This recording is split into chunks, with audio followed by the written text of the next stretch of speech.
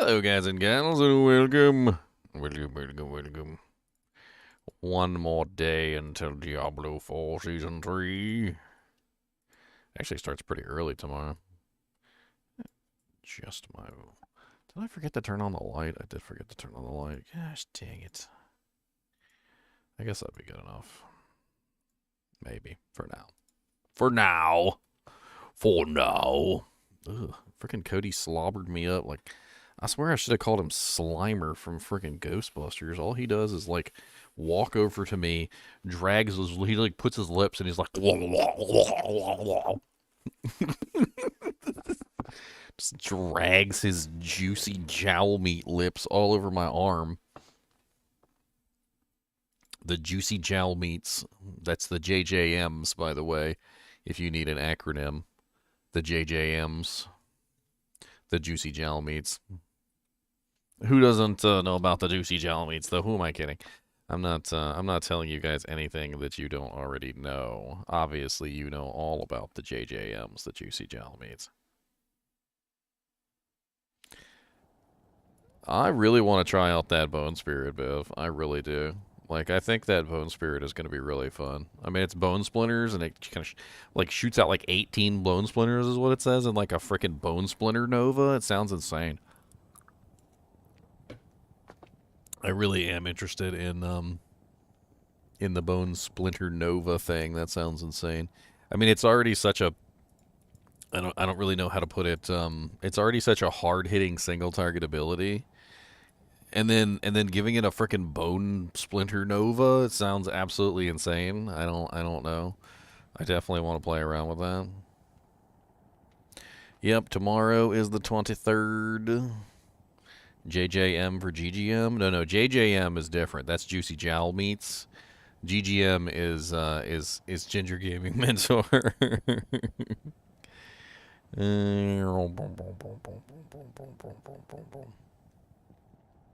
Setting up your new PC? Let me know if you need any help, Cashhead. I can always give you a hand. I am fluent in the language of the PCs. I have much fluency. Boy, this jank right here has cracked me up, and I know it's a video game. Even my girlfriend was like, "It's a cartoon video game. What are you complaining about?" And I'm like, they literally just, this is like Looney Tune physics. They straight up like broke the laws of physics with this thing. I got to show you guys this because I think it's hilarious. So basically, in this clip, this is the banana from Fortnite, right? And he's got a RPG, a rocket propelled, you know, like pistol or whatever you want to call it, rocket propelled, blah blah. So anyway, he jumps off the platform, right? And as he's falling, he fires the rocket. Okay, fires the rocket. Somehow he's slower than the rocket. Notice this little smoke trail right here as the rocket literally goes behind him, because somehow rockets are slower than people falling. And then he literally continues to fall, and you can see the rocket literally so slow that a turtle could pass it. He then proceeds to hit the ground, and right as he hits the ground, the rocket catches up to him because, of course, now he's stopped. And the turtle, no matter how slow it is, will eventually catch up to you if you stand still. So he stops, and then the rocket literally kills him as he hits the ground, which has got to be the dumbest, most Looney Tune physics I've ever seen. Just the sheer idea that a rocket with a frickin' propellant gas shooting out the back can somehow go slower than someone falling. Like, you could literally pick up the rocket, and you could have dropped the rocket, and it would have fallen faster than if you fired the rocket, which makes absolutely no sense whatsoever. Like, the logic in this game, I mean, I get it. There's, like, really stupid stuff in this game, like giant structures that go on for, like, miles with no supports, right? But, I mean, I think the rocket has broken me. Like, seeing the rocket fall slower than a person jumping off a cliff has really broken me there. I just can't with that one. That's just too much Looney Tunes logic for me. That's like running out on a cliff, and you pass the edge of the cliff. You go, you're running along, and you're like, and you're just standing over nothing and you just don't fall. Like that's straight up Looney Tunes physics right there. And then like you look down, and because you look down, then you fall. Like it's just straight Looney Tunes.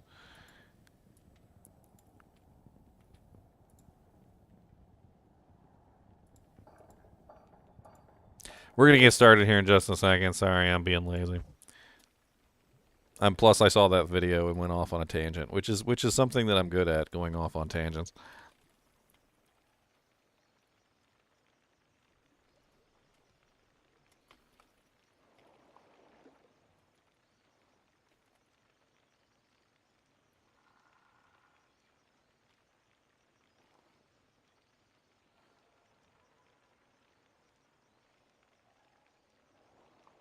What's up, Pablo? How's it going, Pablo? Pablo Roberto. You know where there's a really large concentration of Diablo 2 gamers, and it's actually quite surprising. Like really high concentration of Diablo 2 gamers down in South America. South America has a really high concentration of Diablo 2 gamers. I don't know what's going on down there, but they love some Diablo 2 down in South America, like Argentina, like places like that down there, like Brazil and whatnot. Man, they love some freaking Diablo 2 down in Brazil. I don't know exactly why, but man, they love some Diablo 2 down in Brazil. I get a lot of people from Brazil, like Argentina, Brazil. What are some more countries down there? I don't even know. Like I'm running out of South America countries.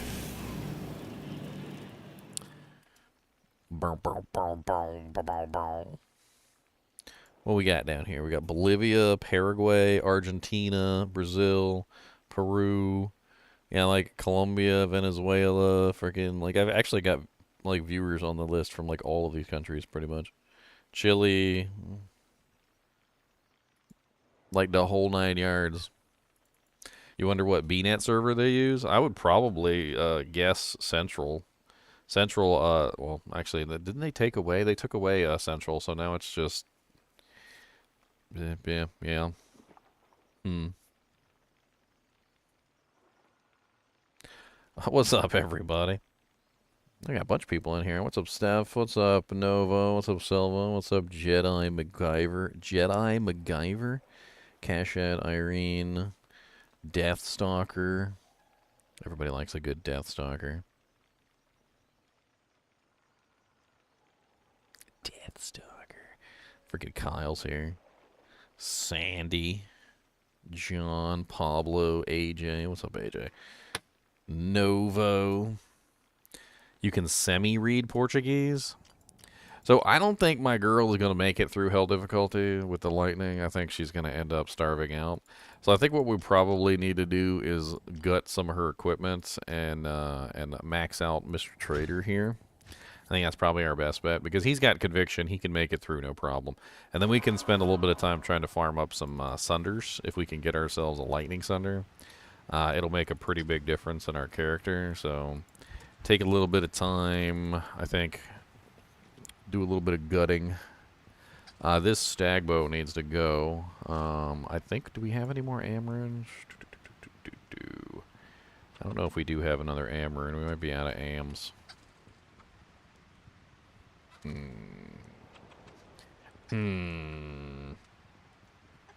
I do not see any Amrunes in the list. I got a Lum, and I got a Co. My boy's here wearing a Spirit Forge Link Mail, which is pretty low tier. Now, what we could do is, despite this has Magic Find, which is nice, one of the things that we could definitely do is swap him out to the Duriel shell that we found.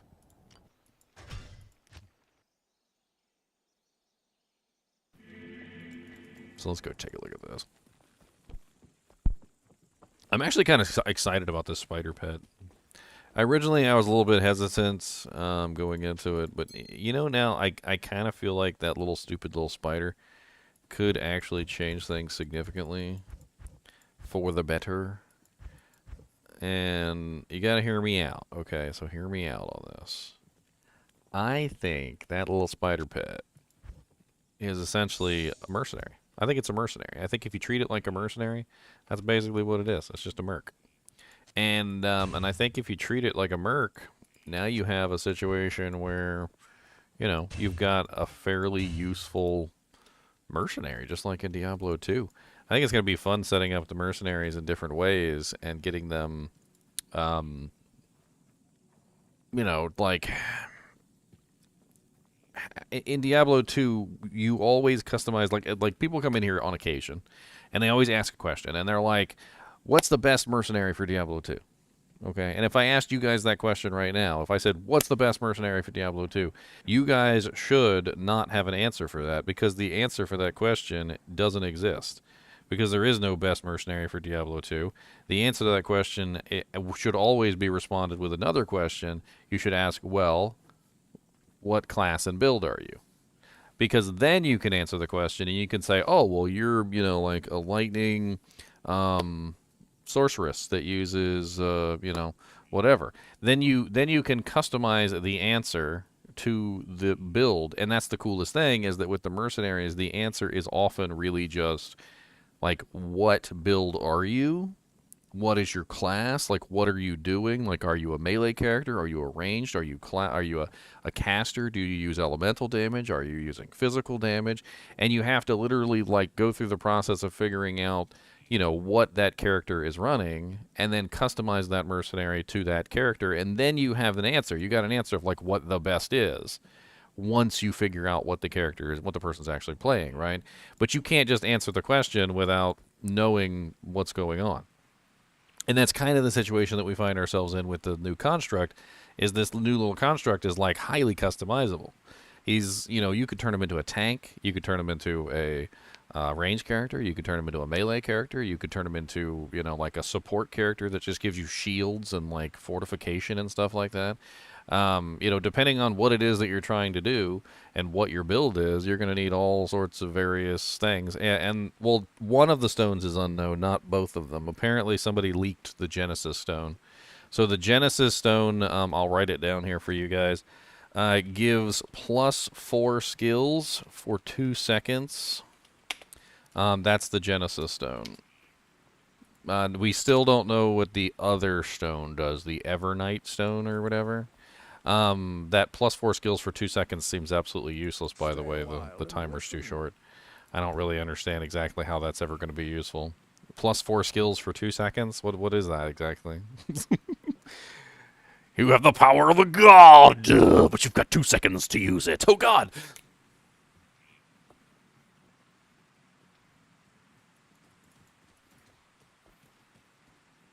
What's up, Chad? Oh, you're 32, Shud?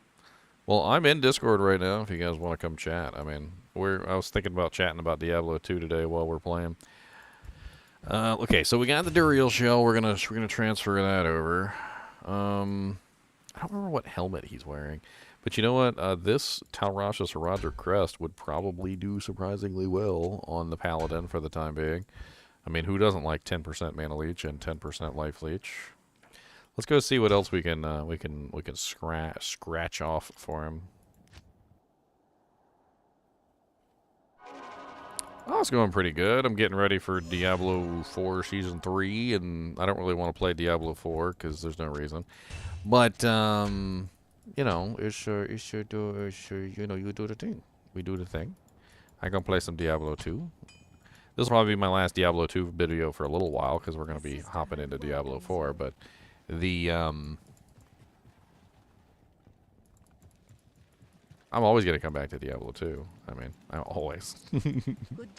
Diablo 2 Season 6, by the way, I'm not exactly sure of the exact date that Diablo 2 Season 6 is going to be out, but my guess is sometime mid-February. So chances are what's probably going to happen is D4 Season 3 is going to come out. We're going to play that for a little while. Then D2 Season 6 is going to come out, and then I'm going to switch right back over to Diablo 2 Season 6, because I'll probably get bored of Diablo 4 relatively quickly. That's one thing that they still haven't really solved, in my opinion, is the game really can't hold your attention for very long. Like, yeah, you go in, you have some fun, you play around with the new stuff, you build a couple new characters, a couple weeks goes by, and then you're finished. I feel like in Diablo 2, a lot of the times you'll be freaking still playing, like, a month or two into the season, just having fun with it. Where is? Oh yeah, we need a better weapon. Let's see if we can craft up any kind of better weapon for my boy here.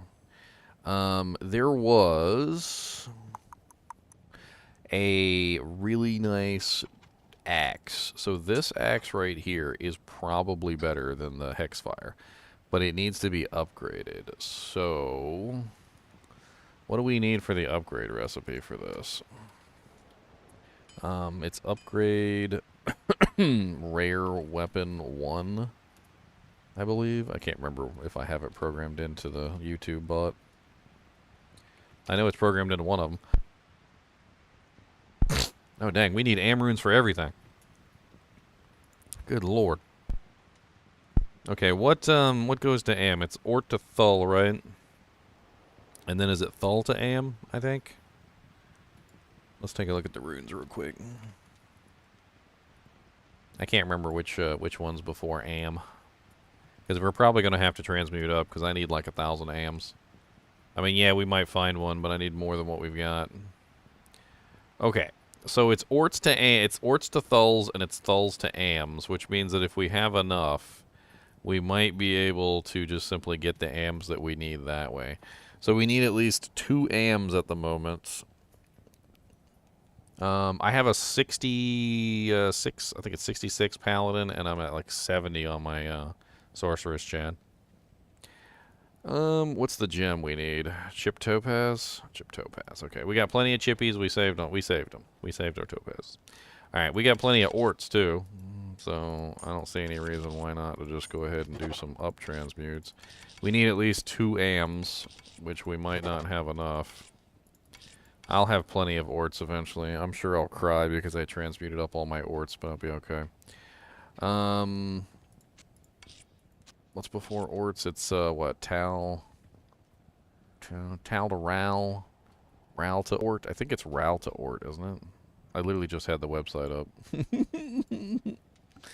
I literally just had the website up. I just, you know, I should have looked at it. I should have actually paid attention.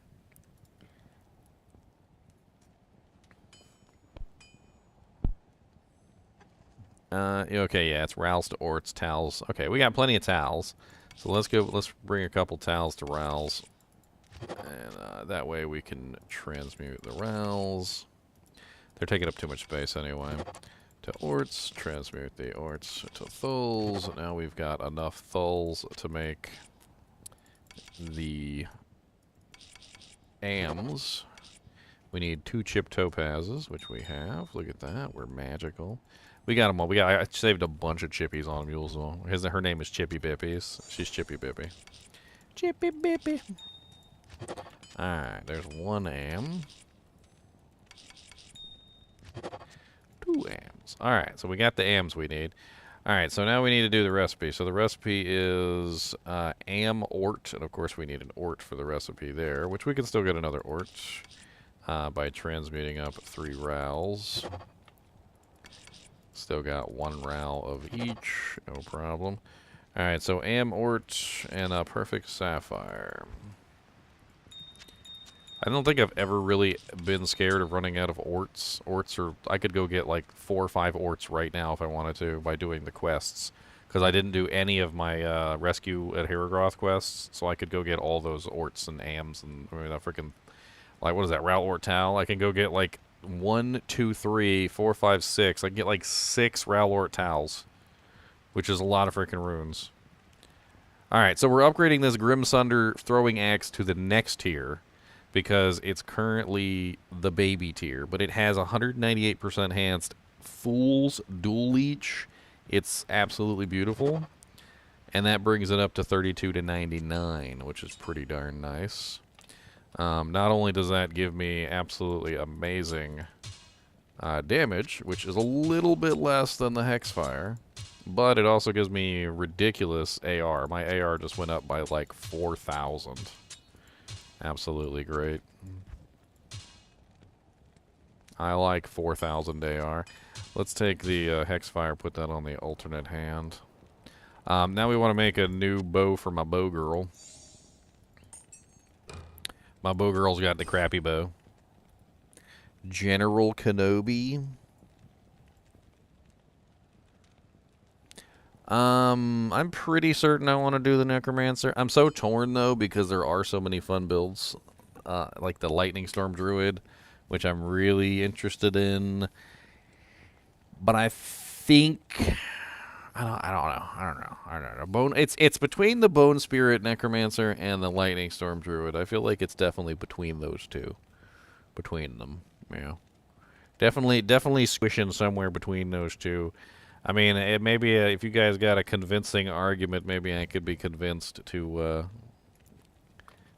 I could be convinced, perhaps, to go to lean one way or the other. All right, tier Tal Am. All right. She can't use it because she doesn't have the dexterity, does she? Dagnabbit. She doesn't have 188 dexterity. Where can I take you? How much is she missing? She's got 180. And the weapon, unfortunately, gives her 7. I'll put that to good which use. is not helpful.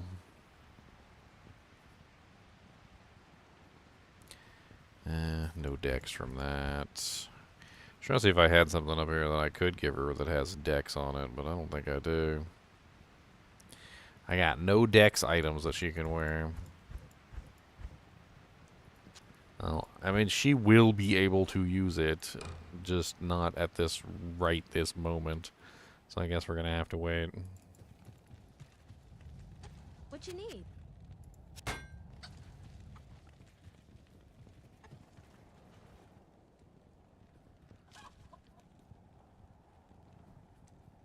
General Kenobi. I know about General Kenobi. I know he's from Star Wars. I was watching the Obi-Wan Kenobi series.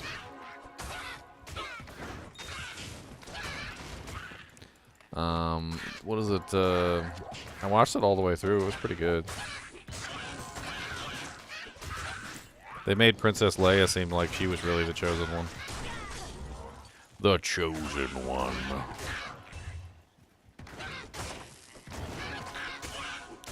I really need some attack speed gloves.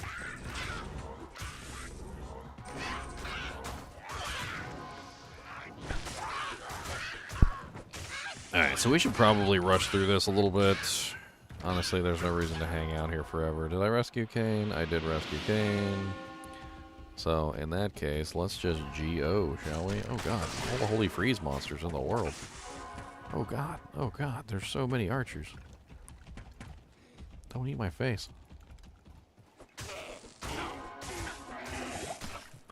Get over here, Merc, I need you. Actually, no I don't. I'm a conversion paladin. Ha ha ha. My Merc is dead, isn't she? Yeah, bless it. Did I even forget to resurrect? No, I resurrected her because I was trying to put the bow on her. She just straight up died.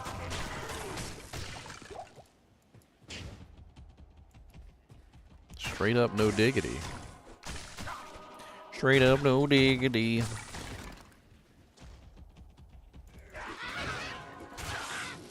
I don't know. I was looking at a lot of the different things that you can do with the little spider pet in D4, and it kind of honestly it looks like there's some pretty good ways that you can set up that spider pet, even if you don't want to ever touch it or even think about it. It still feels like there's a lot of good ways that you could potentially run it, as a taunt. There's a taunt that you can put on there. There's also a pull-in. It's it's called the gripping thing or whatever, and you can pull in all the monsters. So you can use it strictly as support if you want to. There's also fortify. You can make it fortify you. You can also have it give you a barrier. One of the coolest things that they did was something called an auto defense turret, and it basically just shoots down all incoming projectiles. And you could totally use that to protect yourself versus the evil freaking corpse bows that hide in the corner and annihilate you, because it'll shoot down the corpse bow's projectile before it hits you.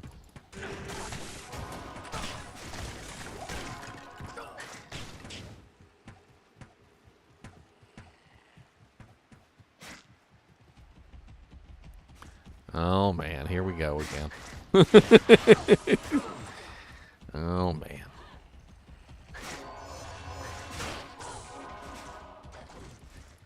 I need a key.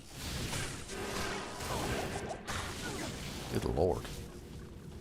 I'm just running through these places. I already been through here yesterday.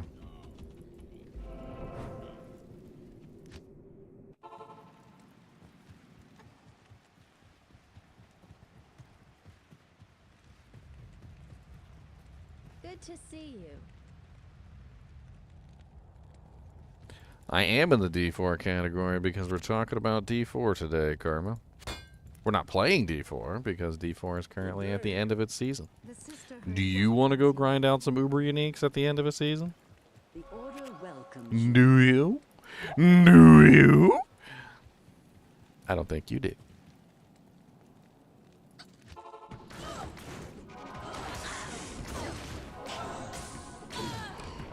I don't know. I was looking at apparently another one of those famous max roll tier lists for Diablo 4, and I didn't agree with any of it. Like, they still had Hoda Barbarian at S tier, despite the fact that Hoda Barbarian got like a 75% damage nerf. They put they still have freaking Bone Spear Necromancer sitting at like top tier, despite the nerf to the two-handed thing. They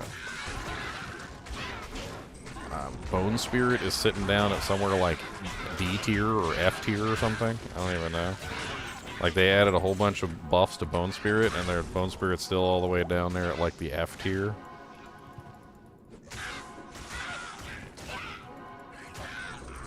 Am I gonna play Ark again soon? Not anytime. Not anytime soon. No. With not with the 2 seasons coming. I was really only playing Ark because it was like in between 2 seasons. So, you know, like when the end of Diablo 2 season and the end of the Diablo 4 season, nobody's really playing any of those games. Nobody wants to play them at the end of the season. So I was playing other games, you know, just so that I had something to do. I'll probably pick Ark back up eventually. Cody is telling me that I'm a buttface and that I'm not paying enough attention to him, and that's his official word on the topic. Isn't that right, Cody? Buttface? I'm buttface. You buttface? We buttface. How about that? He said nobody buttface. Just take me outside and play. Cody, why don't you go get your alligator? You never bring me your alligator no more. He said yes, I'll do all the time.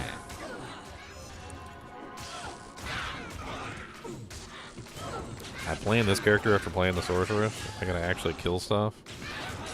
I'm gonna actually kill things. What is this? What is this madness? What is this madness? Making me actually kill stuff.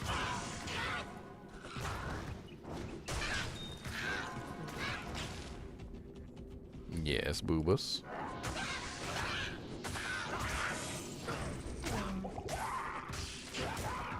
Cody, did you find your alligator or no? Where is him? Where is he be? Where is Mr. Alligator? He said, don't ask me the question of where Mr. Alligator is, because I don't know. I don't know where him's be. He said, I'm not his keeper. Cody, go get me some donuts. I'm hungry, so go give me some snacks. Can you go give me some snacks? Go give me some snacks. I need snacks. Go said, I also need snacks, but I do not know where snacks be. Ow. My freaking holy shield sucks.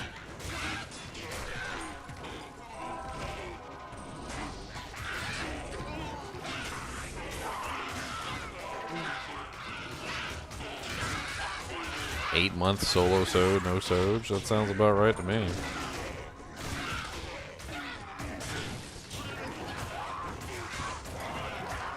Doesn't seem to matter how long I farm for sojas, they just don't drop. They don't like me because I'm a redhead with no soul.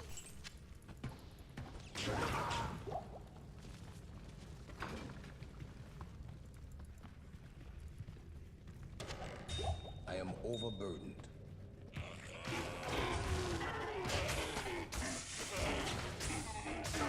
So they didn't nerf barbarians overpower. Well, they did nerf heavy-handed, but they nerfed the base calculation is what they did.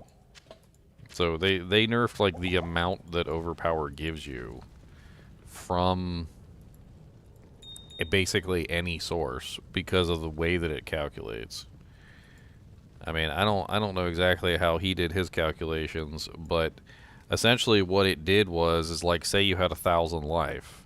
Well, if you had like 10,000% overpower, this percentage here is directly based on your life and your fortification. It's a direct calculation depending on how much life you have and how much fortification you have.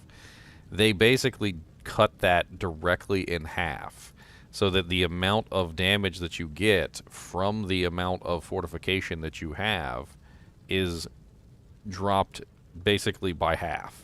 And then on top of that, they also reduced the amount from fortification and health. So it's not just your health pool, it's also your fortification pool. I mean, it's literally in the patch notes. It's a base overpower nerf to basically the way that overpower calculates at all. Let's see if I can pull this up real quick. And then not only that, but they also nerfed Barbarian specifically. That was also something that they did. They nerfed Barbarian specifically. But the overpower nerf that they did is literally to everyone. So it's right here. Overpower attacks now gain 1% damage, down from 2% per 1% of your base life you have Fortify. Overpower attacks now gain 1% damage, down from 2% per 1% base life that you have in bonus life above your base life. So it's basically a 50% cut, just straight off the top. The way that Overpower calculates damage is based on your base life and your Fortify. And they reduced the way that it calculates damage from 2% to 1%, which is half of what it was before. And then Barbarian also got nerfs to their Overpower too, which that was a separate nerf. Different from the regular nerfs. I think it's going to be a lot more hard-hitting than it seems. I think Overpower's about half as effective for everybody as it should be. And from what I can understand of the Overpower nerf directly to the Barbarian, it's probably about 75% effective as it was before. I mean, granted, if you were doing like 2 billion damage, 75% of 2 billion is still going to be a pretty high amount. You're still talking about, what, 75% of 2 billion is like 0.5, like 500 million? So you'd still be doing like 500 million damage? I'm not saying that like Overpower's not still going to work. I mean, 75% of 2 billion is still 500 million. And that's just the way it is. And it's not going to make it like completely and utterly useless, but I don't think it's still going to be S tier. Which is, again, I just didn't understand why that was still at S tier. I don't think it's still going to be an S tier build. Good evening. I could be wrong. We could boot it up and maybe they didn't even nerf it at all, and maybe the Hoda Barbarian is still king and slams everything and one-shots Duriel, and maybe I'm completely wrong. But looking at the math, I just don't really see how, when Overpower calculates based off of your life and base life and your Fortify, I don't really see how having that calculation is going to have minimal to no effect. 75% missing, not 75% of it. So 2 billion minus 75%. That's basically what my table napkin math tells me, is that it's about 75% less effective. And I was talking with Chunks earlier. Chunks was in here yesterday, and we were talking about it together, and he said about the same thing. He was thinking it would be about 75% less damage than what you normally get. 75% less is a lot, but when you did that much damage to begin with, 75% less still might be a lot of damage. It still might be a viable build. You could probably still run a Hoda Barbarian and maybe not even really cry about it or anything. I just don't think it's going to be like up there like it was, like in the freaking like 2 billion damage hit range.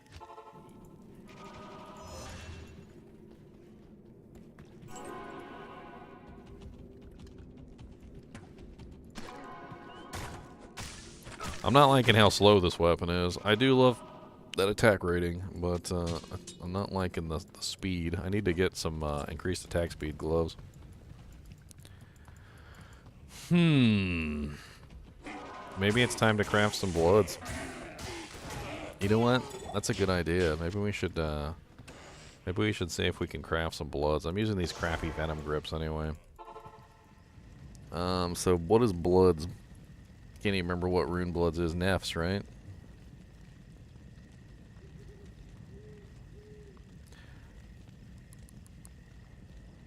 There was another nerf that hit Hoda as well, and it's another reason why I'm actually kind of surprised that Hoda's still at the top. The other nerf that hit Hoda... Did I close it out already? No, I didn't. The other nerf that hit Hoda was this one in the bug section. Apparently there was a bug with Hoda where it was applying both glyphs at the same time. You know, their game was buggy as all get out, and they're stupid for this stuff too. So they're wrong for a lot of these bugs.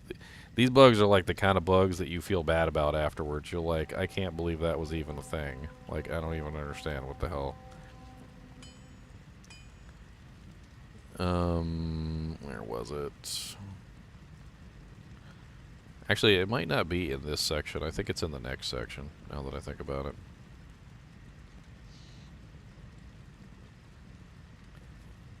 Beep. Yes, it was in this section past it. It was in the bug fixes section. And in the bug fixing section, there's this line right here, which says, fixed an issue where Hammer of the Ancients was dealing more damage than intended due to the bonus from the violent upgrade also being applied, even if the furious upgrade was chosen. So basically what was going on was that when Hoda Barbarians were utilizing the, what was it, the furious upgrade for the weapon, the one that gives you the % bonus damage for every point of, you know, like fury that you have upon use. What was going on was it was also applying the violent upgrade, which was a huge damage bump every single time you got an overpower. It was like a 30% damage increase or something like that. And essentially you were getting both of these at the same time. So Hoda got an overpower nerf that was broad across the entire game. There's also the direct overpower nerf to the Barbarian. And then Hoda also got a nerf, basically, that it was applying 2 runes or two upgrades at the same time, and so they took away the second upgrade, which was a bug, but it's still also going to bring down the damage of the skill. Judging from the like all of the things that they've done to Hoda so far, I just can't see Hoda being anywhere near what its potency was originally. Like I said, I think about 75% effectiveness. It's gonna lose about 75% of its damage, down to about 25% effectiveness of what it was before. This upgrade right here was a 30% times multiplier that was being added to it for free, essentially. And then the overpower nerfs that came in, that's going to be pretty huge too. I don't think their intention was to make the build unplayable, if that makes any sense. I think they just don't want people one-shotting Duriel, which might still be happening anyway, because they always seem to underestimate the community. I don't know what it is, but like when they nerfed Shred, for instance, do you guys know how many times Shred has been nerfed? Do you guys know how many times Twisted Blades has been nerfed, and they still keep using Twisting Blades, and they still keep using Shred? Like, Shred got nerfed, I think, like 5 times over 5 different patches, and this is like this is just the latest. Twisting Blades got nerfed in beta. Then it got nerfed again in the launch of the game. Then it got nerfed again in Season 1. Then it got nerfed again in Season 2. And now it's been nerfed a freaking, I don't even know, like another time in season 3.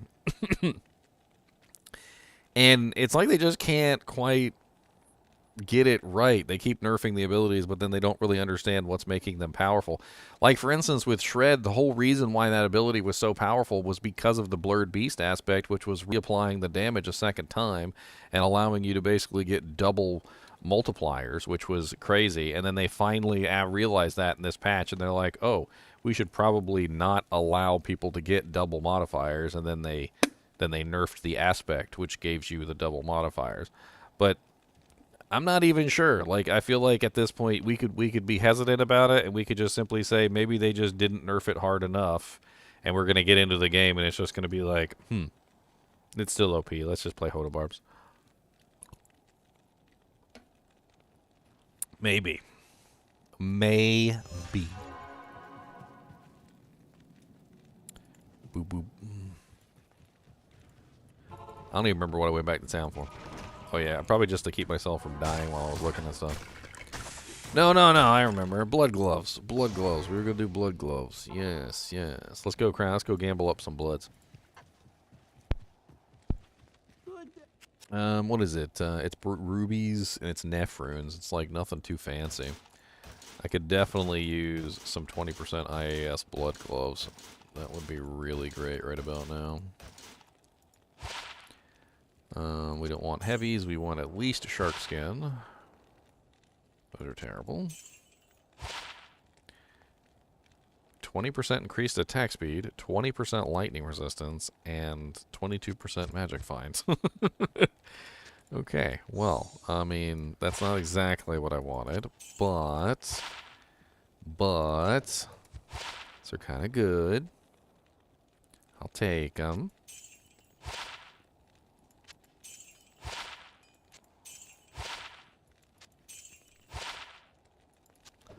Alright, well there's 2 right there. Let's craft up 2. I really don't like Venom grips. They're so weird. Venom grips have got to be one of the weirdest pair of unique gloves. I mean, it's kind of their fault because they put the IAS on the gloves, and when they put the IAS on the gloves, you know, just like in Diablo 4, you know, like when you get a pair of gloves and it doesn't have plus skills on it, and you're like, why doesn't this pair of gloves have plus skills on it, or why doesn't it have crit? And, like, it was their fault, you know, they put that really good stat on there, and then now everybody wants that really good stat, and then we don't have that really good stat. So, like, if Venom grips just had, like, 20% IAS on them, they'd be so much better. But because they don't have 20% IAS, they're kind of just poopies. They're little poopies. I mean, like, take this pair. 19 life, 19 mana, dual res, 5% crushing blow. Like, they're without the IAS, they're not really all that great. I don't want them. I don't want those. I mean, meh. Might be good for, like, actually, not even, with 5 crushing blow, they're actually really bad. A 20% increased attack speed, 3% life leech, 7% crushing blow, 14 life. I like it. Good. That's what we needed. We need a little bit of IAS in our lives. These are kind of nice too for magic finding. Like when I go magic finding, I can throw those on. That's definitely not terrible with 22% magic find. These are garbage and they can go in the trash. Geed, you can have these back, buddy. Put them in the gamble pot for somebody.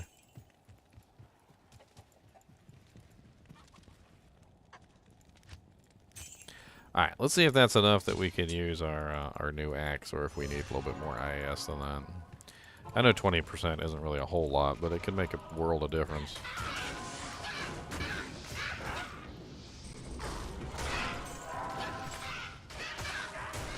Yeah, much more acceptable. Much more acceptable. Much more acceptable.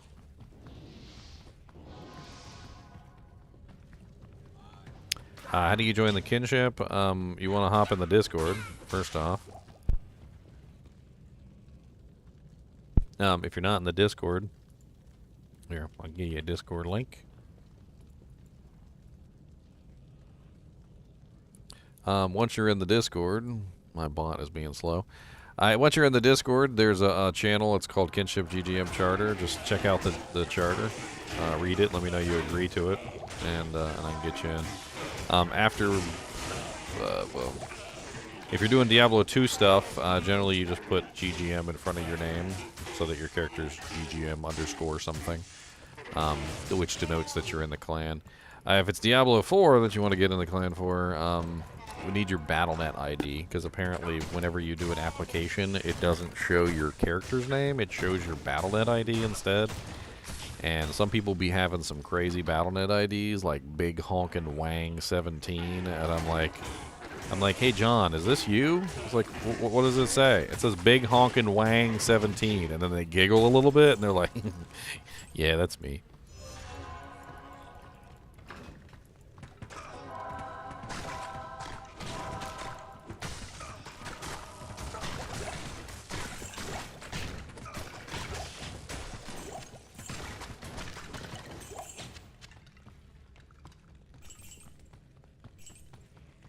Some people are easy. They get the same name and the same the same name and the same Battle.net ID, so it's like really easy to tell who they are.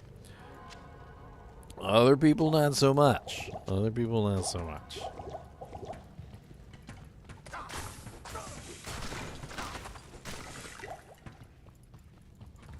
Oh Lord.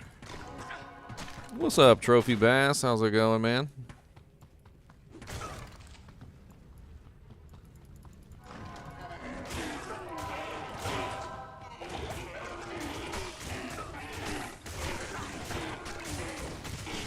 Yeah, we're just chilling with some D2, waiting for tomorrow.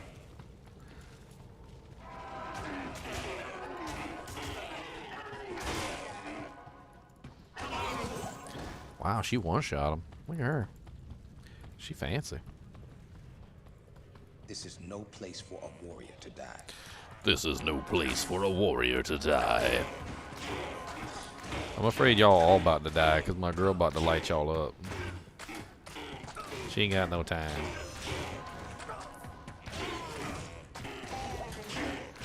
Goodbye, you are the weakest link. I'm pretty sure these guys are immune to fire, too. Yep, they're immune to fire. I'm breaking their fire resistance. It's great. No, the door's shut. It's locked. Maybe you guys shouldn't have gotten locked in jail. It's not my responsibility to let you guys out of jail.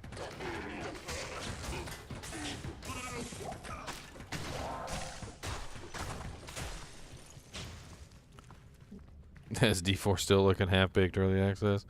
Honestly, Season 2's gone a long way to fix a lot of stuff, but yeah, it's still pretty much early access. I feel like yeah, they got a big old kick in the caboose on Season 1, and I think it really shows, because Season 2, they kind of had like all hands on deck to fix everything. But good lord, there's still bugs in the game that just like blow my mind, and I don't really understand why the hell they even made it into a game.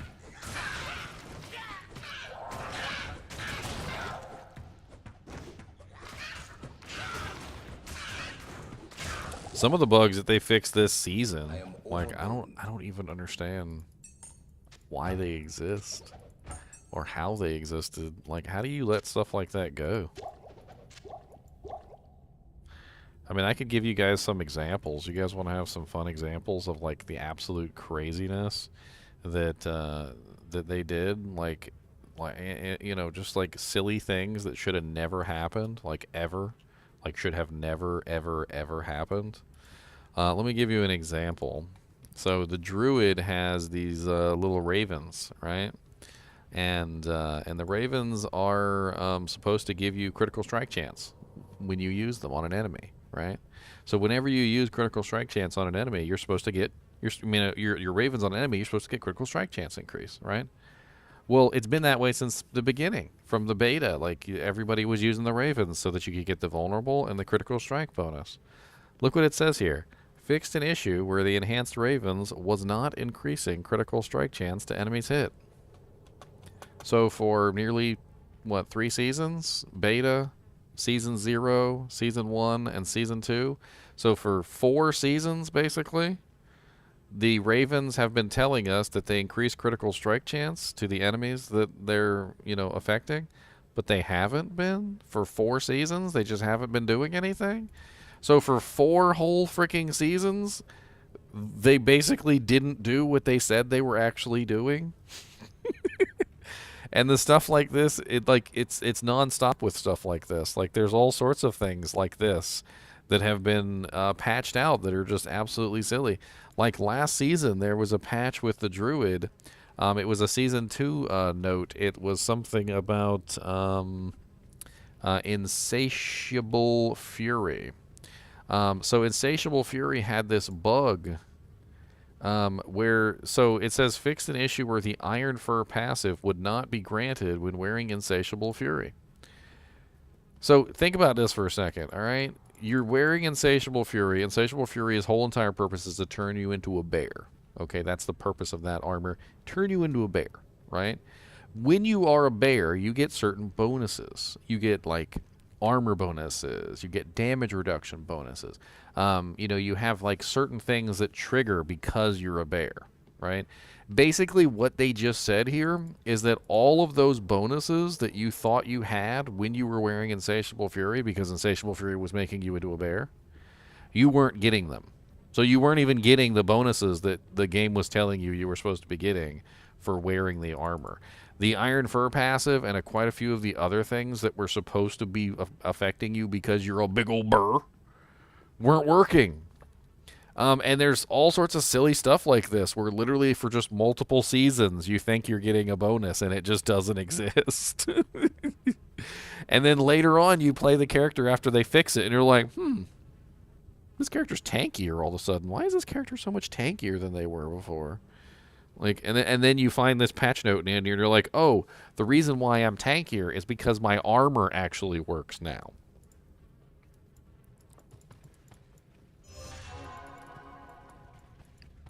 And there's more. I could show you like 10, maybe 20 different examples of stuff like that within the patch notes where it's just like how did that ever make it past Q&A? Like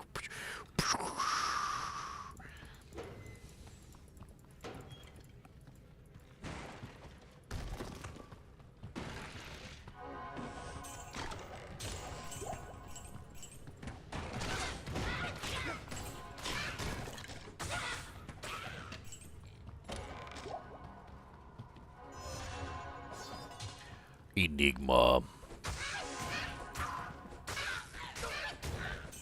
I'll make a Chains of Honor before I ever make an Enigma.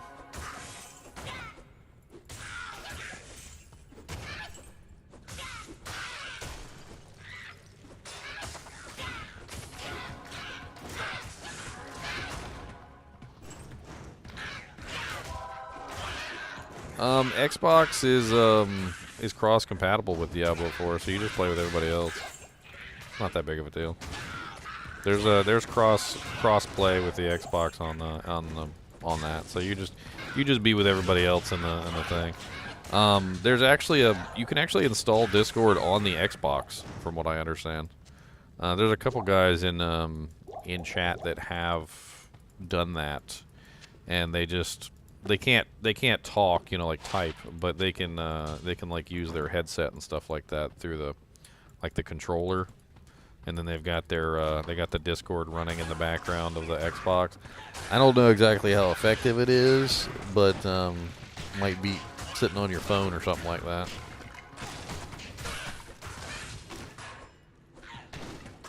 I think Xylor knows about the Discord Xbox thing.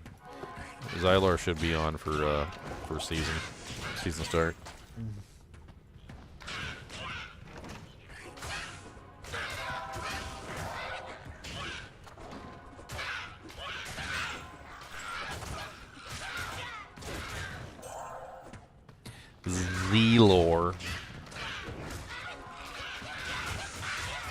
Xylor's ring is pinned in the Diablo 4 chat, by the way. If you guys are unaware of this story, they're just saving Diablo for later, Carmelli. You know that's the case. So Xylor had a ring on, and let me actually pull this up because this is hilarious. So we were leveling up, okay? We're leveling up, and Xylor put on some rare ring, and literally this rare ring was on his character literally after he hit level 100. Like, he was level 100, and he still had Xylor's ring on. And the ring was so bad, it was like some sort of like level 5 ring that he found when he was like when he first started playing the game. And so we literally pinned it. It's literally called Xylor's ring. I'm bringing this up. I'm bringing it up for you guys. Hold on. You guys got to see Xylor's ring. It's that important. This boy was wearing this ring even after he hit level 100. And when we found out he still had the ring on when he hit level 100, we're like, Xylor, like, you could have put anything. Like, you could have put anything on better than that ring, Xylor. Like, you could have picked up, like, any ring in the game whatsoever, like, around level 100. You could have just put anything on, and it would have been better than that ring. But this boy kept the Xylor's ring on the entire time, all the way to level 100, until Leon inspected him and was like, Xylor, why do you still have that ring on?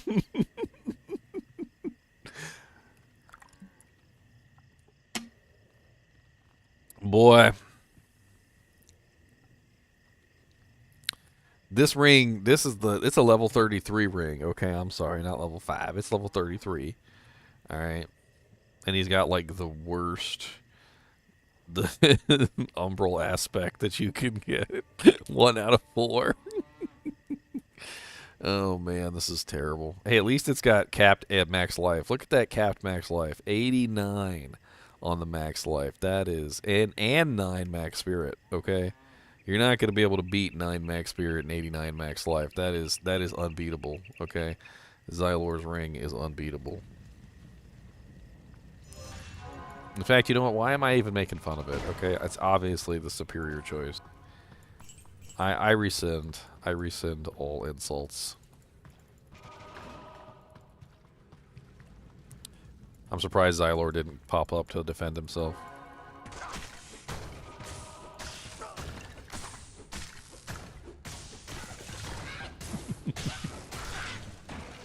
They're like, look here.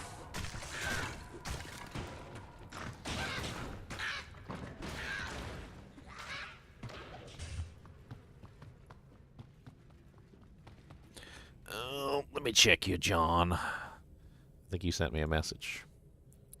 Did you send me a message? Frank, man. I thought your name was John. Is your name John or Frank, man?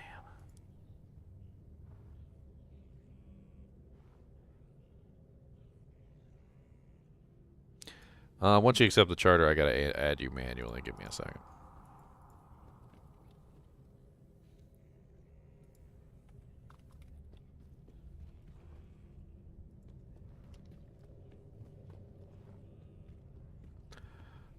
Boop. Boop.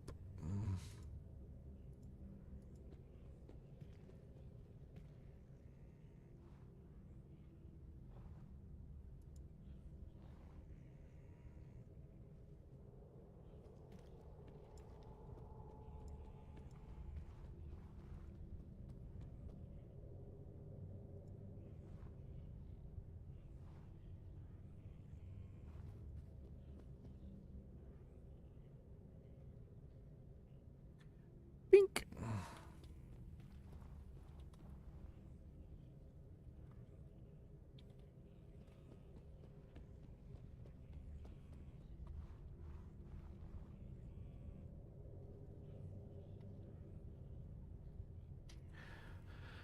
There we go.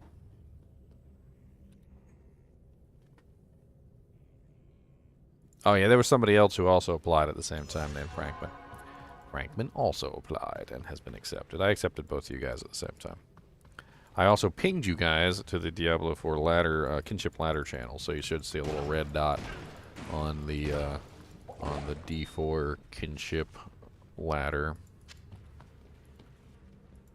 There's also a sign-up sheet in there if you want to sign up. There's still time to sign up, of course. It's pinned to the, it's pinned to the top. You can put down the class that you want to play, you know, the build that you're interested in. Also, make sure you check whether or not you're going to be here on launch so I can give you a group. We try and get everybody grouped up so you guys can have fun playing together. And then as the day goes forward, we'll collapse the groups as necessary as people log off, so it's not that big of a deal. It's going to start tomorrow at 1 p.m. EST, around the 10 a.m. PST, something like that. I mean, you can look up your local time.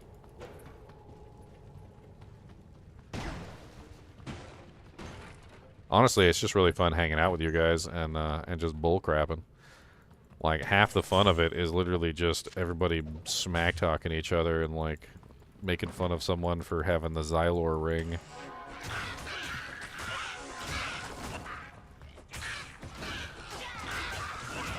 A Truncheon.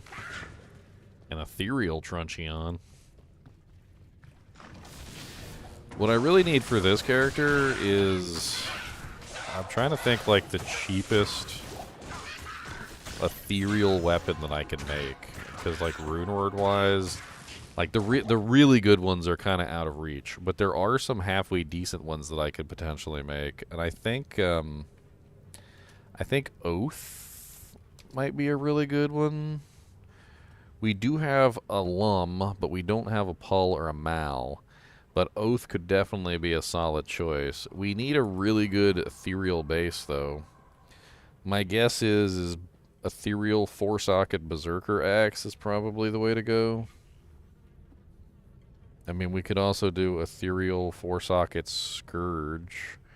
Or potentially ethereal 4-socket. Trying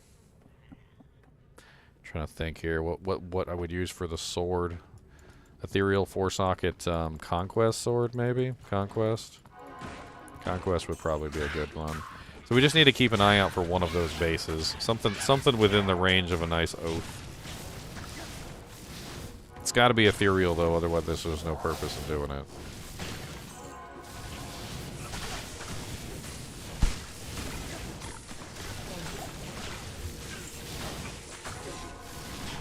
This is freaking painful here.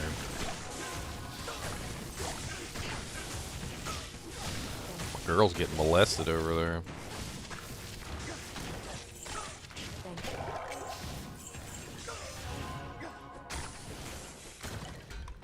I am overburdened. By the way, this series is going to continue to run pretty much forever.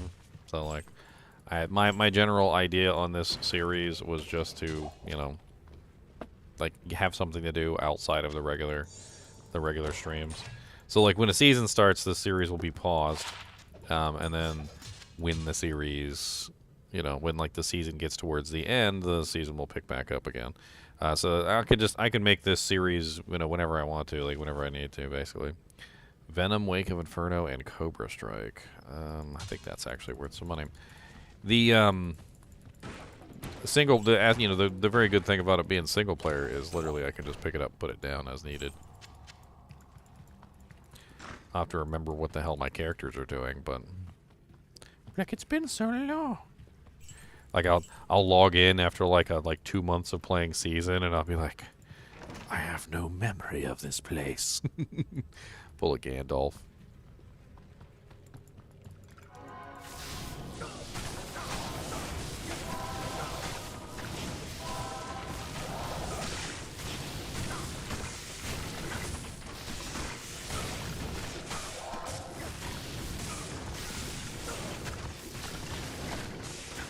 Wonder how much faster the Hexfire is over my over this weapon. Let's swippy swap it. Let's see. I'm kind of curious, like speed wise, if I gain any real advantage from switching back to the Hexfire. I mean, mildly.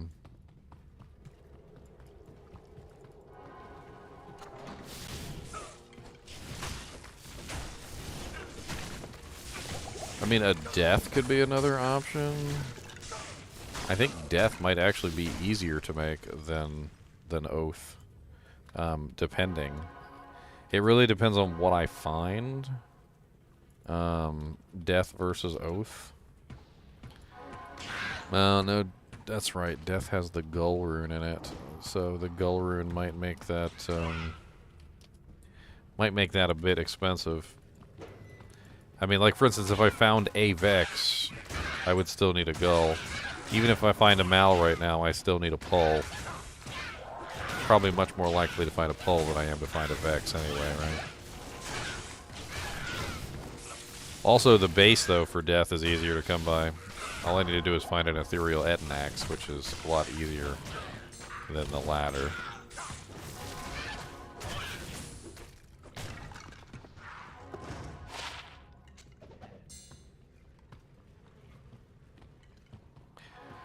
I'm kind of torn between the Druid and the Necromancer.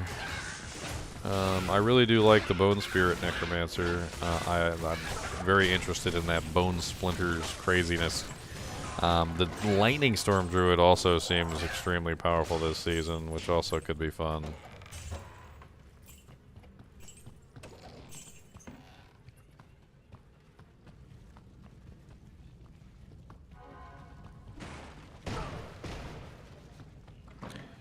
Bone Spirit, not Bone Spear.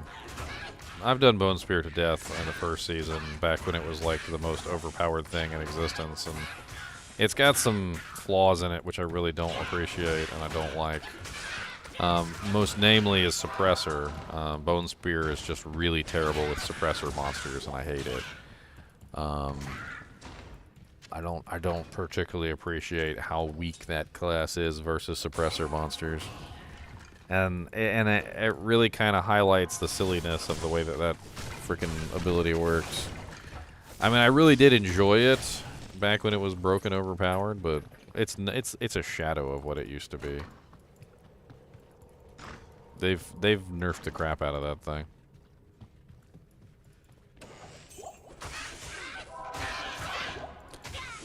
I think it's probably still better than Bone Spirit.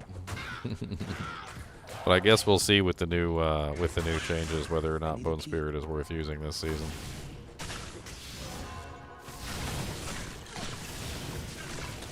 I find a lot of X's actually. That's kind of what I was getting at. Is I really have actually found a lot of X's. Either that or I've transmuted up 2 Gulls, and I don't know what it is. I have a harder time finding Pulls than I usually do finding frickin' Gulls. Which is kind of crazy considering the Pulls aren't even really that rare. I've had people tell me they're like I don't even pick up Pulls anymore, and I'm like what? Kind of crazy. You go to hell in a handbasket, sir. I need to pick them up and give them to me. I'll take them. Pick all the Pulls. What pull you got?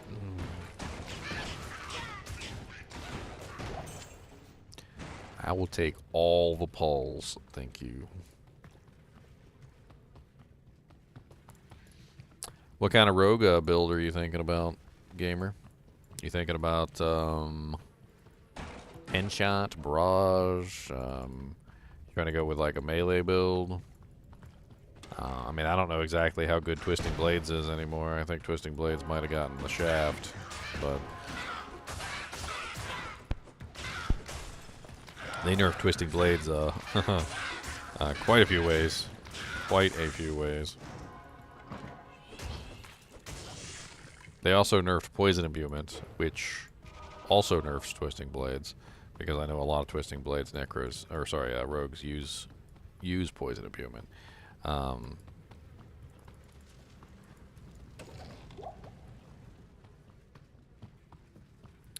Does it spin in the opposite direction in Australia? I don't know. We have to ask an Australian. I think Irene's in here. Irene's from Australia. You can ask her.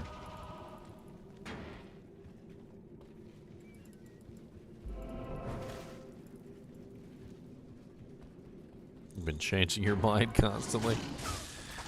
I mean, it could be a fun time for a summon or a necro. Who knows? I mean, you got the Sensual you can add into your list of summons. So, ow! I just got a message from Google. They just sent me my money. Look at that. Such nice people sending me my paycheck.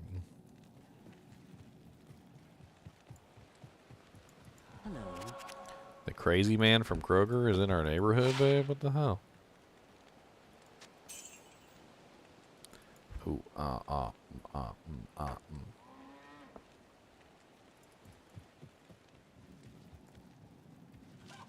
mm. She said, no, it doesn't.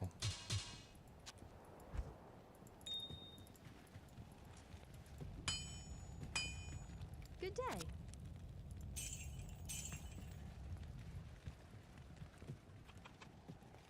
I don't know. My Bone Spirit Necromancer from last season was pretty powerful. I could pretty much one-shot whole groups of monsters with relative ease. It's a little bit difficult to set things up, and I am doing it a little bit differently this season because I want to try out another setup.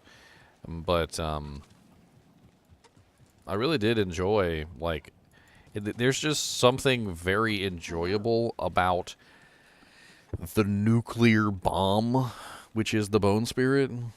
Like, it hits really freaking hard. I mean, really freaking hard. I don't know why.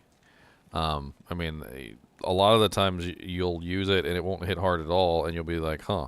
And then you'll fire it again, and it'll just, like, freaking annihilate an entire pack of monsters as if they're nothing. Which is pretty amazing, to be honest.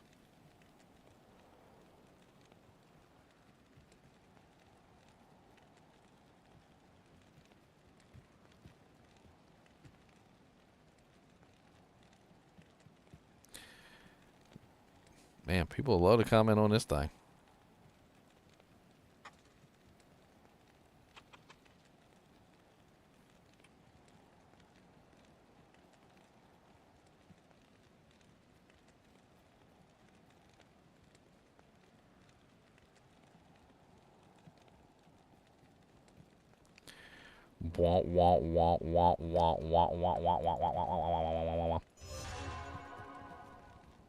CE was nerfed. The lucky hit decrease was pretty drastic, but they also upped the damage as well. So they reduced the lucky hit, but they upped the damage of it. So Corpse Explosion, Necromancer, and Diablo 4 should actually be stronger, but also proc less Corpse Explosion or less lucky hit events, which is interesting. Can it push higher Nightmare dungeons? I mean, I didn't have any trouble with tier 100s. I didn't really take him into like Abattoir of Zir, though. I pretty much just did AOZ on my Barbarian. I am starving. I need to grab a snack real quick. Hold on. I'll be right back.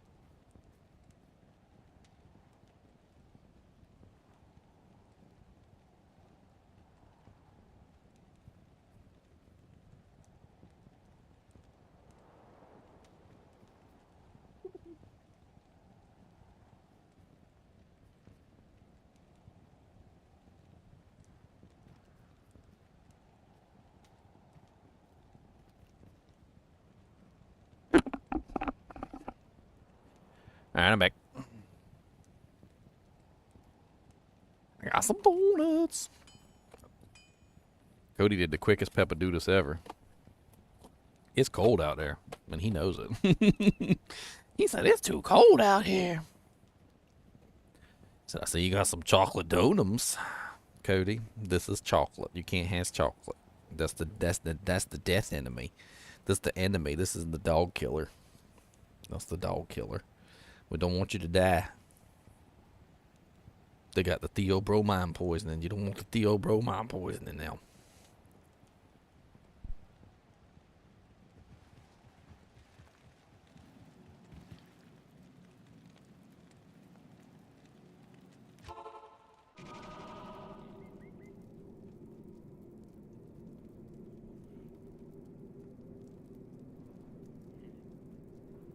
AWT, why not both?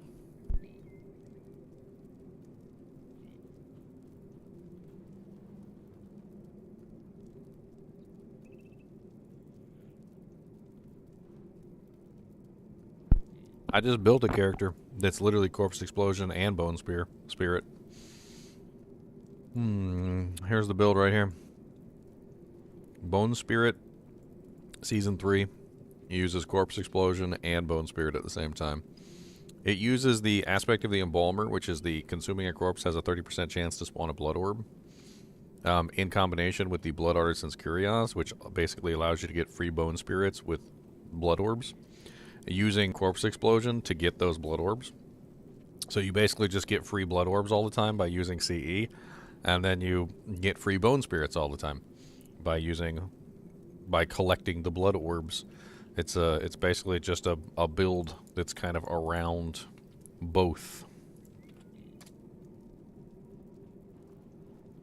And you get to do Bone Spirit, and you get to do Corpse Explosion.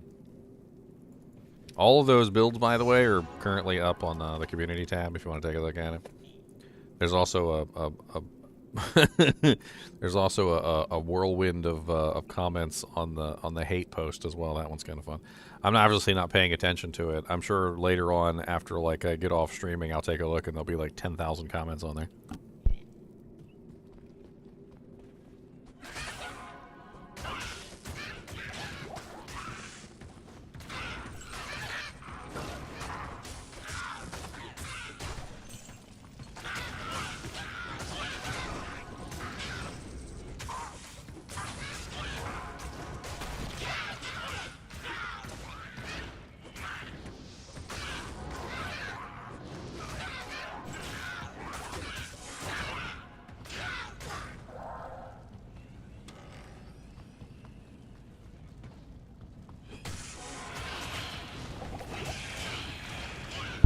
Ow!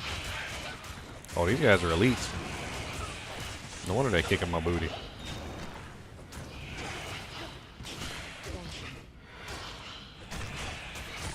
No. Come back here, Bone Ash. You half the reason I'm in this trouble.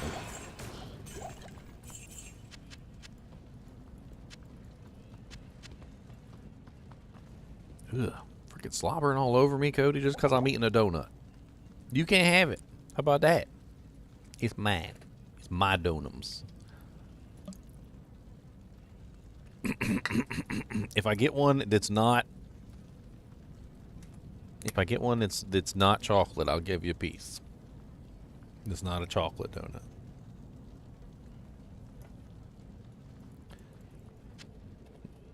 I hate to tell him, but they're all chocolate donuts.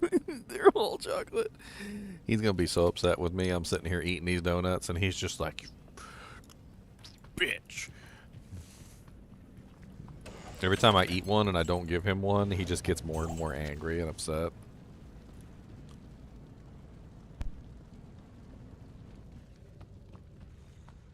There is great evil here.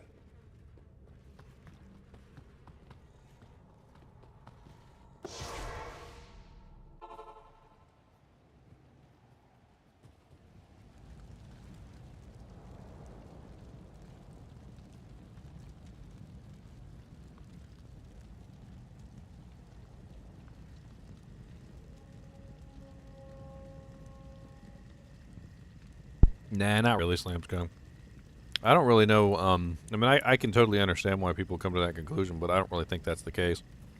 I get the feeling that they effed up real bad, is basically what happened.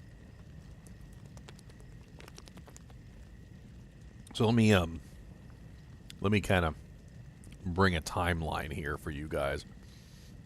Because, like, the idea that Diablo 2 is on maintenance mode, I don't think really has much basis in fact.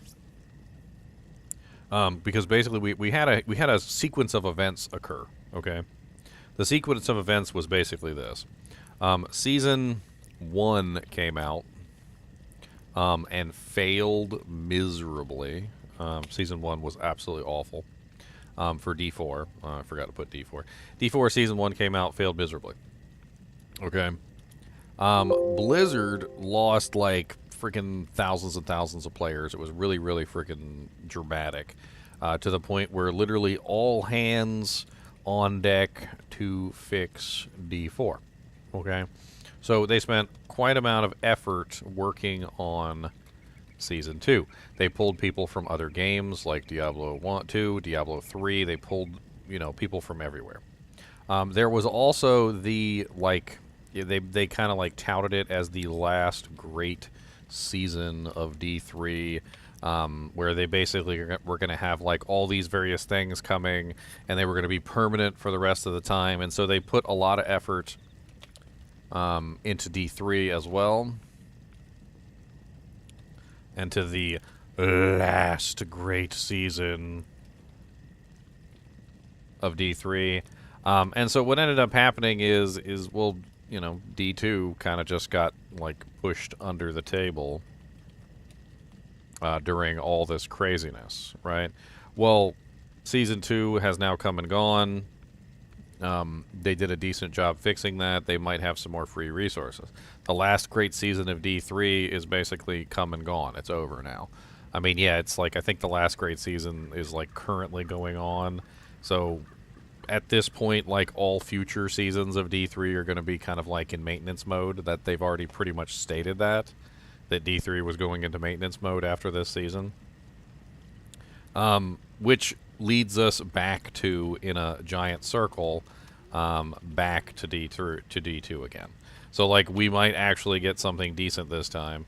And we could even take this further, and we could go before Season 1. So this was before Season 1. We got in Season 4, so D2R Season 4 was a very light and rushed patch, because this was right before the launch of the game. So D4 launches. And they basically spent, you know, all of this time trying to get D4 and D3 into their, like, you know, their ruts, so to speak. Meanwhile, D2 did get, you know, like, the shit end of the stick because of it. And honestly, I do expect them to circle back around to D2 eventually. I'm not completely pessimistic like some of these other guys who are basically just saying, well, D2's in maintenance mode now. They're never going to do anything for D2 again. It's obviously they don't care about D2. I don't really think that's the case, because they leverage all of their properties. I think that they've been leveraging everything to try and build hype for Diablo 4, including Diablo Immortal, which failed miserably in my opinion. Diablo 3, which is surprising for them to use Diablo 3 to push Diablo 4, but I guess they just want to get people over there. They also used Diablo 2 to push Diablo 4 before Diablo 4 launched. So building hype in that way is something that they tend to do. Right now, we're in the phase where they currently have the game active, and they're trying to get us over there to play, which is understandable. But they will eventually circle back to D2. I can almost guarantee you. I don't know what they're going to do. I don't know if we're going to get like major patch changes or not, but I am fairly confident that we will get something eventually when they're no longer, you know, in crisis mode trying to fix everything.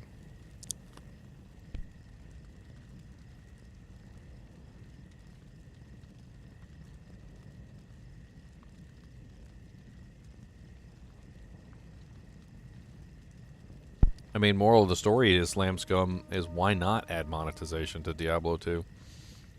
I mean, most of us would kill for stash tabs and character slots two of the most easiest things that you can add into Diablo 2 that I don't think anybody would complain about whatsoever, like adding in stash tabs, paid stash tabs, and paid character slots.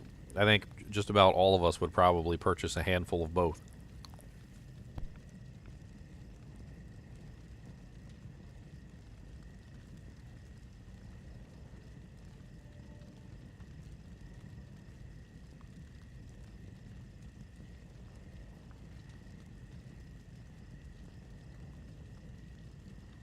I need to go back over these real quick. Proner fixed the Senshal bug, so I need to reset up the Senshal for all these real quick. He sent me a message telling me he fixed the bug, and so I'm just going to make sure that it's good.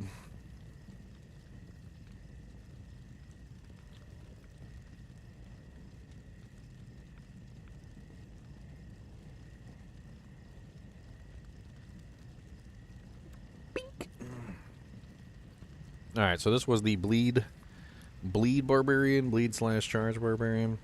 Can't remember what we had for him. I'm pretty sure we did a bleed attack because we wanted like gyrate to hit everything, and then we wanted to have something that kind of like made everything bleed.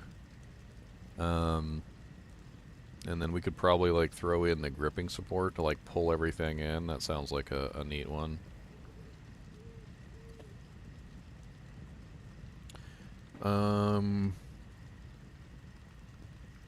And then probably... Where's that voluminous?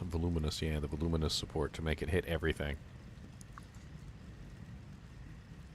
And then for the rest of it... I was really thinking we could use, like, Firefly, and then the Mockery support, throw in the registered damage, and then,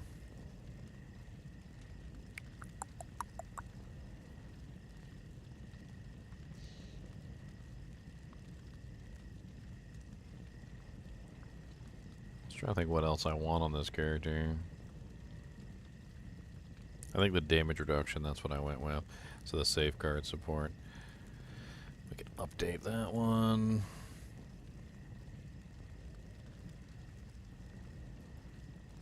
Alright, and then the pen shot.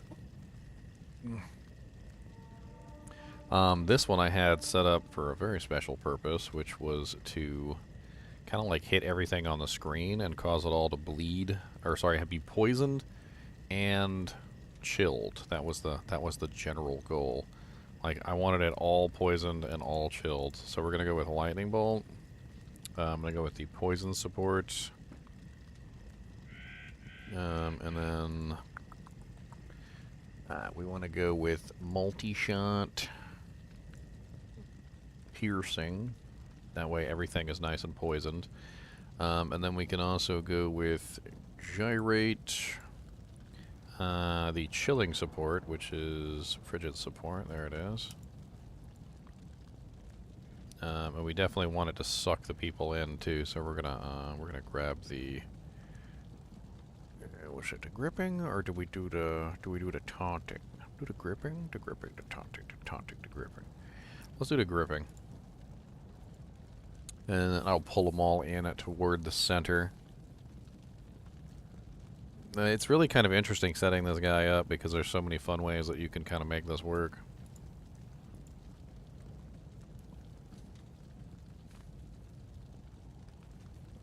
No, PD2 needs to update to D2R standards. There's a lot of fixes in D2R that need to be prevalent across any mod. What's up, John Garzy?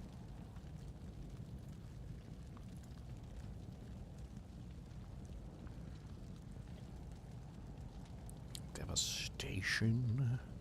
Devastation.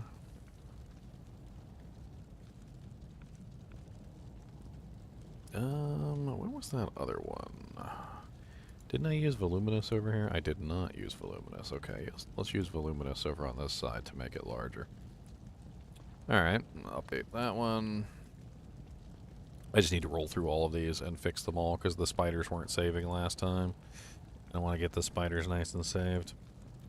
Alright, so this one is a fire damage character, so we're going to go with Firefly, and I'm going to go with the registered damage support, which is the one that adds additional fire damage to the attack. And then, what is this? This is a ranged... I think multi-shot would be pretty fun for this one too, so that it hits multiple targets. I wonder if arcing could be used on this one as well. That would be kind of interesting. But let's save arcing for the other one, and let's throw in the taunt. And then this one, we're definitely going to go with Tempest, which is also a fire damage, or sorry, Focus Fire, which is another fire damage ability. And then we're going to go with Burning support to make sure everything is nice and burning. Actually, hold on. Shot mockery. Let's take this one and make this one the burning. Because I think this one already burns. I think that's the thing. I think it already burns. We'll throw mockery over here. We want this one to arc. Definitely. And then... what else do we put for this one? I can't remember. Supported skills have their duration increased. That sounds good. I mean, we'll have to test these out, obviously, and play around with the spider and see what's the most effective. This is really just kind of like my guesses right now, because we don't actually have the spider in our hands to play with it. But there's definitely a lot of ways that you can build the spider. Let's go to the Bone Spirit Necromancer. So with the Bone Spirit Necromancer, I was thinking of more of a supportive one than the offensive, because I'm going to be building mainly physical damage stuff. I could also go with physical damage stuff for this guy. I was feeling like that's probably the best bet. Go with like a physical damage spider here. I was thinking Bushwhack and Gyrate. Gyrate is basically Whirlwind, from what I can tell. Bushwhack seems to be some sort of ambush where you hit the same enemy multiple times. And I was thinking, strike the enemy multiple times. There was a good one in here. Where was that one at?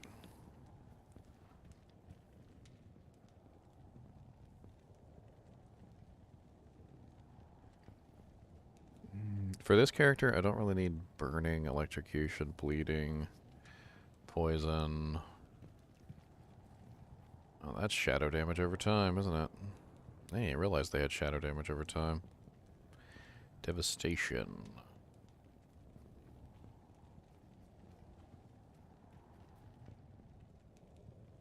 Alright, let's do this one, the registered damage. I'm actually really interested to see how that one runs. And then, Bushwhack is a melee attack.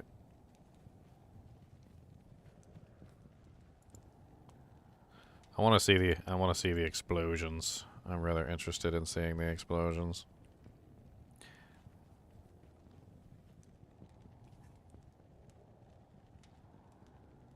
Let's use a little bit of damage reduction for ourselves. I want to set him up more supporty than the other ones. Where is the Fortify? We're probably going to need Fortify for this character, actually. And then this one, I really want this one to pull in targets, so we're going to use the Gripping, the Voluminous, and then we can also use another something to help ourselves, basically. I think Resource Support might be a good one for this guy, because he's going to be spamming Resource, so having a little bit of additional resource certainly wouldn't hurt. And then we come to the Lightning Storm. I remember I set him up real fun. So he's going to be Lightning Bolt and Tempest. These are two electrical attacks, and we're gonna use our electrical damage to beef up his electrical damage. And then we're also utilizing the electrocution support. And where is it? Lightning Bolt is going to be multi-shot.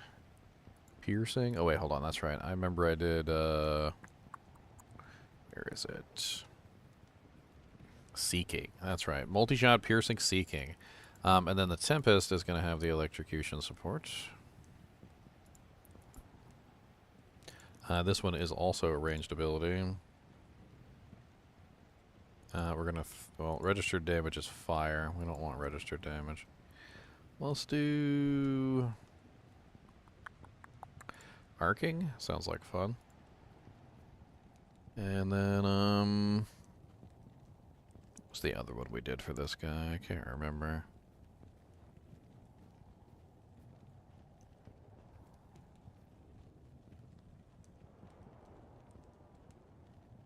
We're gonna play around with this guy a lot, though, when we get him. It's gonna be great.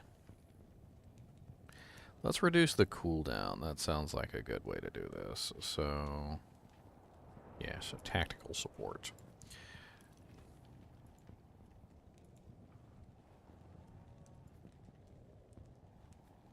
And then I think that's it. So those are the 5 builds that I came up with for season 3. If you guys want to check any of these out, let me shoot you a link to the 3 craft. I have them all linked in the description of the video, like all 5 of them. So if you wanna pull up any of them, you can just pull the links up from there. Let me share this for you guys.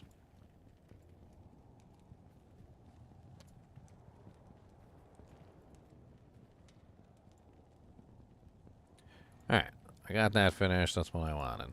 Yay.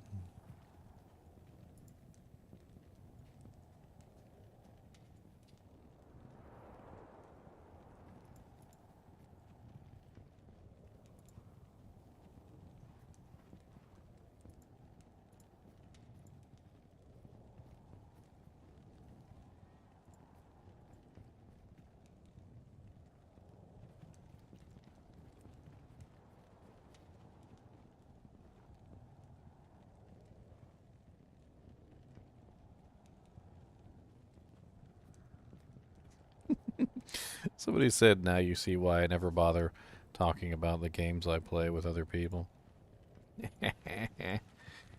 Alright, let's get back into this. I just had to fix those builds. It was bugging me that I didn't have my spiders set up. I don't want shoddy work. Did they release any other information about the 2 unique guide stones for the construct? We got leaked information about one of them, but not the other. One of them is +4 skills when the construct uses a skill for 2 seconds. It's actually on the Diablo 4.life page, if you take a look at it. Let me see if I can show you real quick. So if you go in here and you look at the support skills and you scroll all the way down to the bottom, Genesis, we still don't know what Genesis does, but Evernight is the supported skill, grants you +4 skills when used for 2 seconds. Honestly, it's kind of garbage. It's kind of garbage. +4 skills is nice. It's very good. It's amazing. 2 seconds is terrible. It's awful. Like, what can you do in 2 seconds, really, with +4 skills? What good is that? I mean, if that was more like 5 seconds, it might be useful. 5 seconds I could see. 2 seconds is literally like, my guy used his ability. 1, 2. Oh, nope, no, I didn't have a chance. Never mind.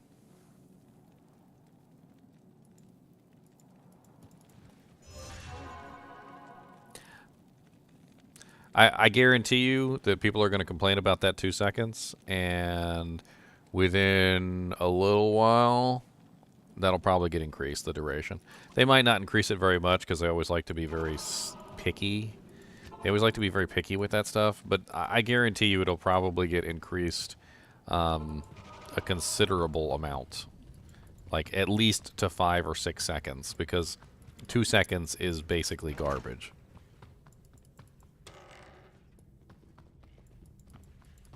The pet can cast some skills every 1 second, so it can spam skills one every second. Well, if it can keep it up constantly, then that's better.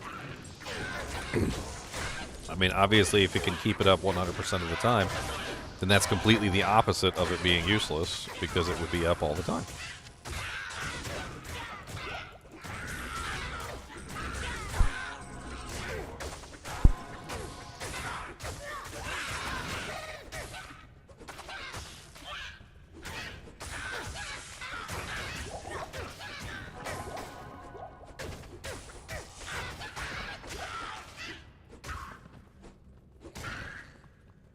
I mean, +4 skills is +4 skills.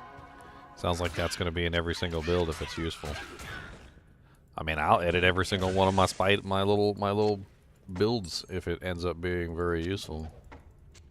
I'm just worried that it's not going to be active enough to actually be useful. That's my concern.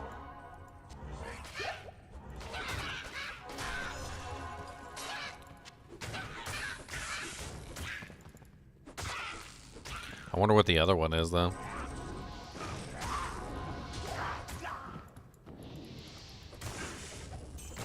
Yes, Cody. Do you want to get a punch in the butt? Do you want a punch in the snoot? Do you want...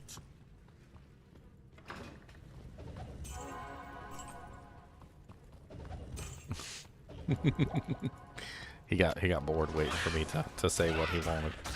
Oh wait, he's back. Never mind. He said, "Wait a minute. You didn't say what didn't ask a question." Ask the question, demon.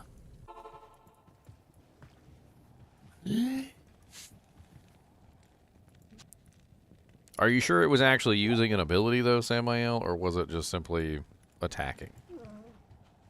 Like, because the way that games usually work is you usually have like a basic attack. Well, I mean, let's take Diablo 2 as an example. In Diablo 2, you know, you have a basic attack. You've got your like basic attack number 7. Then you have skill number 1, and then you have skill number 2, and you know, and then you might have skill number 3. This Evernight thing, it has to be triggered by a skill. It can't be triggered by like a basic attack. So if the monster's just sitting there swinging like this, like if he's just going shing shing shing shing shing, and then he uses an ability, and then shing shing shing shing shing shing shing, and then he uses an ability, like that's not really quite the same thing. So this won't trigger skills, like it won't trigger the effects. And this will, right? So that's kind of like the thing. Yeah, the lightning attack was going off, you know, like pew, pew, pew. I think I see what you're talking about. We don't know whether they had that set up with the was it the frequency or the attack speed? There's a couple different ones in here that could potentially make it go quicker. Like when I was looking at it earlier, and I closed it out again. There's like an attack speed one, and then there's also one, which I'm assuming that if you put that on someone, you would probably want the attack speed one on there. That would probably actually be a very good thing. Throwing the attack speed one on there to get the effects to last longer.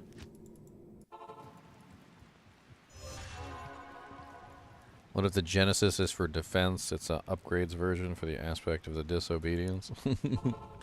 I mean, we don't really know. We don't even know how effective this little guy is going to be. He might be garbage. I'm actually deathly afraid that he's basically going to be garbage, like hitting for basically no damage whatsoever and laughed at by the community essentially because he's basically useless. If he ends up being useless in damage output, he's going to be relegated to like, you know, support duties. That's all he's going to be good for is support duties. And it's not just about like, is he useless? It's like where does he fall off, right? Like if he's not useful past a certain point, he's just going to be a support pet and nothing more. I mean, like, I can definitely see some very interesting support options. Let me say that much. Like, there's definitely some interesting support options to use him for. But I mean, if that's all he is a support pet, then I don't know. I really would have loved it if they did a PTR, so I could have went in there and like tested this stuff out. That would have been nice.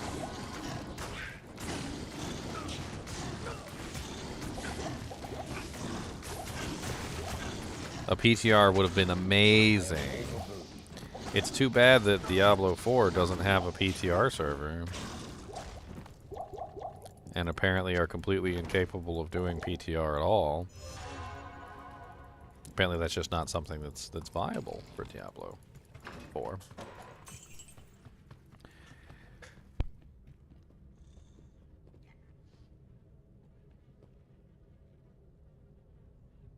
See, you go chew on something and you make all this noise over there, and then I call you over here and you always come over here with nothing. Do you really think I'm that big of a dummy that I don't know you were chewing on something? You just leave it over there and you're like, what do you mean? I wasn't chewing on anything. See, I don't have anything in my mouth because you left it over there. I'm not a dummy. What were you chewing on, sir?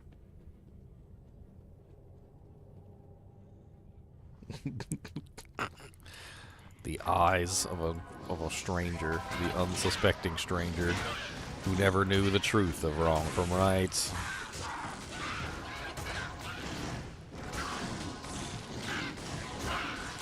In the eyes of a ranger, the unsuspecting stranger.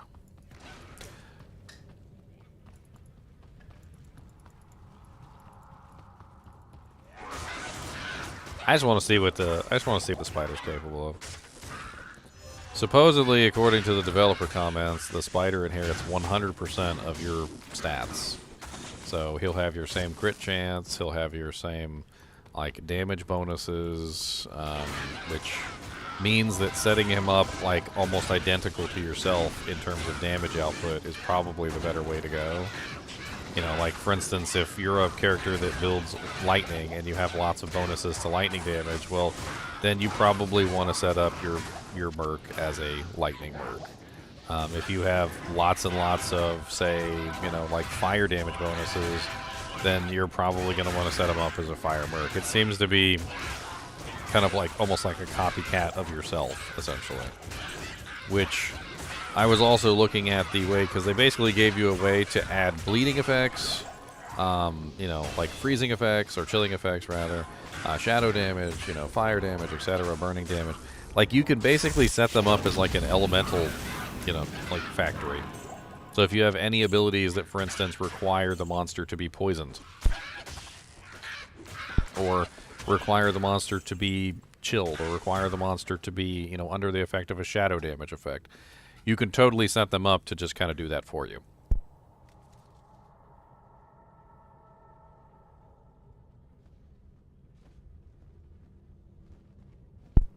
It seems to me like especially with the lightning druid, like, so I set my lightning druid up specifically for this. Because he's lightning, I was just simply taking advantage of the fact that I'm probably going to have lots and lots of damage, you know, like bonus damages to lightning and storm damage and things like that, which I'm hoping apply to him, but I don't know if they apply to him, right? So, as you can see in my build, from the way that I set up the spider, is I'm basically banking on, hopefully, that the spider will transfer, and it still didn't even save it. Freaking bullcrap. Why isn't it saving that stuff? Like, I literally just... Didn't I literally just save that? Freaking... But, I mean, you can set up, like, Lightning Bolt, for instance, which is obviously going to go off of your lightning bonuses.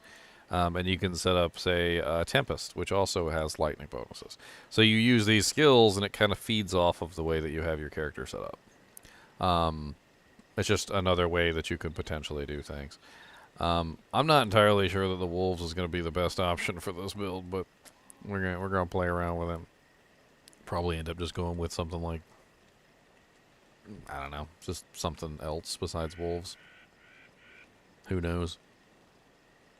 And then, of course, you can set them up exactly how you want them to do. This is the thing that's really getting me here, is so you got, like, the burning, adds, you know, like, electrical damage, adds bleeding, adds poison, adds, you know, like, shadow damage over time. So, like, depending on what kind of character you are, if you need any of this stuff to make your character work, you now have, you know, you've got the poison damage you need, right? So you can just have him poison everything for you. Or, like, you know, if you're a barbarian and you get, like, that damage reduction from bleeding aspect, well, you can make sure that he has everything on the screen bleeding, like, all the time. So they're just constantly bleeding. It might not be the highest damage bleed in the world. It might not be even enough to kill a monster, but it will be enough, however, to trigger specific effects, you know, like your damage reduction versus bleeding, or various other things that you have going on.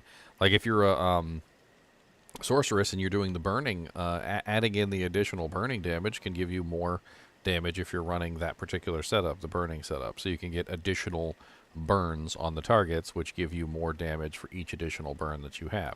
So every unique burning effect that you get more damage. And this is just another unique burning effect that you can add to the monster and so forth and so on.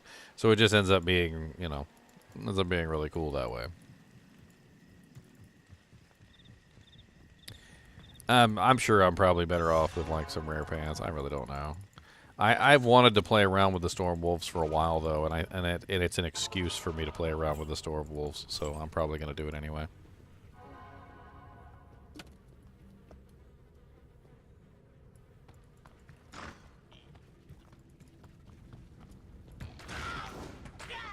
I'm surprised the Your Mom option isn't winning today.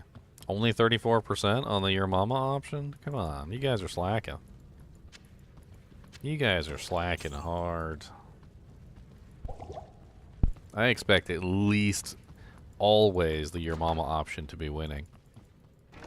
It's not even close.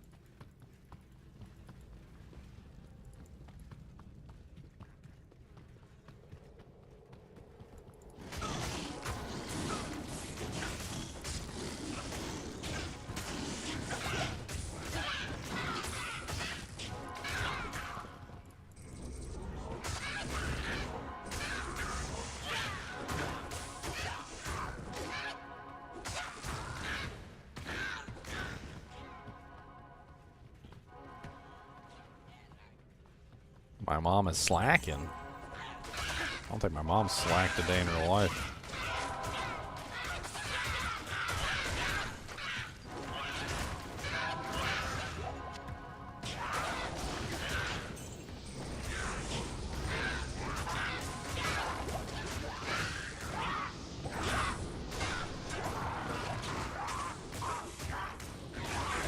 There's so many freaking evil punk champions in here. I just want to get through. Let me through.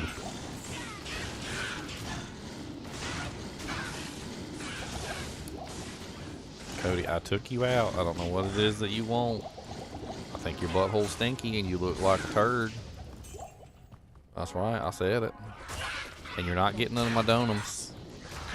You're not getting none of my donums. And you bet not thieve them neither.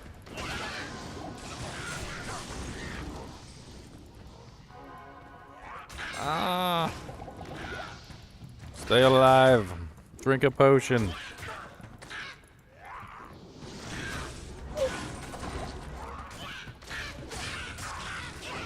I was thinking about using the Storm Wolves for fortification though. Or sorry, the Wolves for fortification no matter what.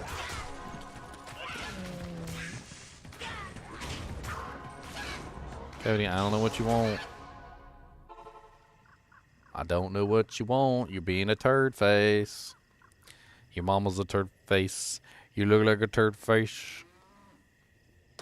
Will you get? You're dripping all. Ugh, what is that? You just wiped on me. Dear Lord Jesus, give me patience to deal with the dog that slobbers on me constantly and rubs gross-ticating things on my arm. I have a gross-ticating thing on my arm right now, and I don't want to look at it. I don't know what it is. It doesn't look like it belongs in this world. It looks like it came out of the sea or something by some sort of evil sea creature. I don't even understand. Dear Lord Jesus, it's disgusting.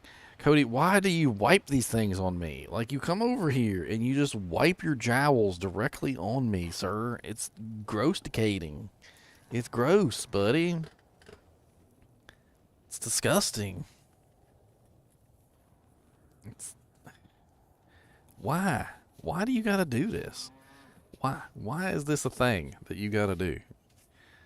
Come here. Let me wipe this disgusting stuff off your face. Come here. I don't know what you got going on or what you've been eating.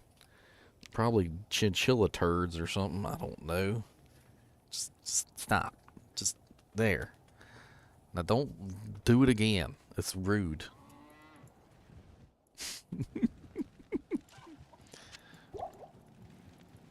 Freaking, yeah, Cthulhu. Freaking Cthulhu creature wiping his jowls on me.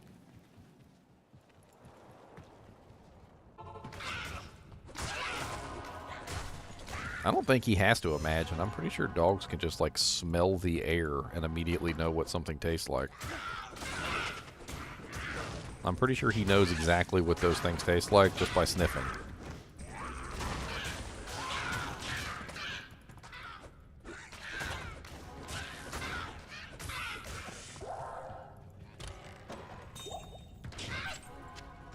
You better keep your eyeballs off of my donut bin, sir.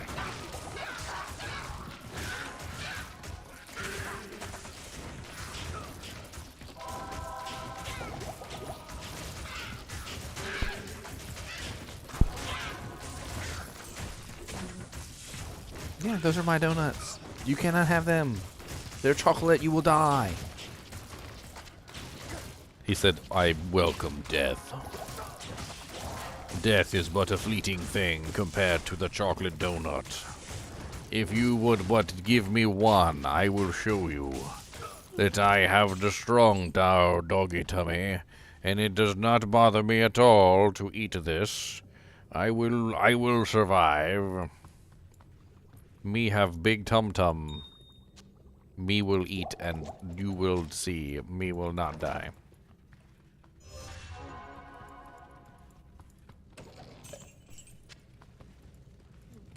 Oh my god, Cody would eat the cat turds like straight fresh off the bakery. Like he cat would plop one down and he would just walk right over and scoop it up like it was the most delicious thing that had ever been put in front of his face.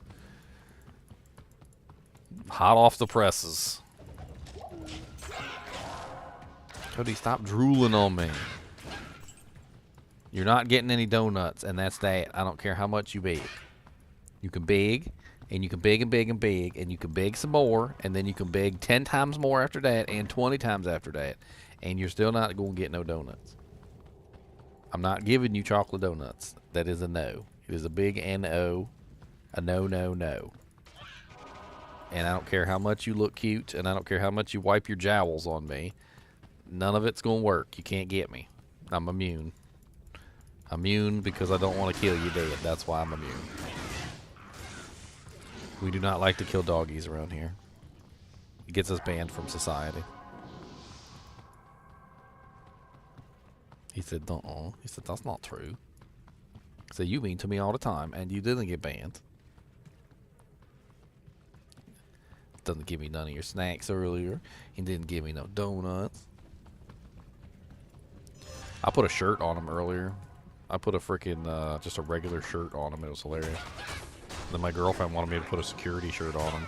He's running around the house with a security shirt. She said she's going to try and turn it into a costume.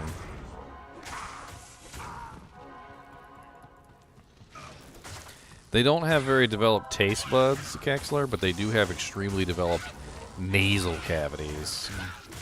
To the point where they can literally taste food just by smelling it. I'm like 100% certain that that's the case. I actually looked it up. I think there was some sort of like Harvard article on it.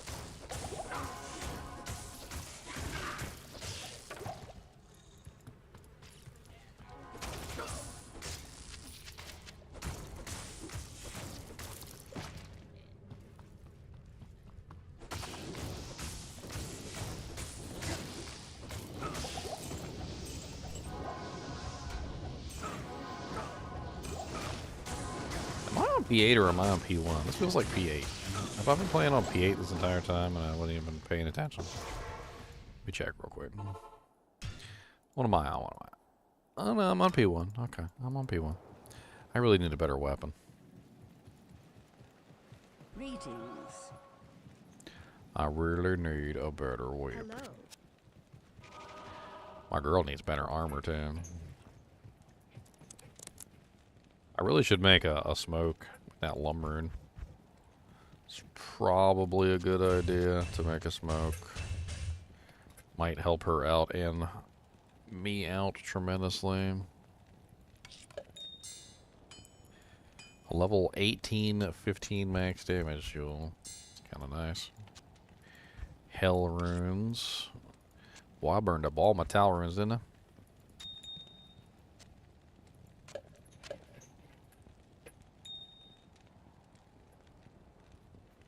What's up, Pierre? How's it going, man? I'm doing pretty good. Having some fun playing some Diablo today. Some Diabolo. I think I got like a decent little 2-socket armor I could throw this in. Let's go kill that Dariel first, and then we'll get this.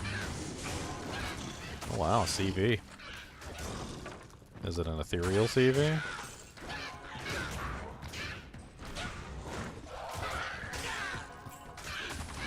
If it's ethereal,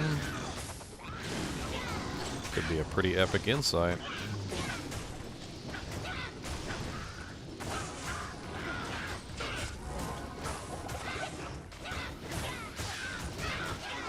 Sorry, I'm busy trying not to die.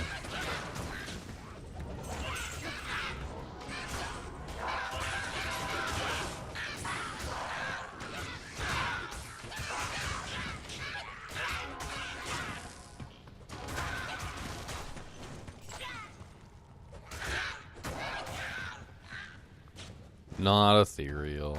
Boo-hoo. It is 4-socket. Unfortunately, a 4-socket non-eth CV is basically completely useless because the 210 strength requirement puts it outside of any reachable position. Even with strength-enhancing equipment, it just doesn't, it's not doable. That is unfortunate. It rolled CV, it rolled 4 sockets, but it didn't roll F. The sadness.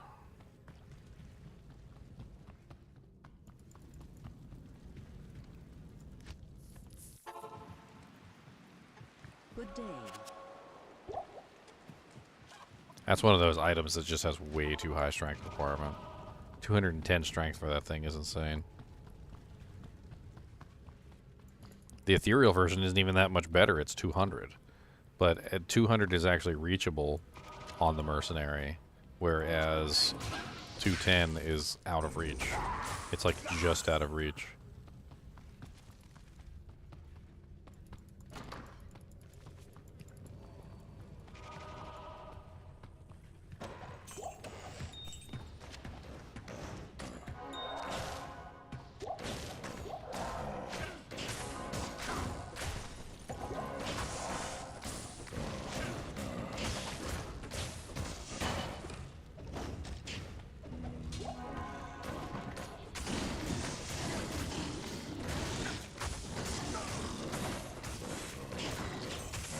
We need some music up in here.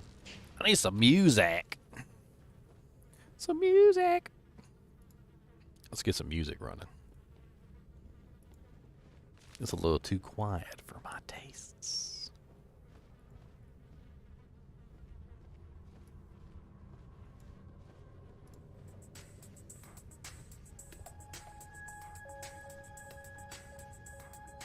I don't know what this is.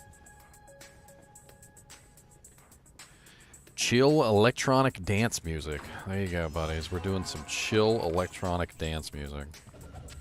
I don't know how you can dance to chill music. You just kind of like bob your knees and stuff. Just like, this music's great! Yeah, I know, isn't it? You can really bob your head to this.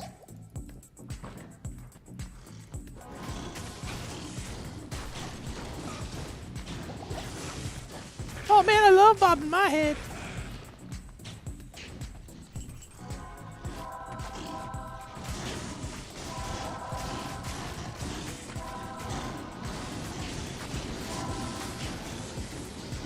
I turned his entire army against him, which is hilarious, and they killed him. Did you guys see me literally turn that entire army of monsters against each other, and they literally just all killed each other? It's great. Powerful. Whirlwind could have gotten some love. They need to do something about channeling skills in Diablo 4. The channeling skills in Diablo 4 are kind of like all atrocious. It's like the way that they handled it. They handled them all very weird. Like, they turn them all into these abilities that have a bunch of negatives, and the negatives that they have kind of outweigh the positives. And then the game itself is set up very... in Diablo 4, it's just kind of like you can't stand still ever, right? So, like, you can't ever really stand still, because if you stand still, well, then you're just... You're, you know, SOL. You're poop out of luck. And the skill literally makes you stand still, and so you're like, wait a minute, well, I kind of have to stand still to use this ability, and they're like, well, don't stand still because you're gonna die, and I'm like, well, I mean, I kind of have to stand still because the they're like, well, we know that you have to stay still, but don't stay still. You're like, but how am I supposed to do that when I have to stay still? They're like, look, we just make the game. We're not telling you how to play. I was like, but you just told me not to stay still. Okay, but you can't do that. But you gave me a skill that makes me stand still. I mean, we understand that, but you still can't stay still.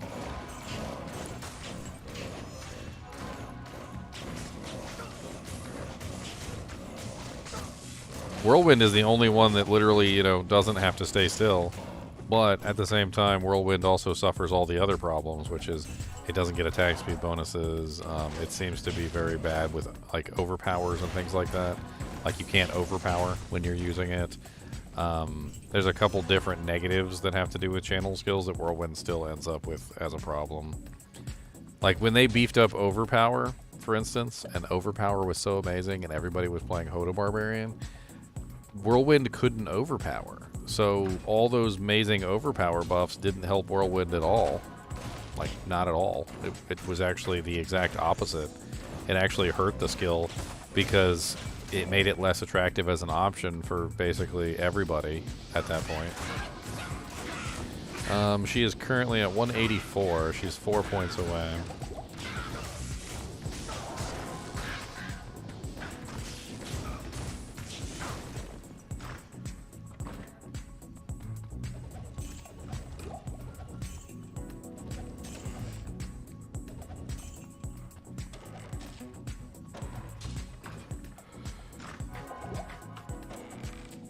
What's up, Sean? How's it going, man?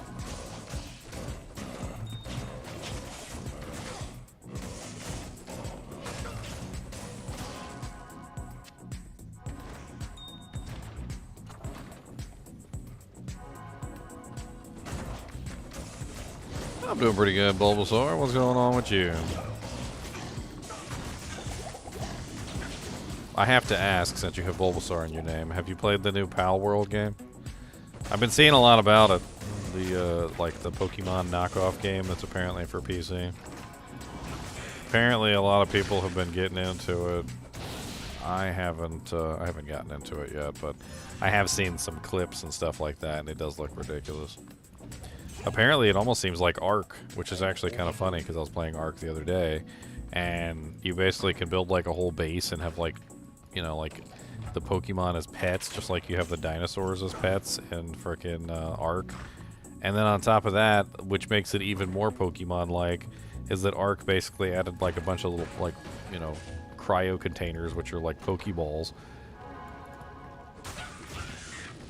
And I was looking at how they were doing things, and it really did seem a lot like Ark. Like you run around taming animals and bringing them back to your base, and then you set up your base, and you got all your animals in your base.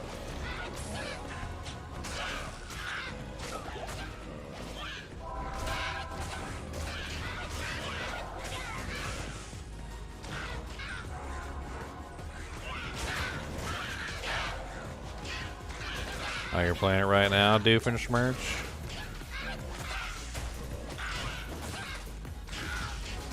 You can have other trainers as pets too? That's terrible. I mean, that's amazing. I mean, that's terrible.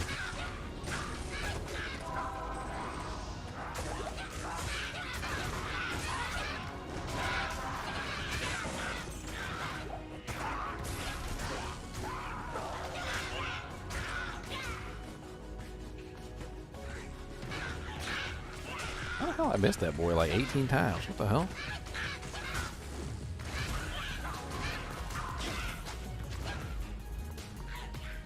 Man, I shouldn't be missing nothing with 8,000 attack rating and the freaking maxed out conviction. I shouldn't be missing nothing.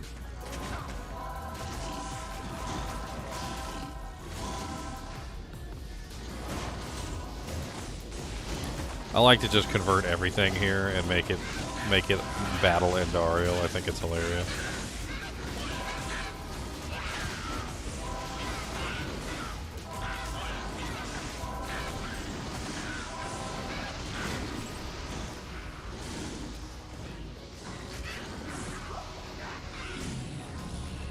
Then Endariel's over here just like freaking pimp slapping all our minions around, which I think is hilarious.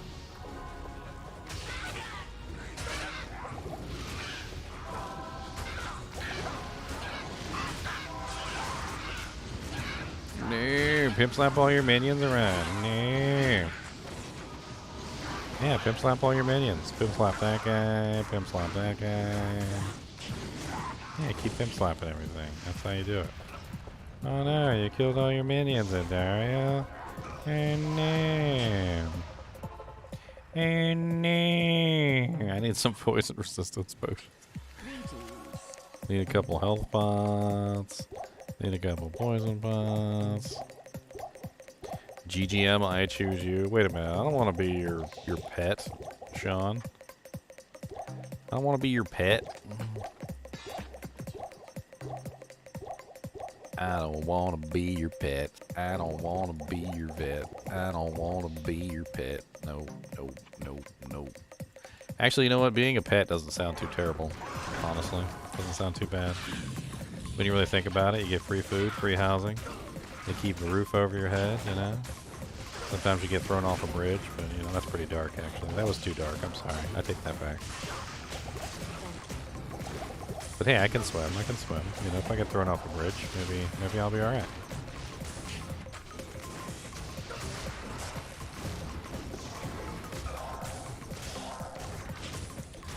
I'm scared. She might kill me. I got a safety portal up. Oh God, so close. My work here is finished.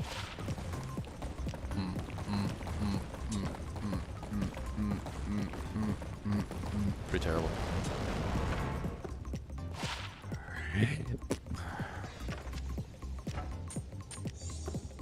Wow, she did me dirty. Like, she did me straight dirty. These drops is like pure garbage. Wouldn't even want them drops if I was like in normal difficulty. She did me straight dirty.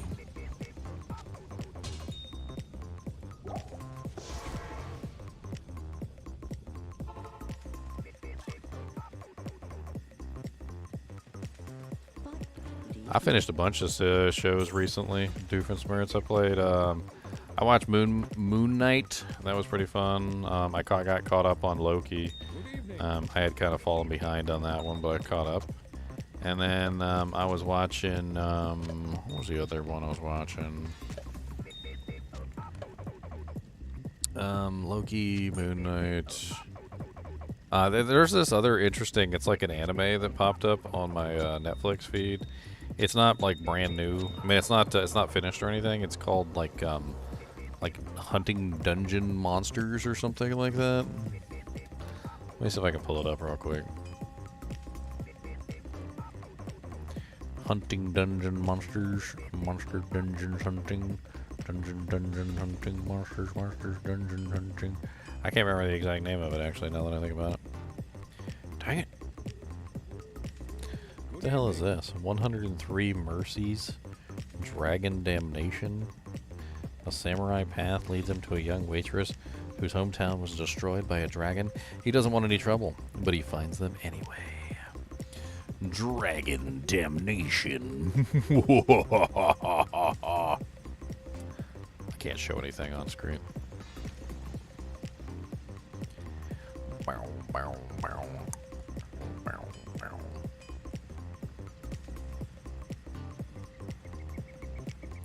Yeah, here it is. This is it right here. It's called Delicious. It's called Delicious Dungeon. It's about a group of adventurers who is going through the dungeon trying to survive. They end up fighting a red dragon. They end up getting kind of like defeated by the dragon, and they don't have any money for food. They don't have any money for like their equipment. They don't have money for anything. And this guy right here gets the bright idea, what if we eat monsters? He's like, well, what about monsters? Monsters are probably tasty, right? He's like, what if we eat the monsters? And then there's like 4 episodes or 3 episodes so far, and the 4th is coming on the 25th. I've already watched all of them. They're freaking great. I love it. Like, it's so freaking hilarious. And this girl right here, the girl, she does not want to eat monsters, and then she ends up eating them anyway because they're delicious. But like, they end up meeting this dwarf. The dwarf is right here. You can't really see him very well, and he like has spent his entire life researching monsters and how to like use them as food components. The whole thing has got to be the silliest stuff in the world because it's literally just them hunting monsters and then eating them. They're like, and they ate like a what's that one creature? It's called like the basilisk or something, or not the basilisk. It's the creature that's like half snake, half chicken. It's called is it cockatrice or something like that? Or I don't even remember what the hell it's called. Basilisk? Is it the basilisk? I think it might be the basilisk. Anyway, they killed one and they ate him, and they're like, it tastes like chicken. And I was like, well, it is part chicken. Like, it is half chicken, guys. I mean, it probably does taste like chicken. Yeah, like this. Like, that's what it looked like that. Like, see, like half chicken, half snake, or something like that. Except it had a snake head on the tail, which was interesting. Half snake, half chicken. Chicken snake. Them dang chicken snakes. That was pretty good. If you haven't checked out that show, although I could totally understand why you wouldn't want to watch it right now, because I really get frustrated when shows only have a couple episodes and you can't really binge watch the shows. I always like to binge watch the shows. And you can't binge watch it because there's only 3 episodes right now, so you'll be done with it really quick. But if you wait about a month or 2, you know, like for the episodes to release, you can maybe, you know, like binge watch a whole season. Which makes sense. I used to follow like Naruto, Bleach, D Gray Man, and a couple other animes like back in the day when they were still releasing. I mean, it was torture. Like one manga book or like one episode is such torture for anime, especially when you have so much story to go over, and like a lot of the times the episodes wouldn't even tell you anything. Like, you'd watch the whole 24-minute episode and you'd be like, well, I learned nothing. Why do they do this to me? Why? Why do they do this to me?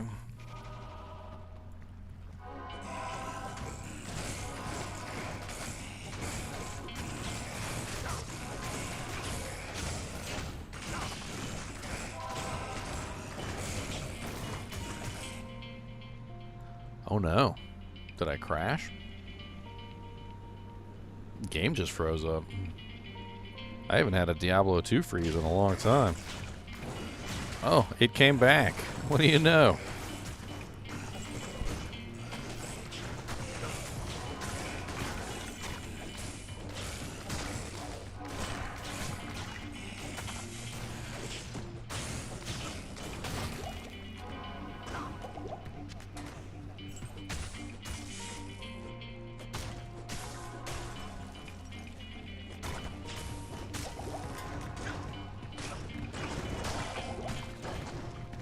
Oh, dear Lord Jesus, get out of there.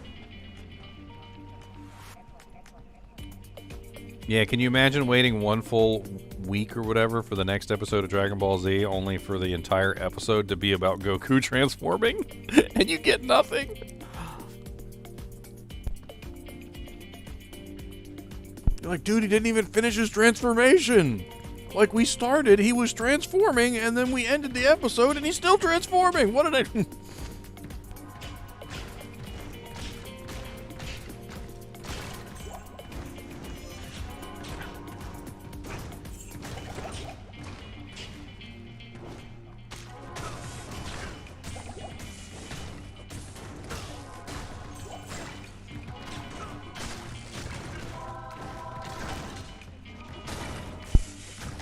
Yep, I did in-town teleport the last time we were playing. I remember that. I like died while I was teleporting, and I teleported in town. It was great.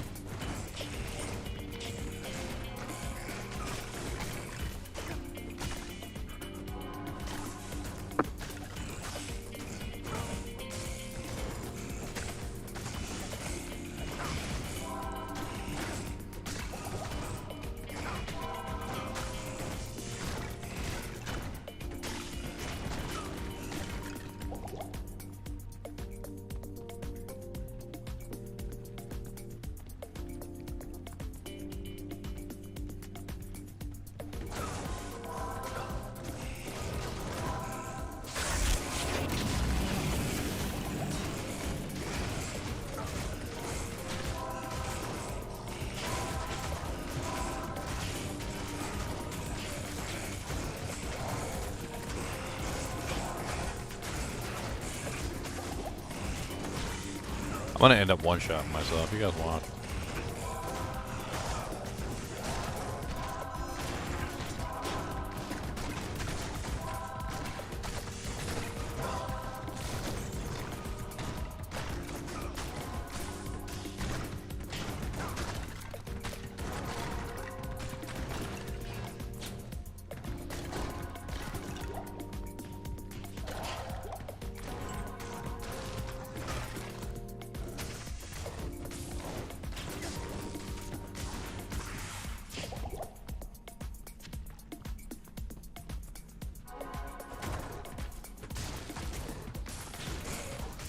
You didn't like 5 episodes to power up? Come on. 5 episodes just to power up, okay? 5 episodes. Literally 5 episodes just of this.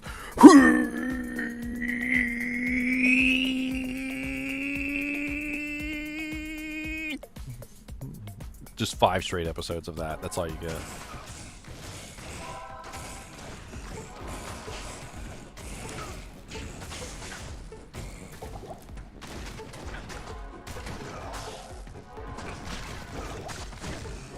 And then they do that meanwhile stuff. They're like, and meanwhile on planet Namek,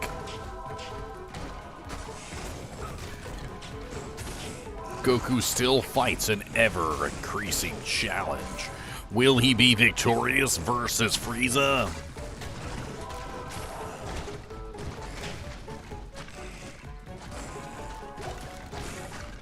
Will Namek be destroyed?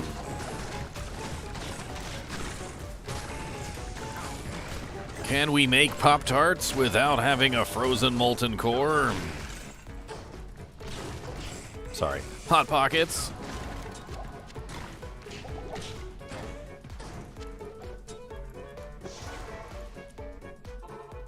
Last time on Dragon Ball Z, Goku was powering up to fire his infinite Mega Friesen beam. Krillin is trying to buy him some time, but Krillin sucks because they never gave him another power form. Will Goku be able to reach the ultimate Kamehameha wave? Will Krillin die? Poor Krillin. They really did him dirty. He should have had his own, like, freaking Doojank. They should have given him his own form. Should have had like a freaking like human Super Saiyan mode or something.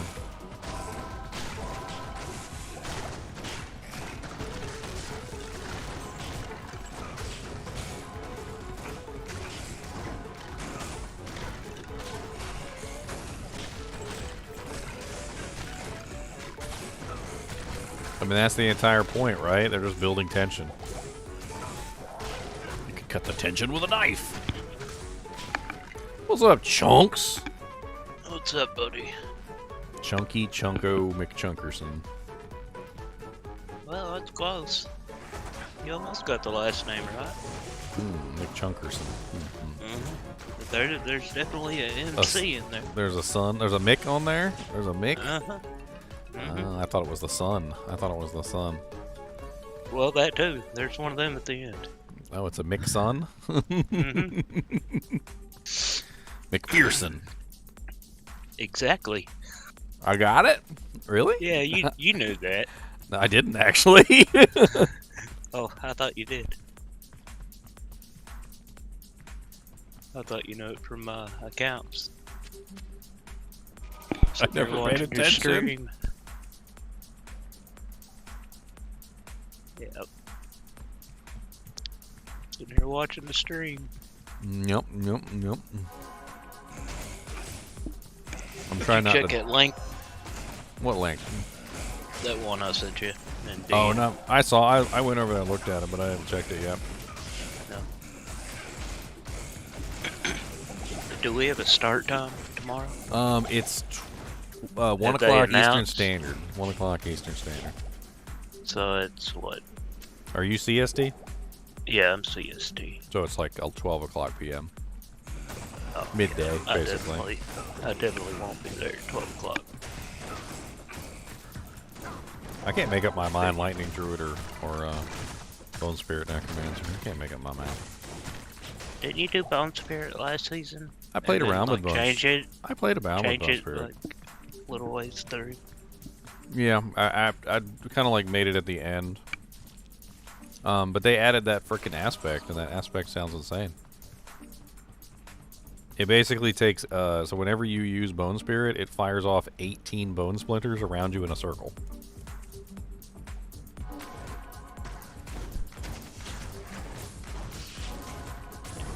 Yeah, Sounds a lot like Poison Nova, doesn't it? Mm-hmm.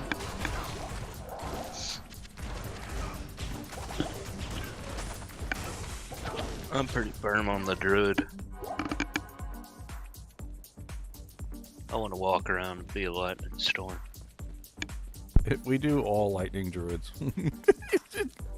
You ain't gonna see nothing on the screen. It's just gonna be lightning bolts. People are gonna hop into my stream and be like, "What are you playing? All I see is white, blue light." It won't be no worse than a mosaic assassin. I don't know, Chunks. Lord. I don't know.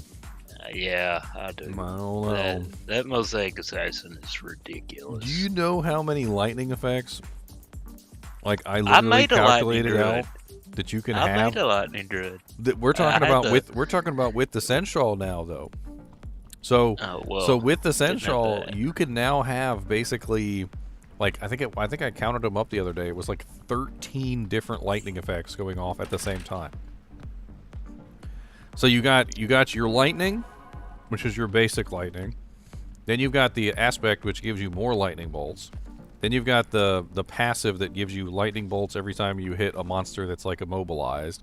Then you have another one, and you have the aspect of the rune walkers aspect or whatever, rune worker or something like that. Then you also have the one that has the orbs that float around and kind of like do their thing. Yeah, freaking. I knew I was gonna die because I wasn't paying attention. I was eating a donut and had freaking. Anyway, so like if you add them all up and then you get like the Sensual and you set him up with the lightning and then you get him with the Tempest and you throw the electrocution in there and all the other craziness. Like it is actually pretty insane the number of lightning effects you can have. I don't know if you'd want to have all of them. Wrecked. Oh yeah, I was totally not paying attention. I got destroyed. They handed me my butt cheeks in a little baggie. I'm gonna get him. I'm gonna get him though. You watch. I'm gonna get him. I'm watching. I'm gonna get him. I'm gonna get him. I'm gonna get So him. you I'm gonna get get your him. body and then get wrecked. I'm gonna get him. I'm gonna get him. Well, I was also talking to you, so I was distracted. Oh. I get it. You can't talk and play. I understand. My brain doesn't work that good. Okay, I don't got the brain You're power a for that. streamer. So what you're saying is I made bad choices. Maybe. Making bad choices. Okay, just because I made bad choices. One of the fun things about conversion is that, well, it literally doesn't care whether you have a weapon in your hand or not. I can't really tell if conversion is actually a melee ability. It's really kind of strange. I mean, I don't know if it actually even has to hit the target for it to work. It just seems to just work regardless of whether you hit the target or not. Whether you deal damage or not. Like, none of it seems to be important to conversion. It's just like, You can as a naked paladin literally just run up to monsters and punch them and convert them. It's I've started to have like a special love for conversion now that I've actually started playing around with it and trying to use it like appropriately. Off topic, but whenever you get a second in town, stand up. I want to see that shirt. Oh, this one. This is the Cobra Kai shirt. It's the same year I was born too. Yeah. Well, this is for Cobra Kai though. This is the that's actually my birth year as well. I think that's why my sister gave it to me. She gave it to me because I think it said 1984. But it's for the Cobra Kai. You know, have you seen the Karate Kid show, the TV show? I haven't seen the TV show. Yeah, they did a TV show, and the TV show was like a rehash of the movies, and the Cobra Kai was in there, and like it kind of sets it up where basically Daniel's the villain and Cobra Kai is not really such bad guys. I don't know, it's a little weird, but it's definitely there. But yeah, it's for Cobra Kai. It's not even just in like a 1984 shirt. Yeah, I knew there was something else on it. I didn't know what was below it. It's got the martial arts All Valley Karate Championship. Cobra Kai.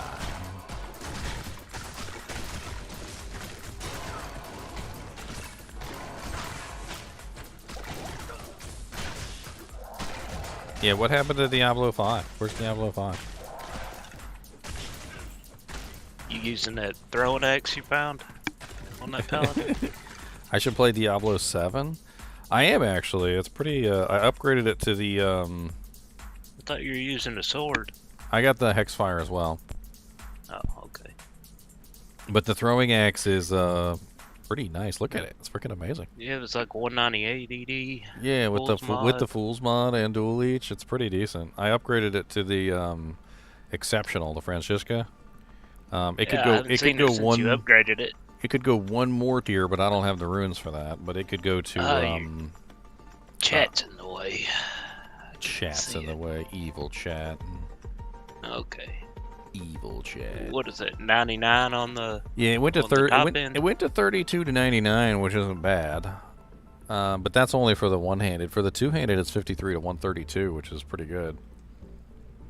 I mean, I might use this on like a throwing barb or something like that later. It could be fun. Have you thrown it yet with the paladin? No. You need to. You need to throw it at least once. I mean, you got the Bulls mod, man. You gonna hit them. You know, just because I gonna doesn't mean I wanna. There, I'm chucking it. There, I'm chucking the axes. I'm a Viking. I'm a Viking warrior now, guys. Well, hey, you know, hey, get off my merc. Don't be doing that. It's good to be able to, hit something with an axe, and occasionally you might need to throw your axe at their head. That's why Vikings always balance their axes for. And then go pick it up, and then keep on chopping away. Who else in here? Who dis? Dis. What's up, Wolfie? How you doing? Where's the Wolfie been? Wolfie's been gone like a Civil War soldier in the Civil War. I think I've messaged him a couple times. I heard too much. I came by, say Happy New Year's, Merry Christmases and stuff. Yeah, that's for sure. I remember that. I remember vaguely a Wolfie showed up and said hi and then ran away. I remember this. He blew my house down. He blew your house down? He did. He blew my house down. Puffin. What are you guys up to? I'm playing a little D2 and talking about the new mercenary for D3 or D4. Oh, you mean the spider dude? Yeah, he's pretty much a mercenary. I mean, they got him set up like a mercenary. It's kind of cool, actually. I hope that if he turns out well, they just keep him on as like a full-time mercenary, because that'd be neat. That'd be nice to bring that forward. I mean, he kind of represents like what the Diablo 2 mercenaries are, but like all in one package. Because you know how, like, if in Diablo 2, if you need elemental damage, you go to, like, the Act 1 or the Act 3 merc. If you need physical damage, you go to, like, the Act 2 or the Act 5 merc, you know. Like, if you need aura support, you go to the Act 2 merc. If you need, you know, like, a tank, you go to, like, the Act 5 merc, and so forth and so on, right? Well, they basically just kind of, like, crushed everything together in one mercenary, and so you can choose what 2 abilities it has, which is literally the same exact thing that goes on with, you know, our mercenary. Our mercenary has 2 abilities, right? So you've got you got your like main attack, and then you've got like the 2 abilities that the mercenary has. So that's basically what you get to do, is you get to just like decide what those 2 abilities are. And there's like everything from, you know, like ranged attacks to melee attacks to like purely defensive stuff, like, you know, like adding like a defensive aura or something like that. And then there's a bunch of ways you can customize the abilities to make them more or less useful for what you're interested in. I mean, it seems like, to me, it's going to be identical to the way that we do it in Diablo 2, which is you set up the mercenary for the character, you know, to make that character more powerful. You know, like how my Conviction Paladin used an Act 3 merc, or, you know, how, like, you might use, like, the Barbarian merc on somebody that needs, like, a really good tank. Or a cleansing aura. Or a cleansing aura or something like that. Or maybe you want Sanctuary aura, so you use the Act 5. Or maybe you want to set up like triple regen because you need extra regen, so you use the Act 2 with like a meditation pole arm. I mean, it really seems like they basically just gave us a way to take a merc and then customize that merc to exactly what we're interested in for our character. It seems like it's going to be pretty fun. It did. And I know you're gonna like start throwing spears at me about this, but at glance, it kind of looks like a Diablo 3 merc. It kind of looks like a Skyrim spider. Like That's what it kind of looks like. Skyrim spider. No, I mean like the whole like the equipment and skill set. Well, there's no equipment for it. I mean, there's no equipment. It's just little things that you choose. Honestly, you know what? Let's use a Diablo 3 term. Runes. It's little runes, kind of like how you would choose on your like Diablo 3 character. You remember when like you would choose a skill and then you would choose the rune that goes with the skill? I'm sorry, I just threw up in my mouth a little bit. But the thing is But it's not really though, because all of those runes were pertinent to that particular skill. And this is way more generic. It's way generic. I mean, there's just like silly things that like add multi-shot, or they add, and you can put like multi-shot on any of the ranged abilities and play around with how they work with multi-shot. There's one that turns it like any skill into like a chain lightning skill, where it chains in between monsters, which sounds pretty nice too. I was straight up thinking about trying one of them where it's just like multi-shot piercing, so that it's straight up like an Amazon, and then throw in like the guided arrow, so it like seeks targets. So when does this start? Tomorrow at 1 p.m. EST, 12 p.m. CST, 10 a.m. PST. Okay. I won't be around for that, sadly, but I'll look forward to popping into your video stream. When you gonna come back and join us, Whoopi? I don't know if I'm going to come back for Diablo 4, but Diablo 2 ladder reset I'll probably be around for, I hope. I think things That will should be settle down by happening. then. That should be happening in a while. Yeah. Since you're actually here, I'll tell you my idea for my next character for Diablo 2. So, I'm gonna make a two-handed Vengeance Paladin that uses Conversion and Thorns. And here's the really troll part. So when a monster that has thorns converts back into a regular monster, it maintains the auras that I put on it for a very brief period of time, say about like 1 to 2 seconds. And if you hit the monster while he has thorns, you'll kill yourself. You're trolling is what you're saying. You will straight up kill yourself. I've done it to myself several times. And so for Season 6, I'm just going to straight up be a Vengeance Conviction Thorn Paladin. Oh, dearie. And I'm going to be one-shotting everybody, including my own teammates. That's hilarious. That's going to be fun. What? I would do it to myself right now. Are you streaming right now? Yeah, I'm streaming live right now. You're on live, Wolfie. Say hello to the world. Well, all 56 of those people, and the 20 in Twitch. Nice. Fallout 4 Automatron DLC.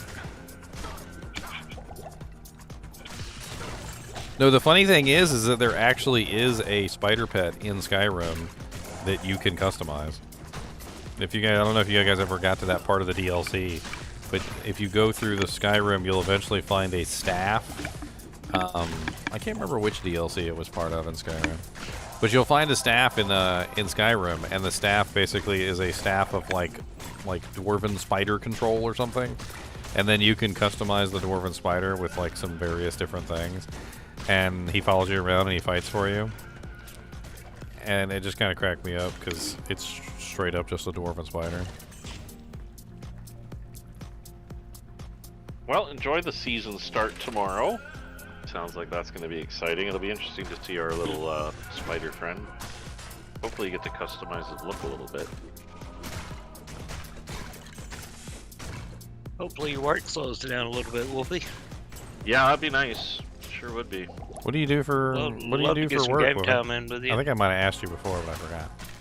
I do QA work for a pizza point of sale company. QA work. QA testing software, validating functionality. Oh yeah, you said you were like spamming emails. That's right. I remember you told me you were spamming emails the other day. Yeah, we were testing some SMS text features that were implemented in our product. Text people about their orders and such. So what you're saying is you need people to stress test your products.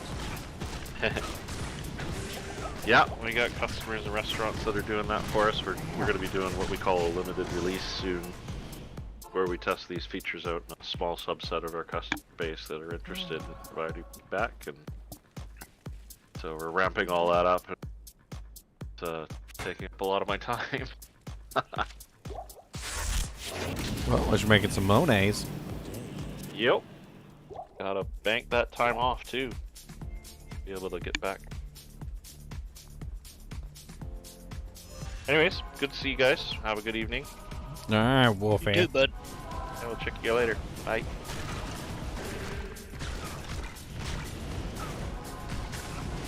Oh god. Are my resistances really that bad? Like that freaking fire mage just annihilated me. Maybe he had conviction running. Maybe that's what was going on. I'm running Duriels. I got freaking the all-res helmet on. I got a bunch of stuff on. I don't know why the hell I'm freaking getting my butt kicked. Open your stat screen. Well, it doesn't help me now. I'm dead. Holy crap! I'm dead and I ain't got no gear. I'm dead. That don't help nothing. Well, I mean, to see if he's running conviction. Well, I As mean, you walk up on him, you can open your stat screen. yeah, that jank gonna be full negative 100s. Well, definitely now naked. I am overburdened. It's kind of hard to see when another monster is running conviction if you're also running conviction. I am overburdened. Yeah. It's a little That's difficult. Oh, there's a chaos armor there. I need some money too. Let's go sell some doojanks and staff. There's a rune staff in here too.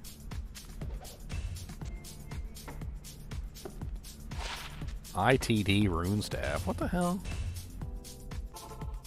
They always be giving the like random stuff that, you know. I need to do that glitch where I get like infinite gold, so I don't gotta worry about monies.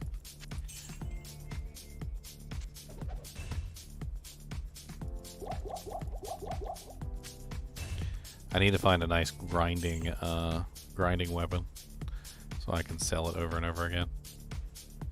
So I can make me some doojanks. What are you gonna gamble it on? I don't know. How did you know I was gonna gamble? How did you know? It's Diablo. I know what you're gonna do. Oh, there's a fool's Flamberge. That probably won't work though. It's probably too low. 9,235. That's pretty low. What do you honestly need right now? Like, what's your most lacking piece of equipment?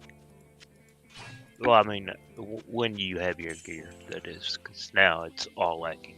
Yeah, that's not really. This is 5,959 to buy, and it's only like 6,000 some odd. That one's not. It's not. I think the Fool's mod isn't really a good one for this. I don't know. I'm lacking like honestly, all the good stuff. I have found some decent items, I guess. And by decent, I mean like okay to level up with. But my sorceress is really like better geared than this character is. But she's also single element, which makes her not really the best to push hell with. She's having trouble with lightning immunes, which I've been dealing with in the only way that a lightning sorceress can, which is to teleport past them. And it doesn't always work, though. She's one pampered creature, though. She had, like, every good item that she could have early on. The only thing she's missing at the moment is a monarch.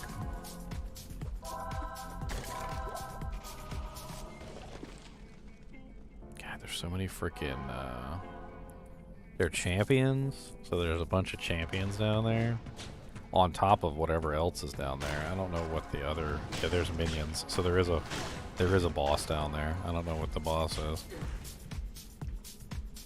First, let's switch you to the other side. I'll let the merc put in a little bit of work. What's your resistance?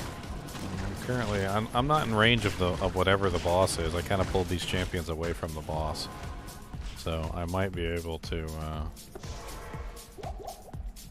finish these guys off before I finish the others. I can't convert champions though. I can only convert non-champions. Holy Jesus, that's a lot of damage. Please spare my butt cheeks. Okay, I pulled away most everything. Oh, your mark's holding her own, surprisingly. Yeah, she's doing pretty good. Alright, well I have 17% fire resistance. Oh, you're dead. 17%, I'm running away.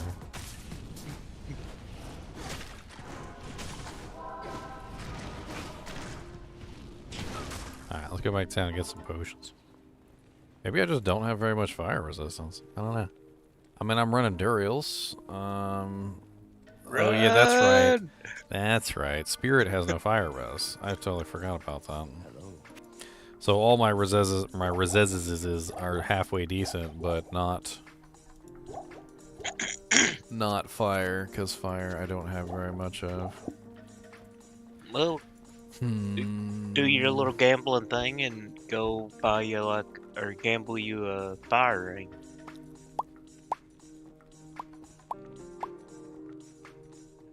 Oh yeah, that's right. I stole his frickin' all-res amulet that he was wearing earlier too, for the sorceress.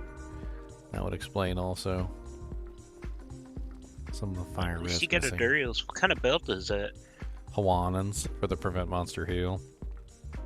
Upgraded to the mesh belt. Oh, add. It's got prevent monster heal. It works good. Oh no, I had pumpkin. Mine. Oh.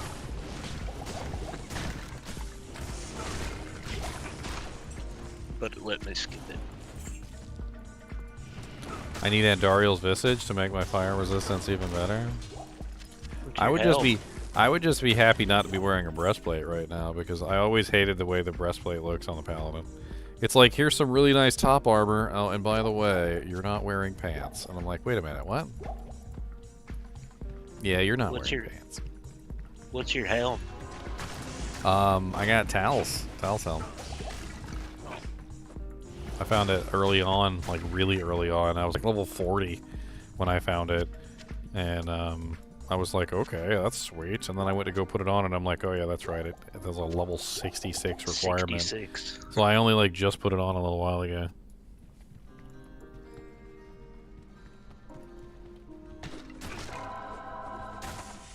I didn't know if you'd be running a bulwark on that character or what. A full what? A bulwark. I actually have been it's been really stingy with the shale runes. I don't have any shale runes.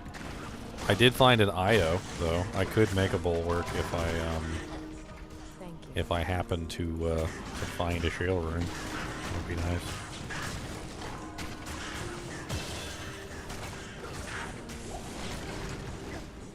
I never have enough shale runes.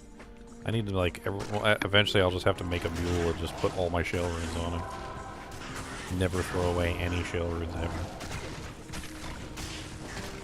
With my luck, it'll always be empty.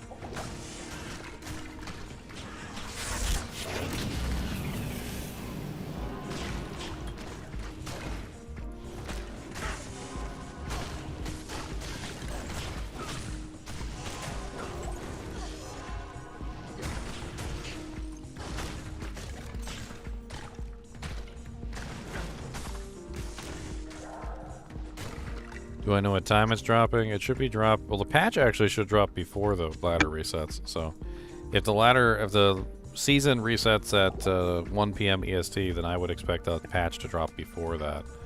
Which means we might even be able to hop in and play around with some of the changes. Not the pets, but we'll be able to play around with some of the changes and see how they affect the game.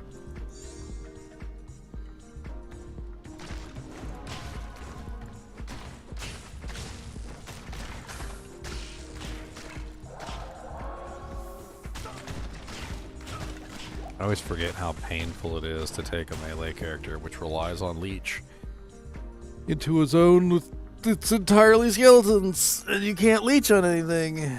It's so painful.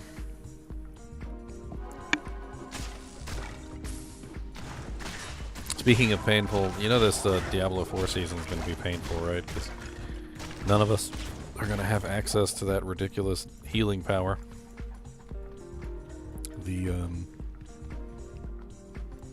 Basically the one that just healed you for spamming a skill.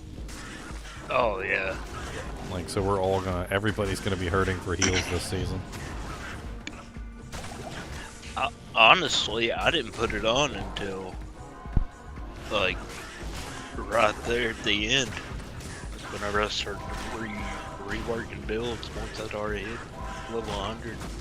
Honestly, it was just too good not to use. I just Kind of made it so you didn't have to worry about, setting up a legitimate heal for your character for the most part. I mean, I had heals on my characters in different ways, so I never even looked at that one. I mean, it was nice. And whenever I finally did, it was like, okay. Oh, did you see that helps? Did you see the stealth nerf that they made to basically all newbies? No. So there's a small line in the patch notes. Inconsequential, no big deal. I'm sure some people might not even paid attention to it at all. I paid attention to it. Yeah, they like to put them little tiny notes in. I paid attention to it. Here, let me show you real quick on the patch notes. Potion count will no longer be reset after dying and being revived by another player. Oh! It's pretty big, isn't it? Pretty big for a little small miscellaneous one line. They're gonna smack a whole lot of newbies in the face with that one. Yeah. I mean, honestly, revive dead. Honestly, a lot of the times I've taken advantage of that. I'm like, oh man, guys, I need some potions. I'm gonna die real quick. They'll be like, all right, I got you, fam. Yeah. No more. You out of potions? Well, you just done. So not only did they take away your healing power from the vampiric season, but we also just got the potions taken away from us too. There gonna be some people struggling with some heals this season. I guarantee you. They got to go to town. You can't go to town in the middle of a boss fight. Oh, well. Sorry. So they're going to res back up with no potions. Oh, that's wrong. It's so wrong.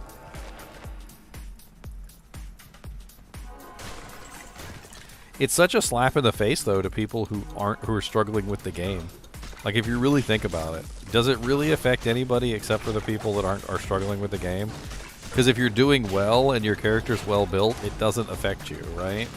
If you're like a complete noob, and you're just dying over and over again anyway, no matter how many potions you get, then it's not really going to affect you either. So it's only really going to affect the people that were struggling. So it's just going to make the people that were struggling struggle more.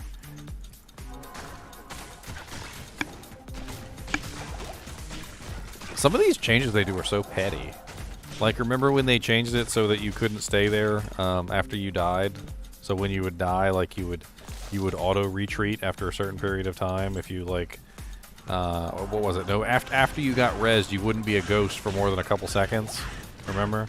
Oh yeah. Yeah. It's just straight in the same line of reasoning. They're like, yeah, we're just gonna like slap all these noobs in the face.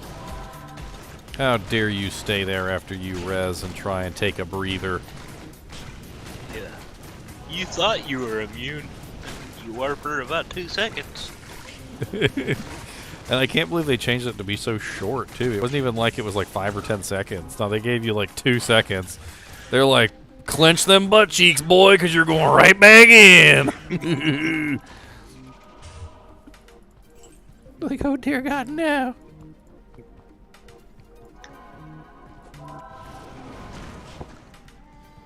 It's still humorous to me, though, like, the whole, what was that route called this season? The Bloodseeker thing? What, the Tears of Blood glyph? Yes. Yeah, that thing's stupid. That thing's gone, too. How many people wasted so much time trying to level up that glyph? I know Wudijo did. Oh my god. I heard he made the decision to commit and try and get that thing maxed out, and I'm like, why? You can't take it with you. And then Elon Musk did too. Elon Musk put a freaking video out of him clearing like tier 25 on that thing, and I was like, all right. There's no trouble in Mud King. It is an honor to serve you. I got kind of upset though because basically there was only like 3 builds in the entire game that could even do that content. It was such a stupid, like, basically only the bugged builds worked. And then season 3 comes along and they're like, they confirm without a shadow of a doubt that literally all 3 of those builds were like super bugged. The shred build was hitting huge numbers, and it was hitting huge numbers because it was basically the aspect of the blurred beast was applying the damage twice, and it was not supposed to be. And they were also snapshotting. The ball lightning sorcerers apparently had 2 or 3 bugs going on. The Hoda Barbarian had 1 bug, and Overpower was broken, but they still also had a bug. I think the Overpower thing was totally Blizzard's fault, though. They way overtuned Overpower for season 2. Well, I mean, they wanted us to use it, and They succeeded. They succeeded. they bumped it up in their eyes. And in our eyes, it was like I mean, they monster. succeeded. They did what they succeeded. And then they're like, okay, yep, have fun with that, but it's not forever. It's not forever. We kind of put her foot a little too hard on the gas. We're gonna leave it because that was our bad. It was our bad, Yep. but we're taking it away next Yep. season. Okay, so enjoy it while you got it. It is almost time for a reset, Wookie. We're almost there. We get to go play some more Diablo 4. You give Kubus any of them donuts yet? No, he's not getting chocolate donuts. No, They're chocolate. He's not getting chocolate donuts. it won't kill him. It will. He'll die. Greetings. I put a shirt on Kubus today. It was cute. I bet he didn't think of that. Honestly, he seems to like stuff. My girlfriend Oh, kind of yeah? showed me this. He's got this little bandana that was on his neck, and if he takes his bandana off, or if she takes his bandana off and she doesn't give it back to him, he gets mad, and she'll like hide it in her hands like this. She puts her hands and she like pushes the bandana together, and he will try and take it out of her hands. He wants it back. It's his, and he knows it's his. She had it on her head one day. She had like tied her hair up real pretty, and like like them things that girls do where they like pull the bandana this way and like the hair goes up, and then she like tied it at the top or whatever. He went right up to her and he stole the bandana right out of her head, nearly pulled her head off to get it. Good dog. He seems to like wearing stuff. He has a harness that he wears, and I was thinking about taking it off him when he goes to bed and stuff like that. But he seems to really enjoy having the harness on. He likes having the harness on. I've noticed a lot of dogs do like those harnesses. I think it makes him feel important, or it just makes him feel Secure. safe or something, or secure. Yeah. Like it makes him feel better to have it on. When you take it off of him, he gets antsy and he doesn't like it. Until you jump on the back of them and grab it and try to ride them like a horse, and they don't like that. He's big enough. You probably could. I could probably go to a Hey. petting zoo and sell tickets. So is my uncle's Great Dane, but you know he gets real upset once you try to ride him. Well, that's silly. You shouldn't get upset when I try and ride him. And then he uses his big old paw and he'll just like punch you right in the nuts. Right in the nuts. It hurts. I imagine so. It's like a 14-year-old's fist. Big old, or not Great Dane, German Shepherd. I mean.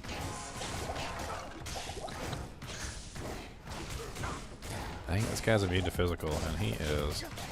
I ain't got no leech from this guy. Well, I guess it's good you're a vengeance paladin. You got all that non-physical damage. Yeah, I'm building the lightning side of it right now.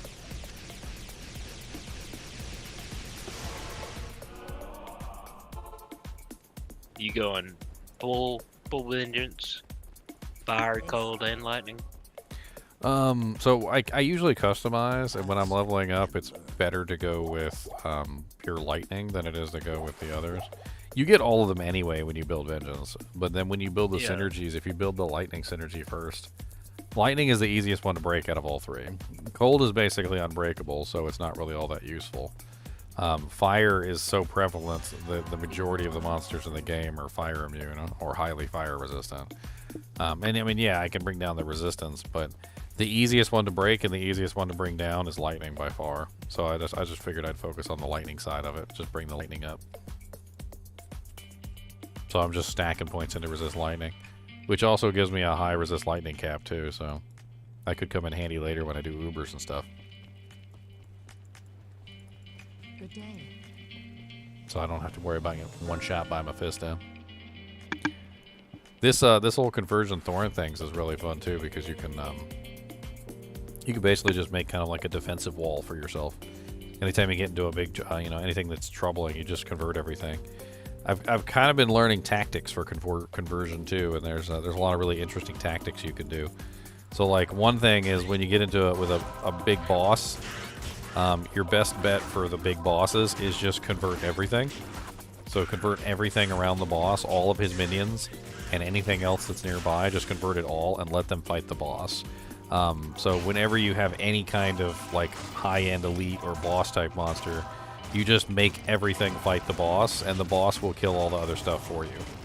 And then once everything starts to deconvert, usually by that time the boss is dead, and then you just start killing everything else. And it's not really that big of a deal. They don't really stay converted for very long. It's only 16 seconds.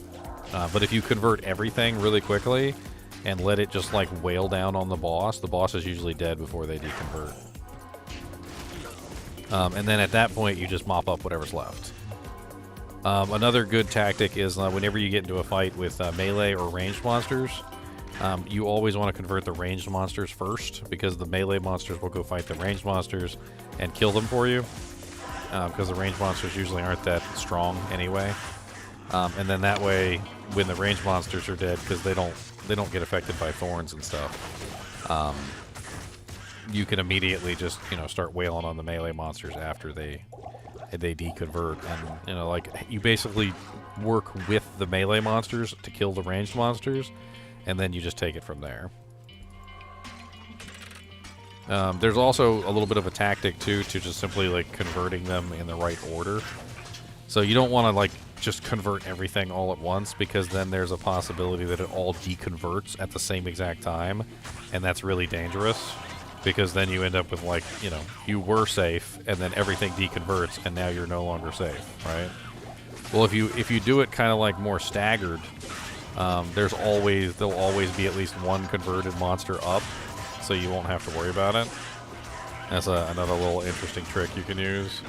I've been having fun with it, just playing around with the conversion stuff, and it's actually pretty interesting.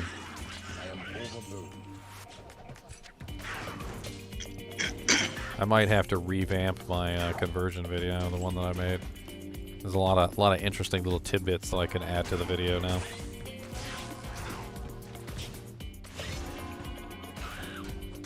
I look at convert as this very powerful ability that's just really not useful when you're in group combat. I think that's really all there is to it. Like, if you're in group combat, or you're really well geared, or your character's just insanely, you know, like high damage, you really don't want to convert monsters because, well, what's the point? It just slows everything down. But when you're leveling up and when you're actually playing the game and having fun and getting your booty smacked by a bunch of monsters, conversion can literally save your life. Very, very easily. Can turn a dangerous situation into a relatively easy situation like that. I mean, you can use it against bosses, at least some of them anyway, like Andariel and Mephisto. Like when I was fighting Mephisto, I had like an entire army of those like ghoul lords with the meteors and stuff, and they were all just freaking meteoring and firewalling the crap out of Mephisto, which I thought was hilarious. And of course, I got conviction on him. So the conviction is actually bumping up the fire damage tremendously.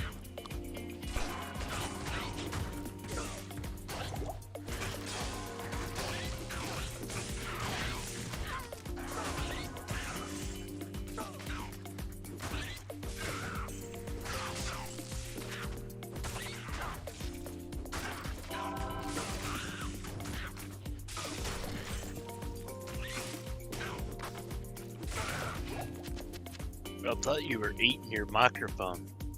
That was a delicious microphone, too. That's exactly what it looks like on your stream. They're Entenmann chocolate donuts. Come on. I got some Maruchan ramen here. All crushed up with the seasoning on it.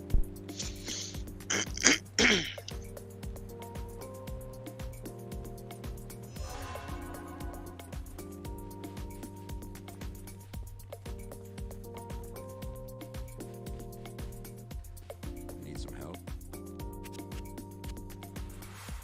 I like little mini donuts. Sometimes I get chocolate, sometimes I get the powdered sugar ones. Hey, Charles, I was the one that came up with that. Okay?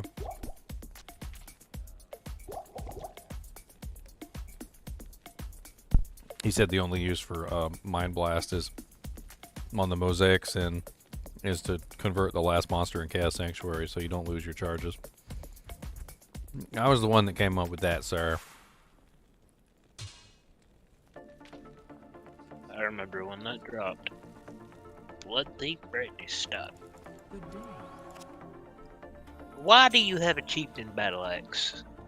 I'm kind of holding on to all the items. I was making mules, you know, like unique weapons, unique swords, you know, unique axes and so forth and so on. I was holding on to one of everything. It's an offline account. I have the benefit of infinite space, so it doesn't really matter. Why don't you craft you a bloodhelm? See if you get lucky. Tell me your troubles.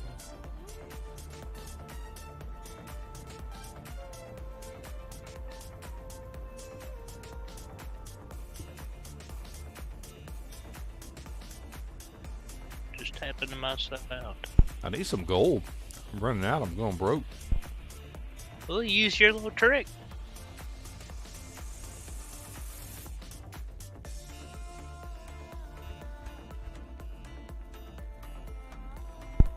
Actually, yeah, let's use the trick. Well, I can't. I don't have an item yet, but I got another trick I can use, which is pretty useful.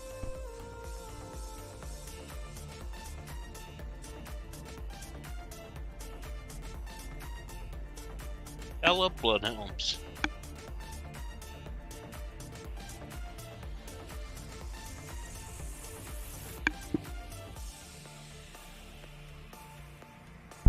It was Kubus's idea? Oh, I already got a chieftain in here. I don't need 2 chieftains. That's bullcrap. Which one's better? Okay. This one's better. That one's got less all resistances.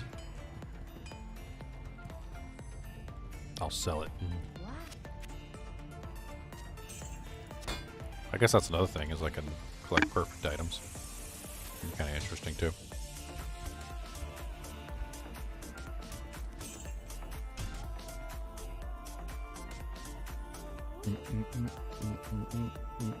Where's my chippy bippy? Gotta get them chippies. Got the chippy bippies. Chippy bippy bippy whippy. Got the chippy bippy tippies. I got chippies saved up for days. I'm gonna take my skulls out. My chippy skulls. I want to make sure I keep at least some chippies like on me at all times, but I got plenty of everything in here. Oh, diamonds. I could put that over here. Yeah, everything else here I got plenty of. I could probably take some of these chip sapphires too. We'll do that transmute trick for the wands and stuff like that, so we can get a bunch of free gold that way. Works pretty well. If you guys have never done this trick, pay attention. It's a really easy trick to get yourself a bunch of money.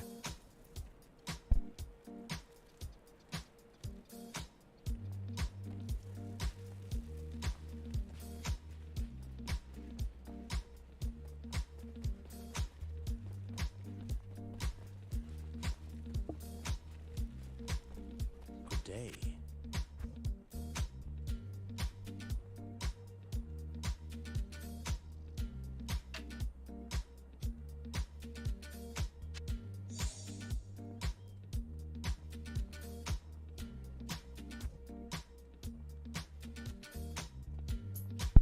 So step 1, find the cheapest wand or staff. Staff if you want to try and get a teleport staff. Cheapest wand or staff you can find. All right, just get really cheap ones. Don't get anything expensive. Doesn't have to have anything on it. See, there's a 1,700 and like super cheap, cheap. That's what we're looking for. We're looking for the cheaps. Cheapy. Cheap. There's a 2,000. Cheap. That's what we want. Let's grab some more cheaps. Good day. Cheapy.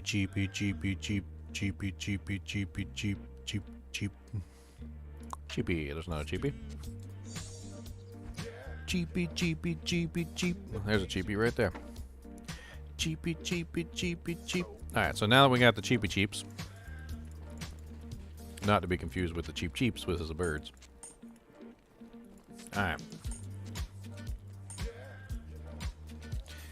Now what you do, take 3 chip gems, any type, doesn't matter. Reroll it. Bam. +2 Golem Mastery. It's not really all that expensive. We're going to reroll that one. Golem Mastery is relatively low. So how do you know the difference between what's worth money and what's not? Well, it's really simple. The lower down the tree, the more money.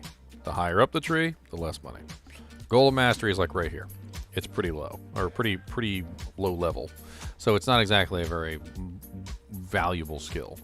Something like Fist of the Heavens, on the other hand, or Holy Shock or something like that, or even Meditation, is going to be worth a hell of a lot more. Now, this is a Necromancer, obviously, so Necromancer skills are different. But you just keep re-rolling until you get something high level. Bone Prison is a really high level skill. That's worth a lot of money right there. So we got our first one that we can sell. We bought that for like 2K, and we're going to sell it for like 35,000. This staff right here, nothing good. We got 8 to 24 cold damage. That's not worth anything. We're going to re-roll it again. +1 teleport, +1 shiver armor. Teleport is pretty far down the list. Not really far, but it's okay. Shiver armor, it's okay as well. That could be worth some money. We'll have to see. I am overburdened.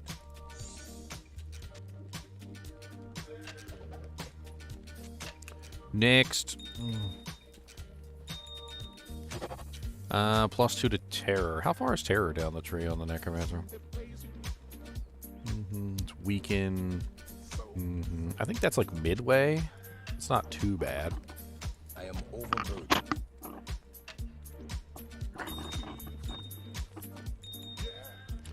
+3 skeletal mage with ITD. I don't think that one's worth anything. Skeletal mage is only like the second skill. That's a 35k in the bank. +3 blood golem, +1 bone spear, +1 life tap. That is 35k in the bank. Easy. It is an honor to serve you.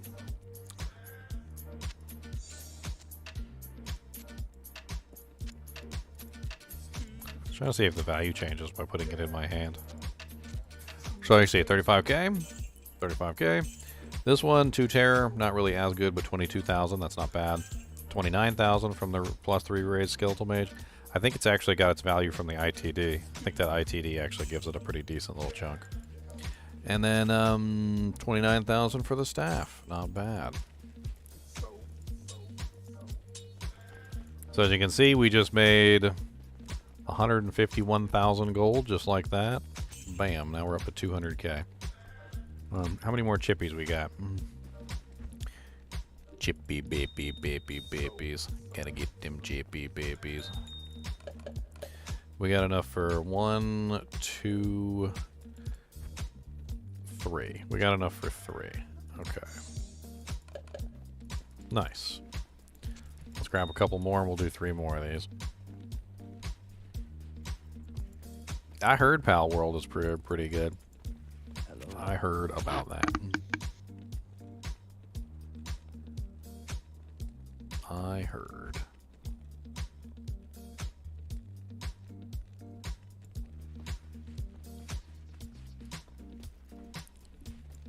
Good day.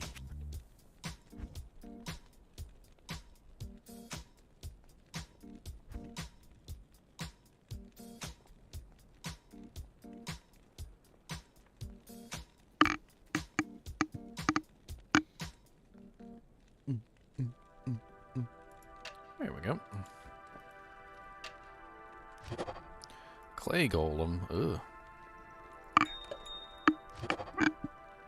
Amplify damage on striking. Yuck. Wow. That last one was a failure. We rolled that You jank got any 3 big times. games you're looking forward to this year? Big games I'm looking forward to this year. Yeah, there's so the Fallout game is coming. There's that. Yeah. It's a big mod. It's called Fallout London. It's like a full game encompassing mod for Fallout 4. It's coming out like April, I think, around the same time as the Netflix show. That one looks really good. Yeah, I saw the advertisement for that. It does look good. There was another game that also was coming out in March. I can't remember the name of it. I was talking about it yesterday, and I just like completely forgot. Somebody mentioned it the other day, and I was like, "Oh my god, they have such and such remake coming out!" And I was like, "I need to play that right now." And then I looked it up, and it was not coming out till like March or something. What the hell is it called? It was an older. Rebirth It was an older comes game. out next month. Rebirth? What's that? The Final Fantasy VII Remake Part 2. Oh, I haven't played any of the Final Fantasy VII stuff because it's on Sony. Oh.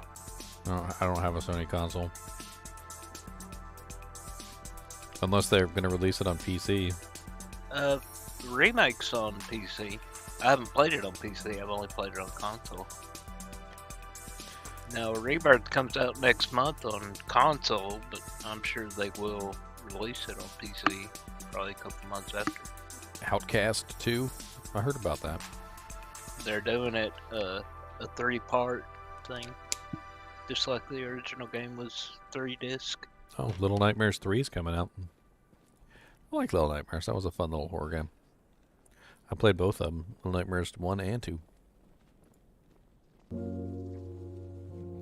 Let's see what's coming out real quick. Take a look at a list. Helldivers is February 8th. Helldivers 2. Looks like a first-person shooter, kind of alien kind of a game. Banishers, Ghosts of New Eden. I wish we'd get a Hellgate London remake. Skull and Bones. A pirate-ish kind of a game. I know you remember that game. Slave Zero is a side-scroller. Homeworld 3. Few games manage to capture the solitary beauty of space and throw riveting real-time battles like Homeworld series did. So it's like a RTS, a space RTS. Alone in the Dark, March 20th. It's gotta be a remake. Oh yeah, Dragon's Dogma. That was it. I was hoping that they would remind me. Dragon's Dogma 2 is coming out March 22nd. Dragon's Dogma was really fun. Did you ever play that one? It's kind of like No, I never played that one. it's an RPG. It's very similar to maybe like Elden Ring or something like that, but it's instead of controlling one person, you control a team of people. You fight big monsters and stuff like that. You get there's like a dragon. Basically, the beginning of the story in Dragon's Dogma, a dragon attacks a village. He kills a bunch of people, and then you go to fight him. And instead of killing you, he basically knocks you down, and then he uses his little finger with his little tiny pointy claw.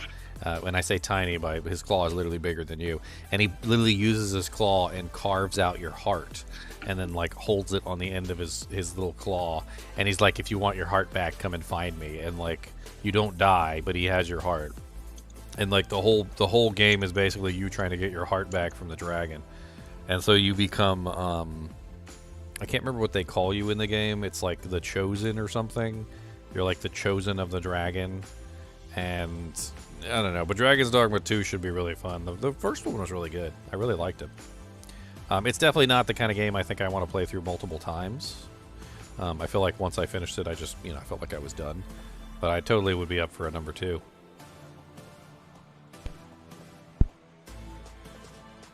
Black Myth Wukong. Angerfoot.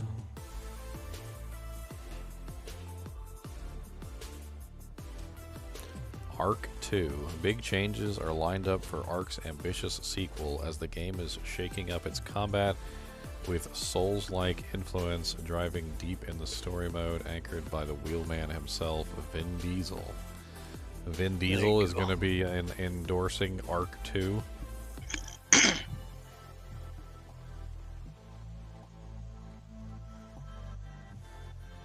I sent you a link.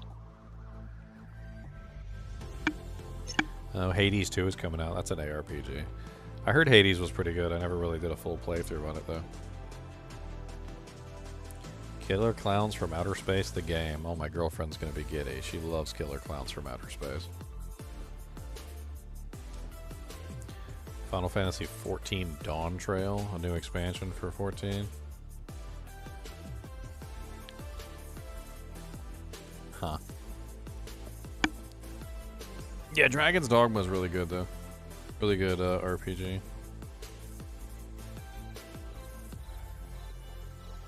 Yeah, I just never played the Final Fantasy one because it wasn't on PC when they launched it. I think that's what it was. And I waited for a long time, and it just never. Console only for a while. It never came out, and I was like, you know what? I'm just gonna whatever. Blah, blah, blah. I also got a lot very what's the term? I also got very kind of turned off by the fact that it was such a short game. People told me, I think I was listening to people when they were talking about it when it first came out, and they were like, I can't believe it ended at such and such, and I was like, wait a minute. So the FF7 remake ended. Where was it? During the story, it was It was like barely anything as you're into leaving the story. the city before you even go into the open world. Yeah, I mean it's like really, really short. I mean, Final Fantasy Fantasy VII is a really long game. Don't get me wrong. But yes, but it's 3 disc. But when I heard about how short the first remake game was, I was like, holy crap, they're just milking this. I was like, it's going to take them like 10 games to finish at that point. No, they made that game like as a trilogy. That was its original intention. That game was going to be 3 parts regardless. I mean, what I remember of Final From Fantasy the VII get-go. is you're in the city, Final and Fantasy then VII, the whole yeah. first part of the game is literally you leaving the city. But that's like not even that much remake. content. That's not even that much content. It's like a couple hours at best. Oh, it's disc 1. What I mean is like if you sat there and you just sat there and played it, you could probably get out of the city in like about an hour or 2. I mean, if you paid $70 for a game that was only an hour or 2, you'd be a little upset. Oh, I've definitely played more than an hour or 2 on it. I mean, are they at least letting you like carry the save files over from one game to the other? You know what I mean? Like when you finish part 1, you take your save file and carry it over to part 2. Not Baldur's Gate. I remember, what was it? Mass Effect. When I played Mass Effect, they did that in Mass Effect. Mass Effect would let you take your save file and load it into the next game. So when you had your save file from 1, you could load it into 2, and it would like pull in all your choices and everything, and like your equipment loadouts and whatnot. Well, it doesn't carry over like that. The game doesn't even play that way. You don't have your equipment. It's more of a not turn-based, but did you play Crisis Core?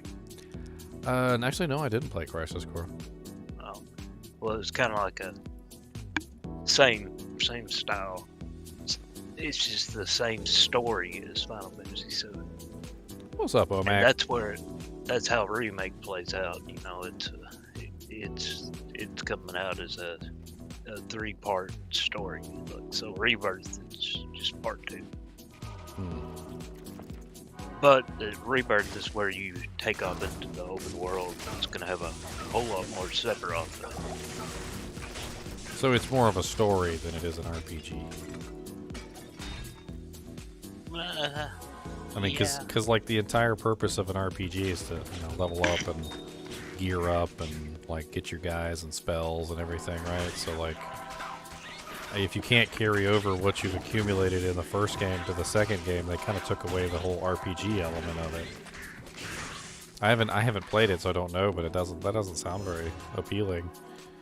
I mean, half the fun of playing Final Fantasy VII was getting all my characters level 100 and getting all their final weapons and like getting all the materials leveled up, so you had like you level up your Knights of the Round materia and stuff like that, Yeah, they did. I guess my understanding of it was they didn't want to like mess with the legacy of that any on the remake. So it's literally just the story? Yeah, it's like just a retelling of the same story with the graphics. Where does the that we second didn't one end? have. Is this the second one or the third one? What part in the story does the second one end on? Is it I end at don't like know. Aerith's death or something? I have no idea. I'm kind The of second one's not out yet. I'm trying to It comes remember like next month. exactly how far the story was, but like the story's kind of crazy in that game. It's long and it's very long. I mean, if you sat down today and you just dedicated yourself to beating Final Fantasy VII without, well, I wouldn't want to say without knowing what to do, but even with knowing what to do, it's probably going to be a pretty long journey. I wonder what FF7 speedruns are, just as a curiosity. Anymore, I mean, I could sit down and probably run through the whole game. 100% speed run, 17 hours, 47 minutes, and 45 seconds, Yeah, and that's a speed I was run. gonna say about 20 hours. So a 100% speed run is still close to 18 hours, and that's somebody who's actually speed running the game. I mean, average time, like FF7, average About play 60 time. to 70 hours on my part. When focusing on the main objectives, Final Fantasy VII is about 36.5 hours in length. If you're a gamer that strives to see all aspects of the game, you're likely to spend around 82 hours completing the entire game. So I mean, it's a massive game, not just in like what to do, but also in story too. Like there's a lot of story. So I'm really having trouble like trying to like wrap my head around how they would split that up into 3 segments, especially when they stopped at one of the really early segments. Like, don't you feel like leaving the city was kind of a really early segment? Comparatively, No. if you're gonna split up a game into 3 parts, that doesn't Not really really, seem... because I mean, once there was so much in the city that you had to do, and then once you get into the open world, it's I mean, I didn't you know, really it's feel like the it was open that world. much. You're a lot. You have a lot more freedom out there. I mean, how did the let's kind of like go through the, because I remember at least enough about it, and you can help me out if I forget. So you start out, you're on the train, like that's kind of like your whole thing. You do the train sequence, and then you end up going to the reactor. You destroy the reactor, you fight the little boss, you leave, you run away. Everybody gets kind of separated. You have to bring everybody back together. Cloud pretends to be a girl to go into the Hoochie Mansion.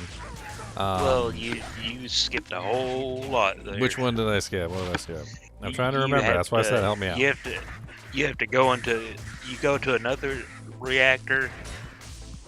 You meet Aerith. I thought you. because Well, you meet Eris when you fall through the roof of the church, right? Yeah, but that's the second reactor, and then you have to go through that whole little bit of dialogue and. I could see Chunks like some Final Fantasy VII. He knows. Oh, He's like, sir, I sir, played- sir. I'm just kidding. I played the crap out of that game. Yeah, me too. I played the crap out of that game. But I just don't really think that's really far in the story. Like, is there like a? Let me don't see know, if I can get like a chapter. breakdown. There's more in the city than I think you recall.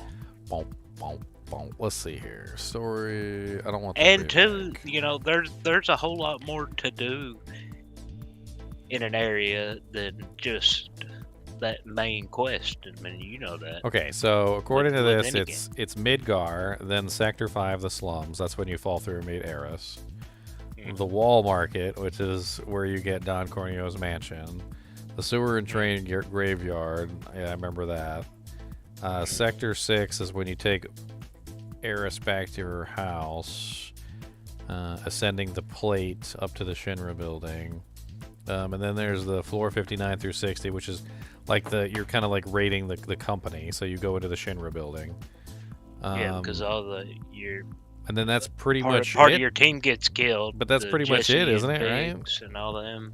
So like that's the whole city is like, because once you finish with the Shinra building, you're kind of booted out. You go Yeah, to but you then go to you that go, you go to you that go little to the town. road thing.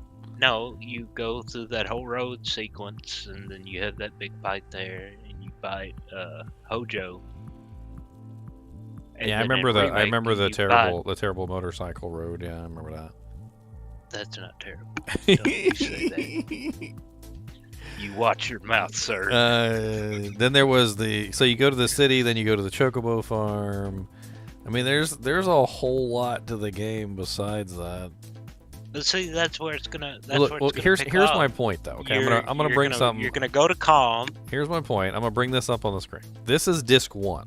Okay, Disc 1 is Midgar, Slums, Wall Market, Sewer Train Graveyard, Sector 6, Shinra Building, Calm, Chocobo Farm, Mithril Mine, Junon, Cargo Ship, Costa del Sol, Mount Coral. Then you go to the Gold Saucer, and you can kiss freaking what's his name?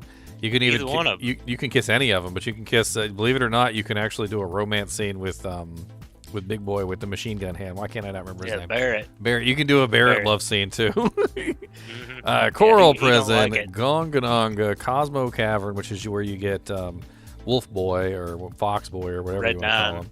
Yeah, and then Nibellum, then you go to Rocket Town, which is where you fly to the freaking moon. You get Gold Saucer. Then you get the Temple of the Ancients, which is where Eris dies. The Bone Village, and then finally the Forgotten Capital. which is where you let Eris's body float away. But that's disc 1. So they ended literally, if you're saying it's a trilogy, they literally ended this like way back here at like the beginning of disc. This isn't even halfway through disc 1. If you like run through the entire disc 1, that would at least like, I mean, that would have made sense because then you could do like 3 parts. I mean, disc 2 is freaking enormous as well. And then disc 3 is enormous. World. Well, actually, disc 3 isn't actually that big, is it? No. But disc 2 and disc 1 are freaking ridiculous. Disc 2 is more of the like having the open world in front of you. Yeah, but you go all over the place. I mean, unless they're going to cut out most of the but content. it gives you a lot of the options, and that's where like the weapons, like what you're looking at there, the ruby weapon, the emerald weapon, ultima weapon, you know, all that takes place.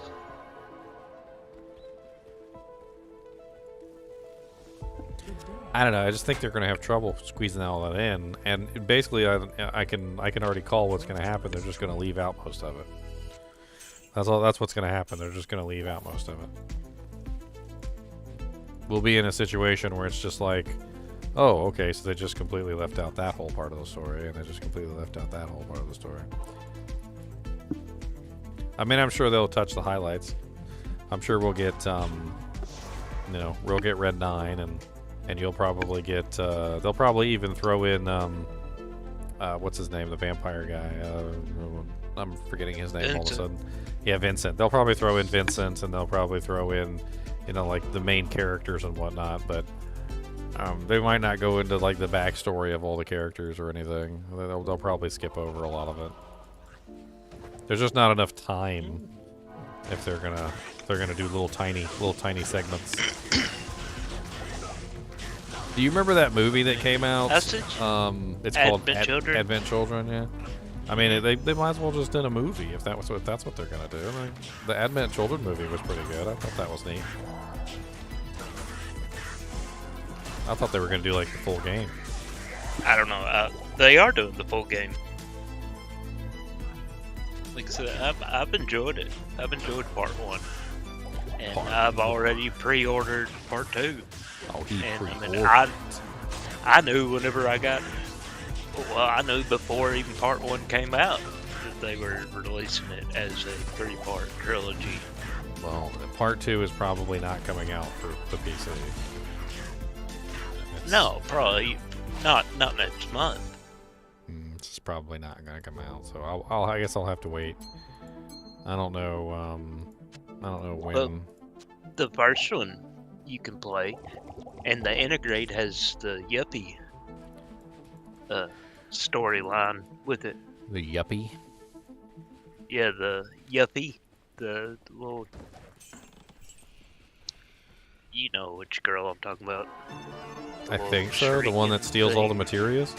Yes, that crazy little thing. She steals all the materia.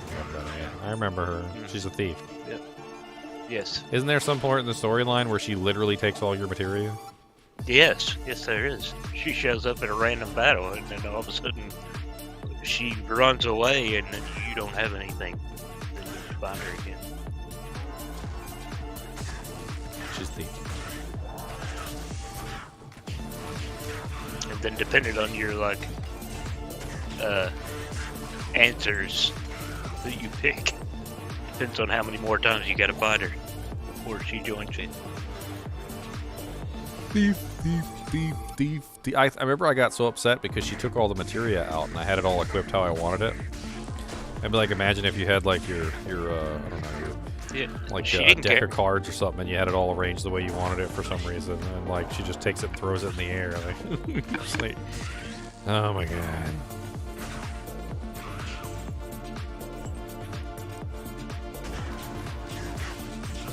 I'm gonna have to do a video on this little spider pit. It's gonna be fun.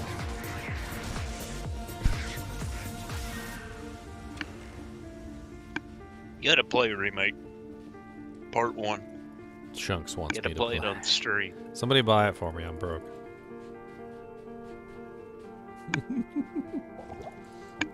I'm serious. I'm broke. serious.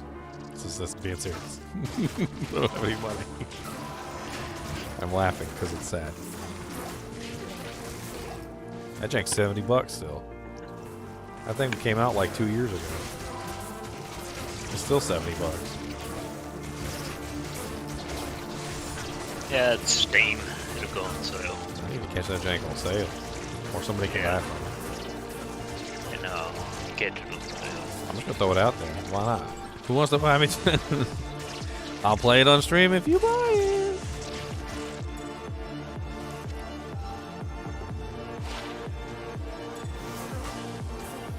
And we had some woman, because you work at a grocery store too. But we had some woman come up to ours like a couple months ago, and she bought like one of the $20 scratch offs or something, and won like $3 million.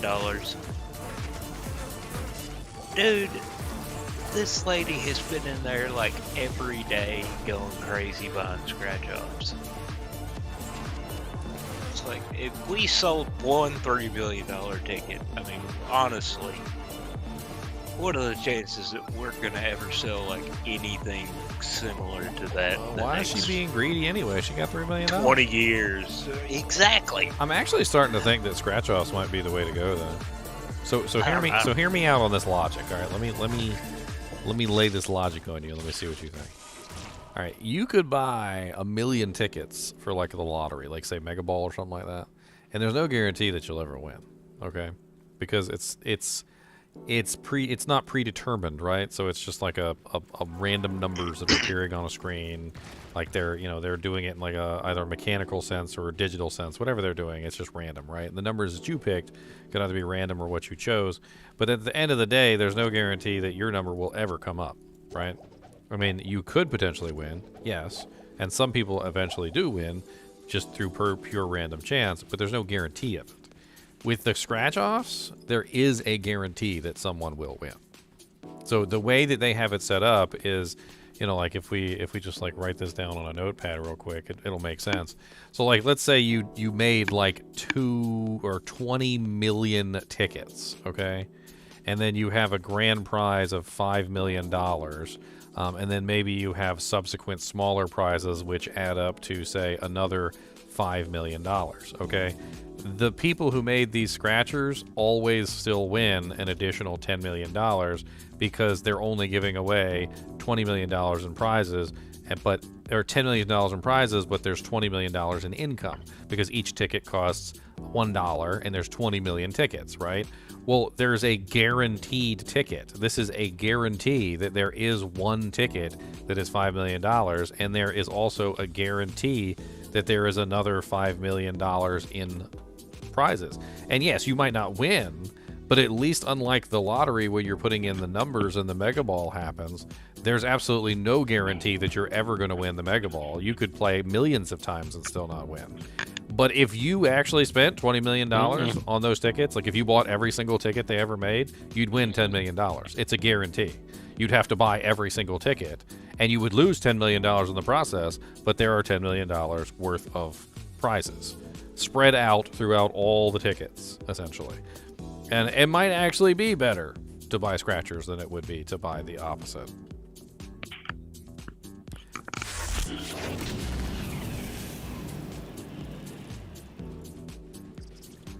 It's logic. Never bought one.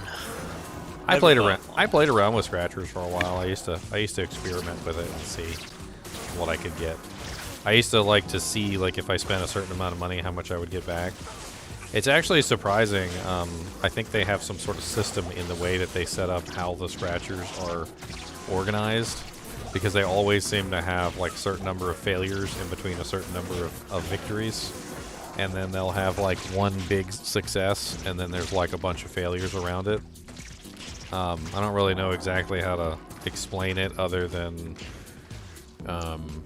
Well, see, that's my thoughts. It's something like this. Like, just pretend F is a failure and R is a reward, right? So they set up the tickets like this. They'll have like fail, fail, fail, fail, reward, reward, fail, fail, fail, fail, fail, reward, reward, reward, fail, fail, fail, fail, fail, fail, big reward. which is usually by itself, and then fail, fail, fail, fail, fail. They seem to set them up so that there's like no way that anybody wins more than a certain number of times in a sequence. And also, if you were to purchase all of these tickets from beginning to end, it would be, you know, like this many failures and this many successes, which usually wouldn't end up with like you really winning much of anything. I tested it out a lot, and you can spend like, you know, like $20, and a lot of the times you'll just win back like the same amount. You'll just win back the $20. It's almost every single time you'll either just like wash out completely or you'll lose like $2. I used to play around with it a lot. I'd go there and I'd just buy $20 in like dollar scratchers, and I'd pay attention to what the rewards were and how often I would win. And I must have done this like 10 or 20 times, and literally every single time it was like I would spend $20 and win like 18, or I would spend $20 and win like 22, or I would spend $20 and win like 19. It was always like almost dead even a wash. Do you have a bot in here? What kind of bot? Where is it? I don't know. I had some kind of pop up on the screen. Said something about Diablo Gold. Oh, that's a sound effect. Diablo Gold dropping. It's a channel play. Oh. It's the Diablo Gold sound, like the actual gold sound from the game. Well, I don't have your stream turned up. Got you in my ear. I don't listen to you on TV. Oh, okay. I'd So go you need crazy. you need an in Discord sound effect. That's what I heard. Don't poke the bear. What? We uploaded that one to the sound effects. It's in I there. know. It's in there. You don't want me to walk over It's to in my desk. It's in there. Where's the? How do I do this? I'll start playing with the claps and the horn. Here we go. See, it's this one right here. See, it's that one. That's that gold found sound effect. You're And I gonna also- make me walk to my And desk. I also got the butcher. I know what's there. Wah, wah, wah. I didn't put that one up there. That's you just like that one. That's your favorite. I do like that one, and I like the drum one.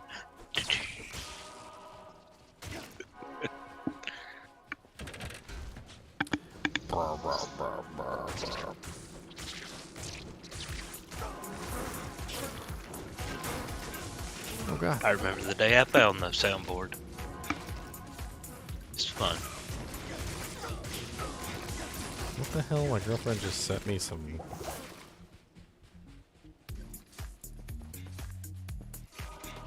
Ooh, you got wrecked. Yeah, I know. I was getting my booty smacked. I was looking down at my phone because my girlfriend sent me a message. Something about some membership. Hey, this might be D2, not D4. You still can't look away too long.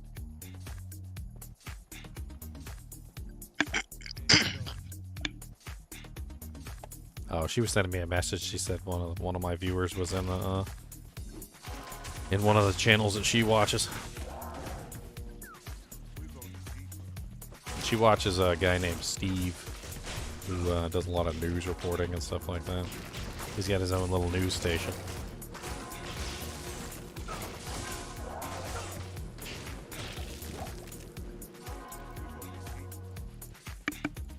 By law, they have to pay 91% of the money that comes out of it. Is that true, Kexler? I thought it was probably more of a profit in their direction, like 50%, but...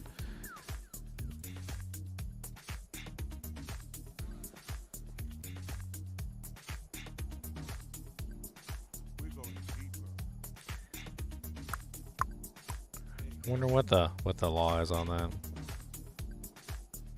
I bet you I could find it if I looked. It's probably different for each state, I would assume.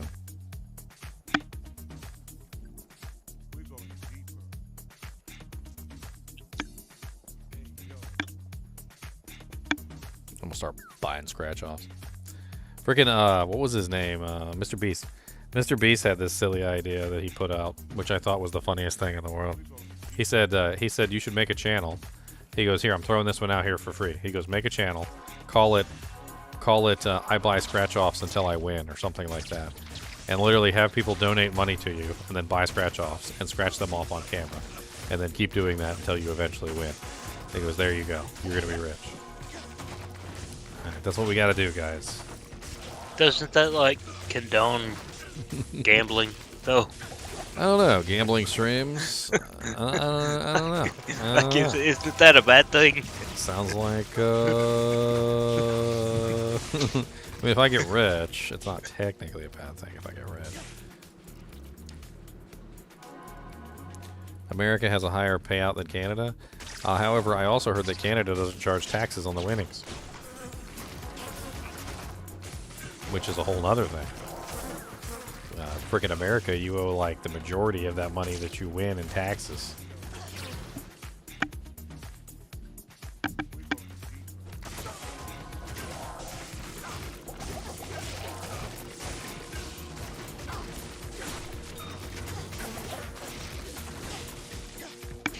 What's the freaking like tax on income gains or whatever in the United States? Isn't it like some crazy amount?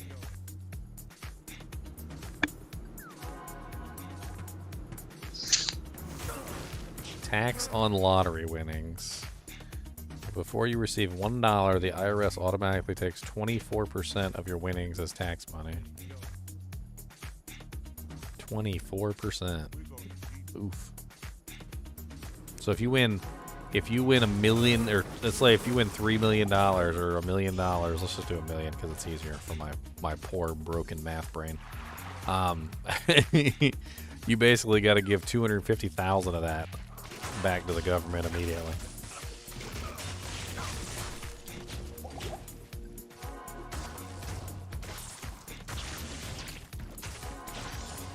Well, that was just Fed. That was your Fed taxes. We weren't even covering state. State is definitely going to vary depending on where you are. So that's just 24% Fed.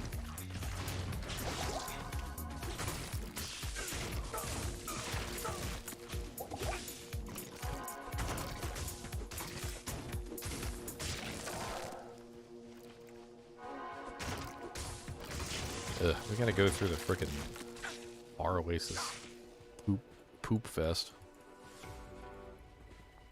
I mean, there's one thing about being a Vengeance Paladin, I ain't got no problem running through most of these zones.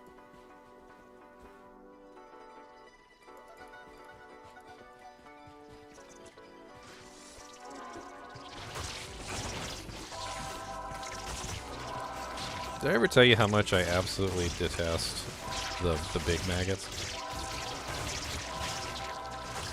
I think there's like one of my most hated monsters is these ones like this that are like nearly unkillable, and then they teleport, and then on top of that, you know how the big maggots will do that thing where they burrow underground and then they heal themselves?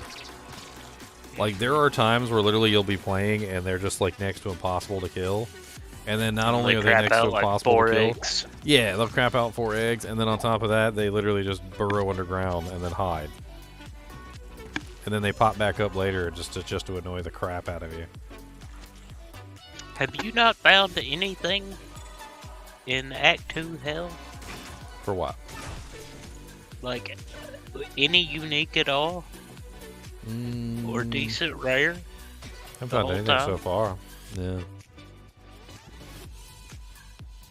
I mean, I did take off my magic find, so there's that. Put on the Duriel shell because the Duriel shell's way better for, you know, not dying and stuff. And it is important. I like to not die. It's an important thing. Where the hell are the stairs at? That Duriel shell is definitely an A+ armor for if you get it for a merc. Oh yeah. I had it on the merc before I threw it on this character. Duriel shell is beast. You want to see me kill myself on a Thorns merc? I mean, a Thorns monster? Yes. You do. Okay. Alright, Yes. watch. See this guy? I'm going to go ahead and I'm going to convert him. Okay. Alright. Then my Thorns is going to apply to the monster. Here, I don't have any portals. Wait a minute. Oh, wait, there's a portal. Okay, there we go. Alright. So then I walk up to him after he deconverts, so I just wait for the moment that he deconverts, and then once he deconverts... You haven't used that portal. Hold on, let me go refresh my portalises. It's kind of jankety, because you can't always, like, rely on it to happen, but when it happens and you just end up one-shotting yourself, you're like, oh, my bad.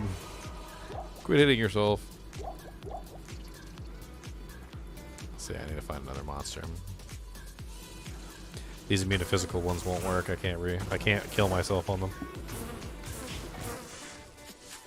Where's Kubus? He's quiet. He is. He He's just sleeping? he took a nap. Yeah. He must have had a rough day. Oh, poor fella. Poor fella. All right, here we go. I gotta beat him. Okay. Wait for the beat him to deconvert. 16 seconds, and then I wail on him and kill myself. All right, 3, 2, 1, go. Deconvert. Come on, you can do it. Stop walking around like a crazy person. Ah. Why do they do that? Why are they all like crackheads? Ooh, an emerald. That boy like straight up crackhead mode. He just started running around like a crackhead. Here, I'll just convert a bunch of them. That way I can get a decent number. Why are they still attacking me? Are they not converted? That's really strange.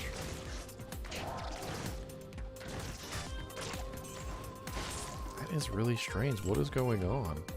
The converts are happening, but then they're not getting but then my merc is still attacking them, and then they're still attacking me while they're converted. It's like they're broken.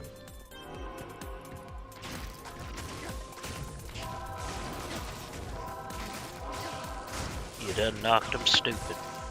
Pretty much. Alright, come on, deconvert. Give me my thorns.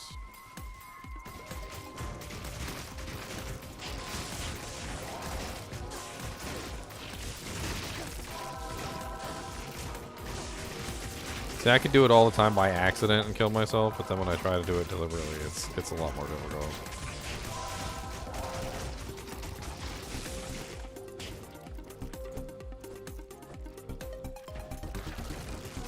Your mark's just tearing it up. I know, she's doing good. That's a conviction aura, I think. She's got lots of fire damage, and she's just ripping them to shreds because of the conviction aura. Don't the beetles have low fire anyways? I think so.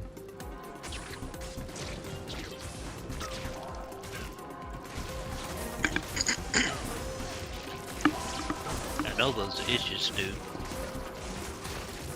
Oh yeah. Don't be spitting at me.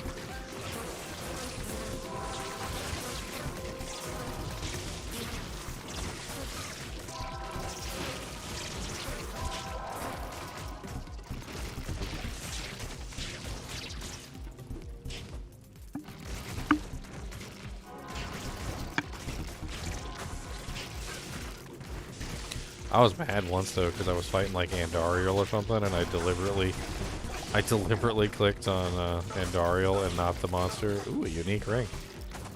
Ah. SSOJ or BK. That could be anything, couldn't it?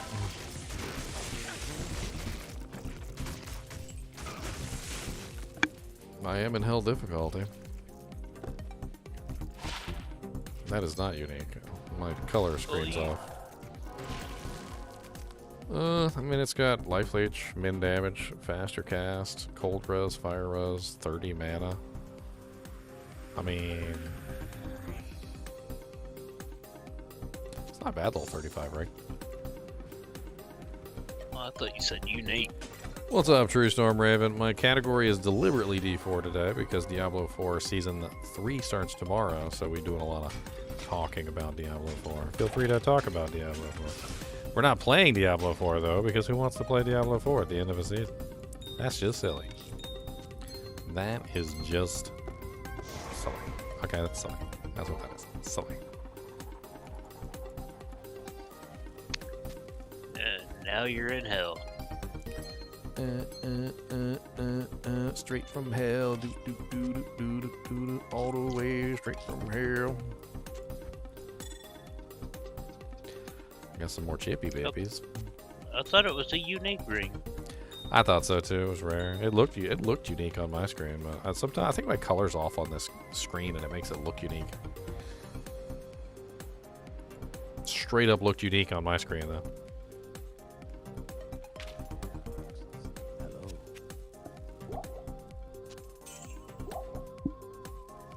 Today's poll is Diablo 4 related, too.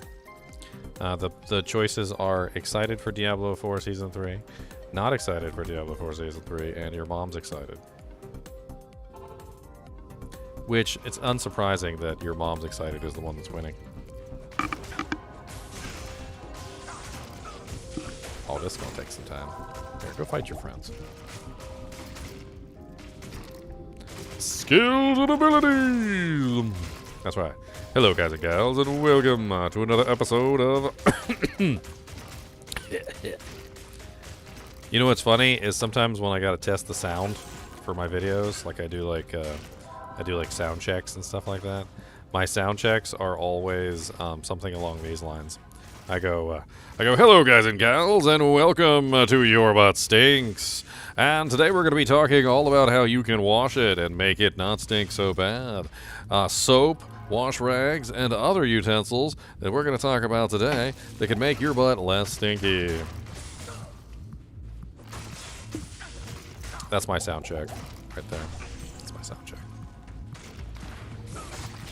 You know, most people would just go sound check 1, 2. Sound check 1, 2, but not me, because I'm strange. I'm a strange, unusual person.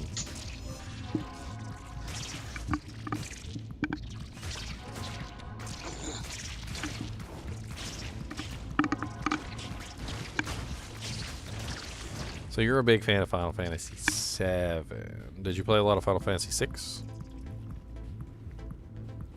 Yeah, I mean, I played through it, but not as much as I did 7. No, I Nowhere near.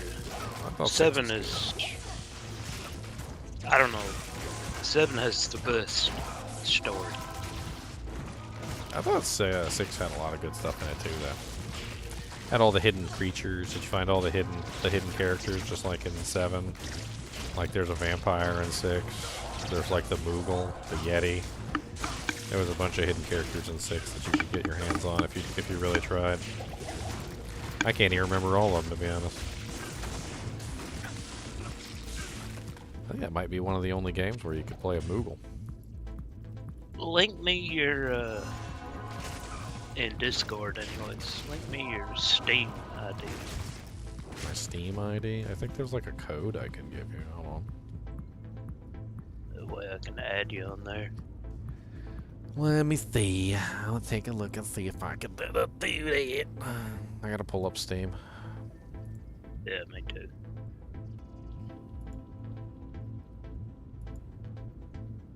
I can't even remember how to do that kind of stuff. You asking me for a whole lot here, sir.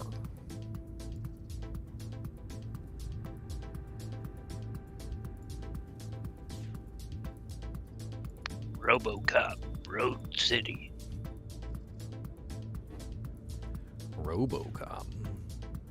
I don't know, it's the advertisement on Steam midweek deal.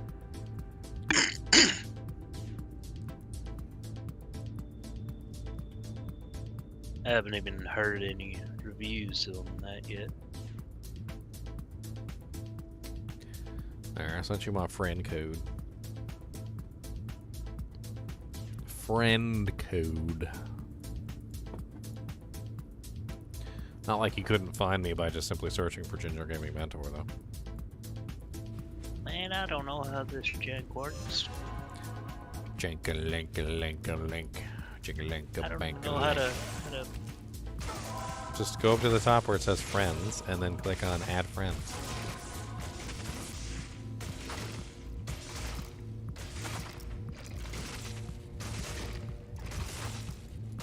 Well, this is useless. He's immune to physical.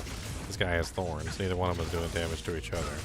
Ow! Why are you so ouchy? Why are you so ouchy? I don't like it at all.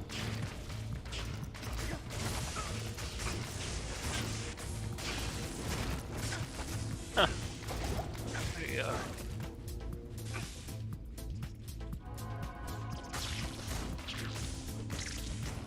Hey, Cody. Cody. Alright. Did I you finally said it. wake up? Er, Come here. Come here, Cody. I did something. Come here. Chunk said he was worried about you. He said you was real That's quiet right. and he thought you was dead. So come up here and show him you're not dead. See, I'm not dead. Here, stick your tongue out. Good lick. Give it a lick. Give him a lick. There you go. See, he's not dead. He's licking. As long as he's licking, he's not dead. He's not dead. He's licking. But I lick everything. What you got? You got anything for me to lick? He said I like licking stuff. Ew, grody. Well, you got some grody. That's a grody. Grody boy. You got some eye cookies too? Well, you got some eye cookies. Did you have a good nap? Hmm? Did you have a good nap? Did you go night night for a while? Take a nap? Sleeping? He said, yeah, I went to bed and you were playing the game. And then I woke up and you're still playing the game. He said, why are we still playing a game? He said, we should be playing toys. We should be playing with toys.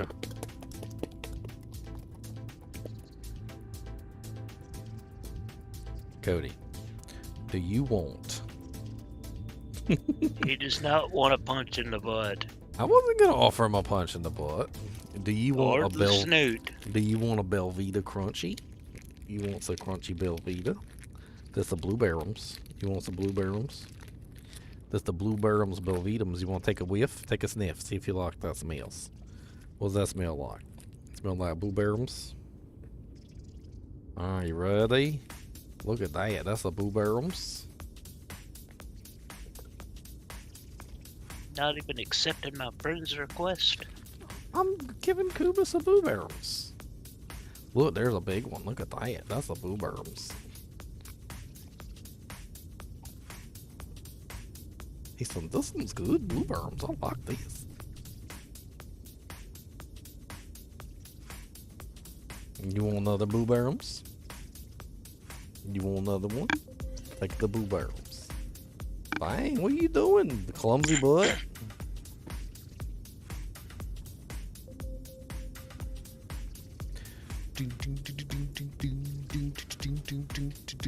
Pending invites. Guy who likes Final Fantasy VII.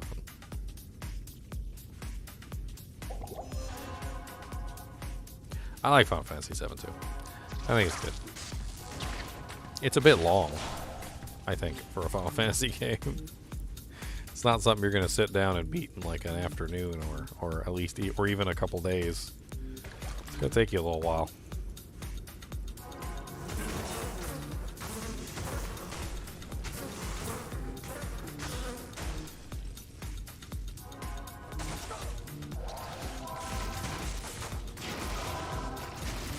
I think a day or two. I figured that one will go on sale about as soon as Rebirth comes out next month. I still remember the first time I played it. I had Eris all maxed out with equipment, and I got her all beefed up with materia and leveled up real good, and she was like my main healer. Yeah, I think it's about how everybody did it the first playthrough. Boy, and then she died, Her and I was limit like, breaks were just wonderful. I was like, wait a minute. You mean I spent all this time leveling her up, and she dead? Mm-hmm. She's just dead? That's just wrong. That's what that is. I had a Game Genie back then, and there was a code that you could Like to bring her back? put into it to where she would replace one of your characters, but you'd still get like her limit powers after she was dead in the story. You could still use it. So story-wise, she was gone, but as far as battles, she's right there. Good old Game Genie.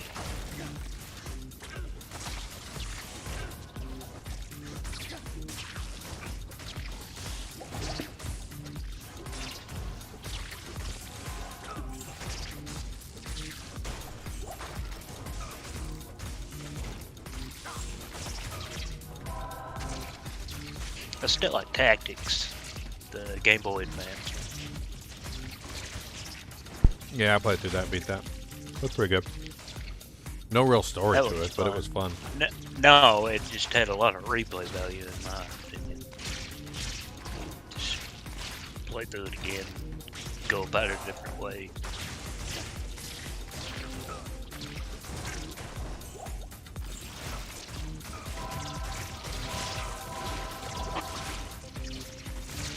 I like to have my options on games.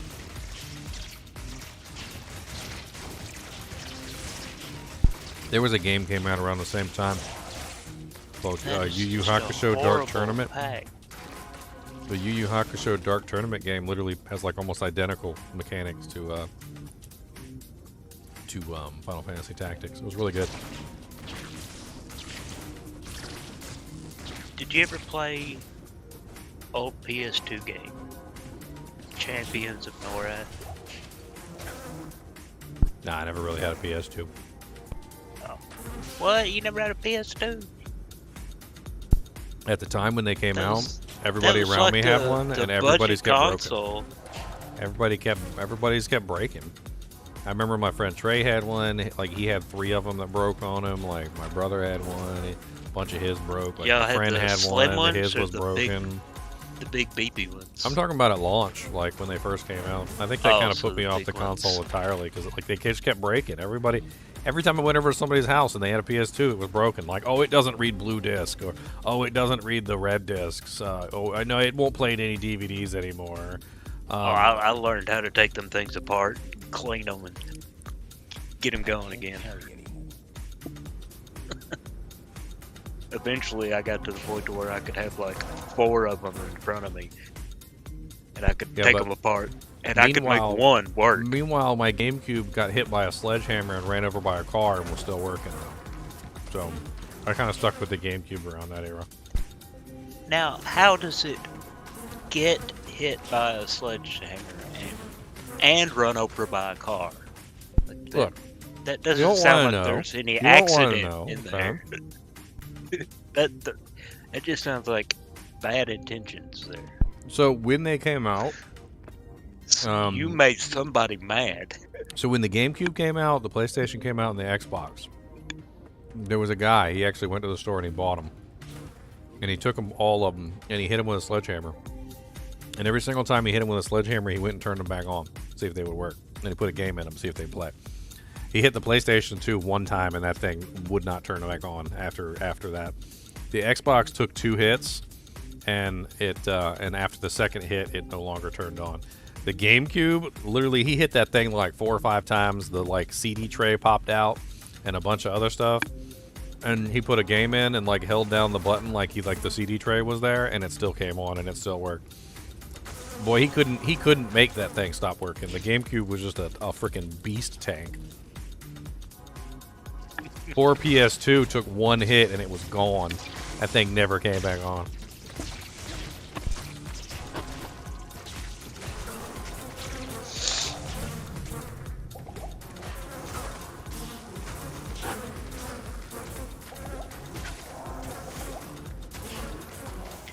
I love PS2.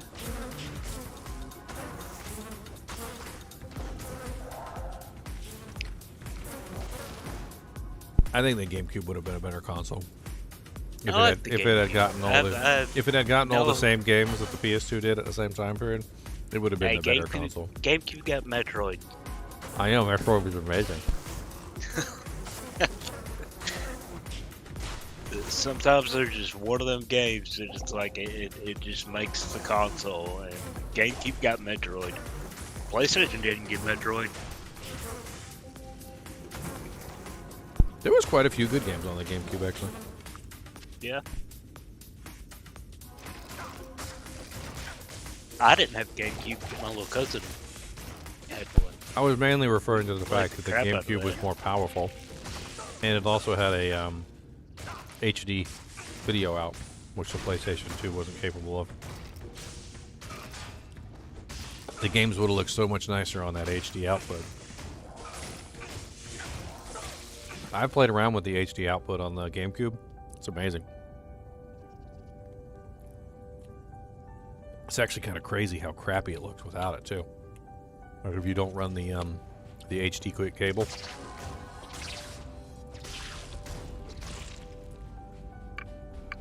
It I don't even know how to upload it. Like, you really have to, like, at least one time in your life play the GameCube with the HD cable. It's like a modern console. Looks amazing. Ah, it's spicy in there. Time to take a step back and let the let the thorns work. Let the exploding arrow work from the mercenary. It's almost like you're in the maggot layer or something. Almost like I'm in the maggot layer. Almost. I'm pretty sure I am, sir.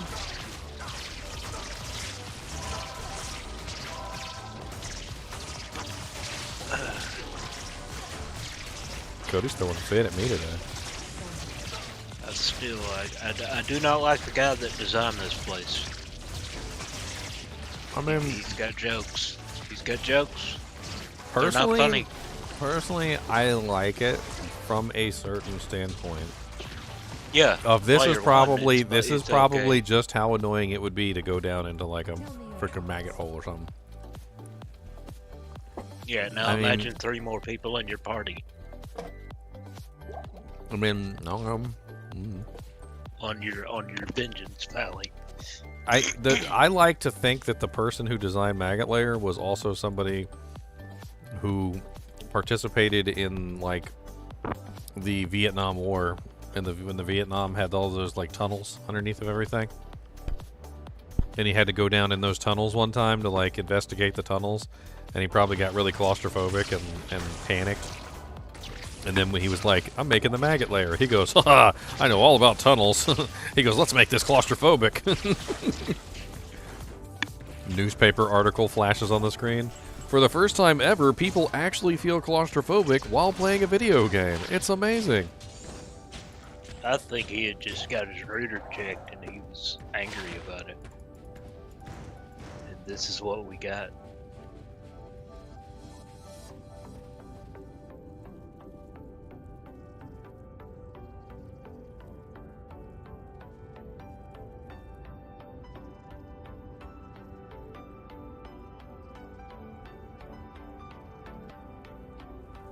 Why you bring me a random paper towel? Like, well, you're proud of it too. Like here's this little random paper towel. Are you gonna eat it? That's what you do with paper towels, isn't it? You eat them. Does he eat dryer sheets? Probably. I haven't seen any now that you mention it. Good. Hmm? Do not feed him that paper towel. Hey, feed him anything. He brought it to me.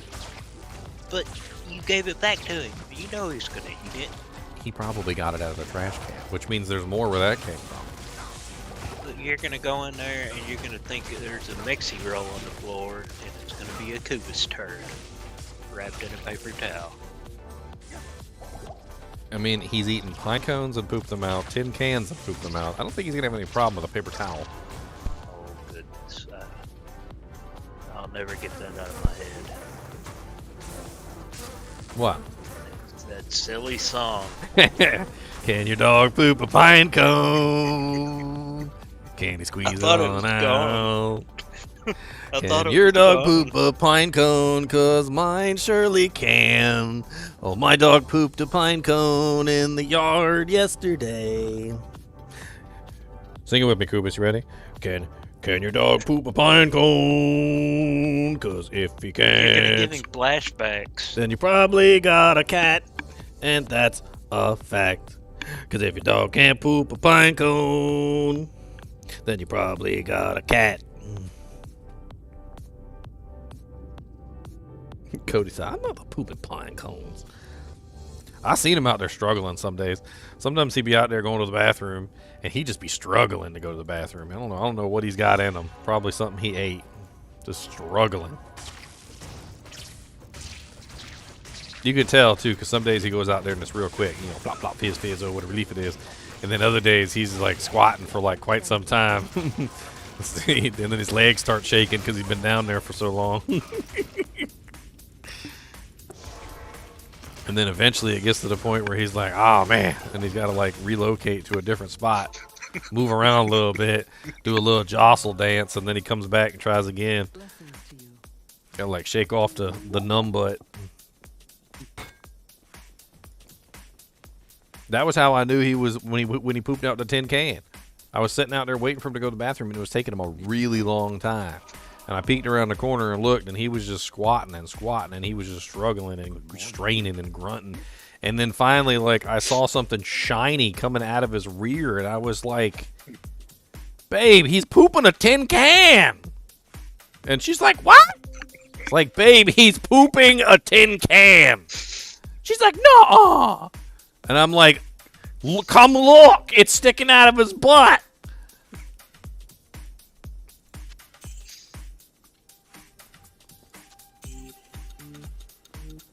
Freaking a tin can. And then the pine cone. And then she texted me about the pine cone one day. I'm just sitting in here streaming, and she's like, babe, Cody pooped out a pine cone. And I'm like, what? It's like, what do you mean he pooped out a pine cone?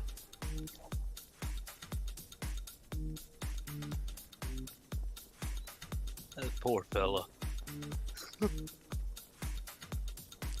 So mistreated.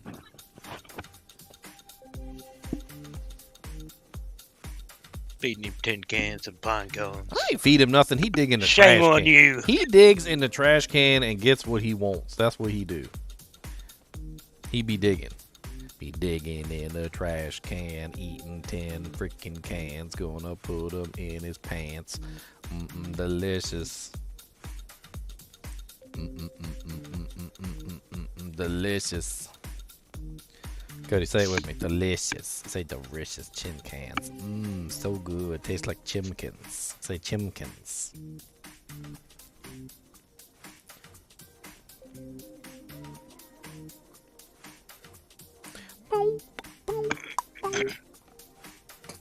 You gonna be on for a little while longer? I don't know. Yeah, probably.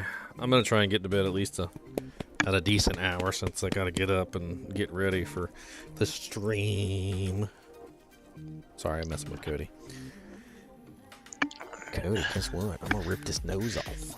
I'm gonna rip this. You don't need this nose. That's extra nostrums. You don't need that nostrums.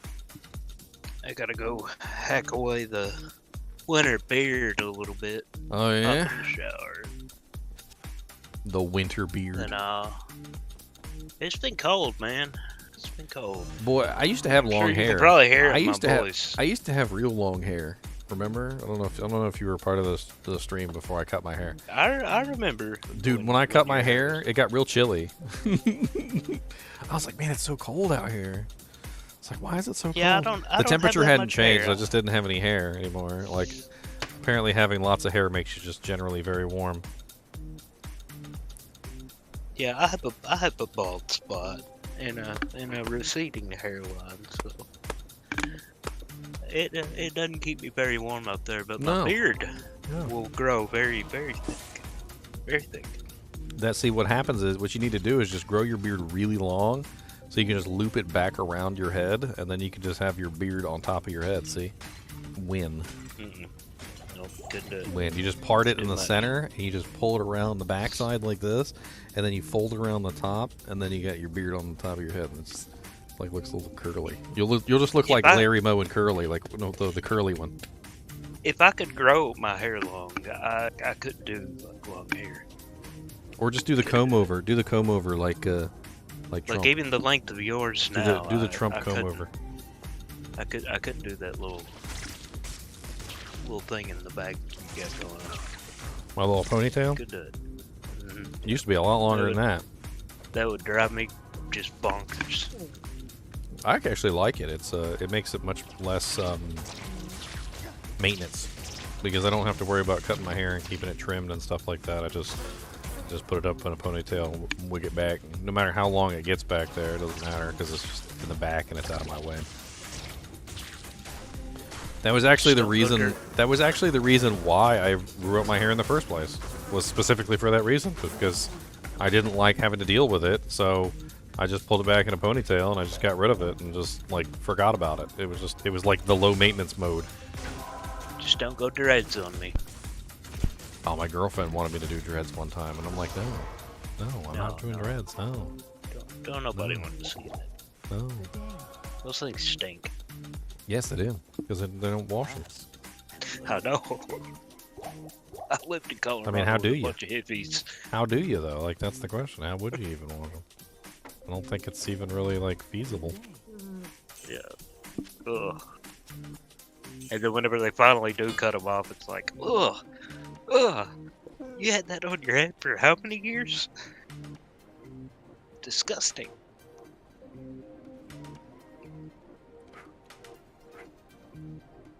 I'll be back if you're still on. All right. Later, bud.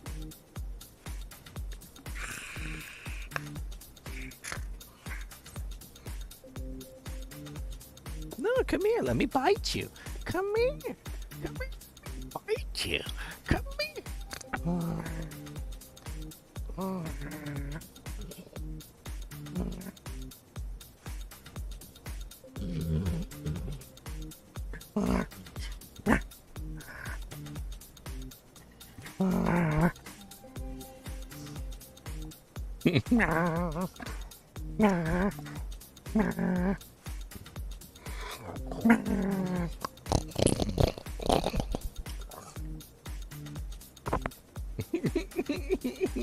Oh Lord, I done started it now. I started it. I aggravated the dog.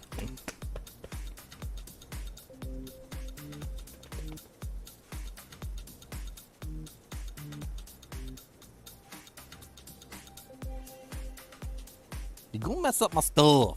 You gonna mess up my stuff. You're gonna drink all my potions.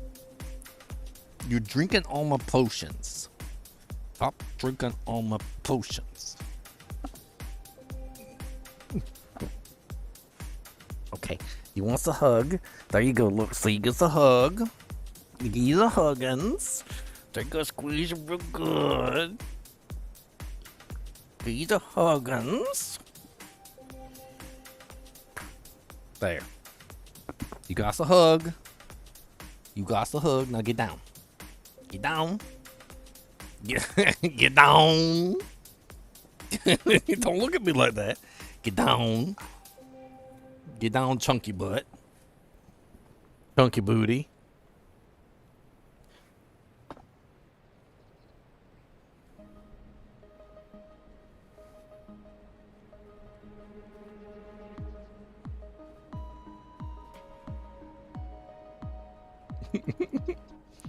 Chunky booty butt.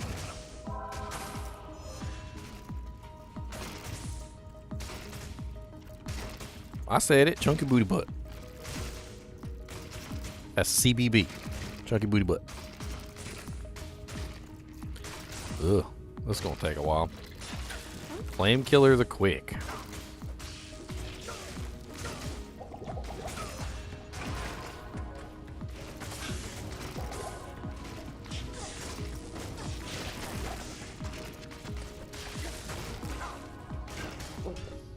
Oh, can't believe I just did that. After all that work to get to level 3. After all that work to get to level 3, I just did. Cody, I blame you. That's right. I said it. It's your fault. You did it. You did it, Cody. It's all yours faults. That's right. I said it. And I meant it.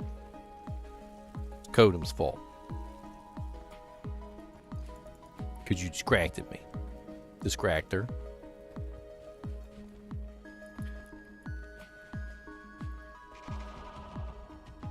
Now I gotta get all the way back there. And there's monsums in the way. So many monsums in the way. So many monsums gonna eat my face today. Totems, I don't know what to tell you, buddy. You are a turd. How about that?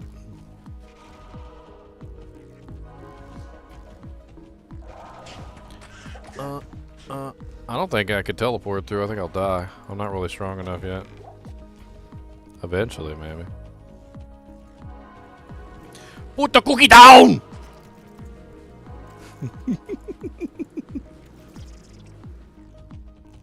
Cody did not like that at all. Cody! Put the cookie down!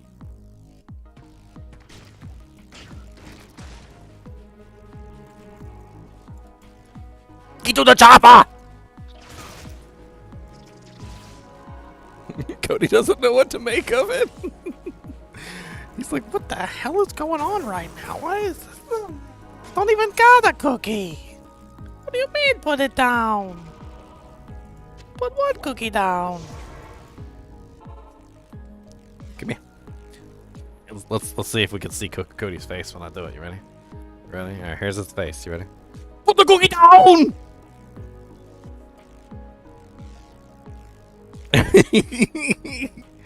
You're a big silly face. That's what you are. You're a big silly face. I'm gonna get them fangs.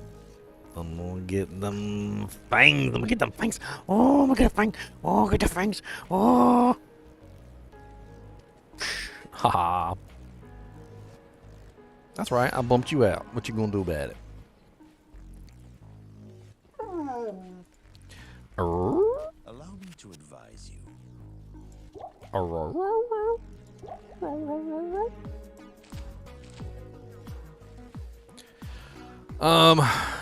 I'm still very torn between either doing the lightning druid or doing the bone spirit necromancer. I'm leaning toward the bone spirit necromancer this season, but and Cody has to interject on everything.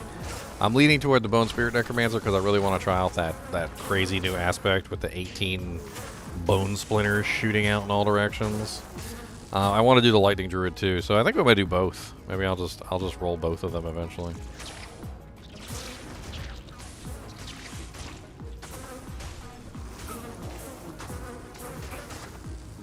At least I know where the entrance is this time, and I don't gotta wander and meander. I can just go straight there. I think freaking Merc got stuck over there and died. Cody, put the cookie down!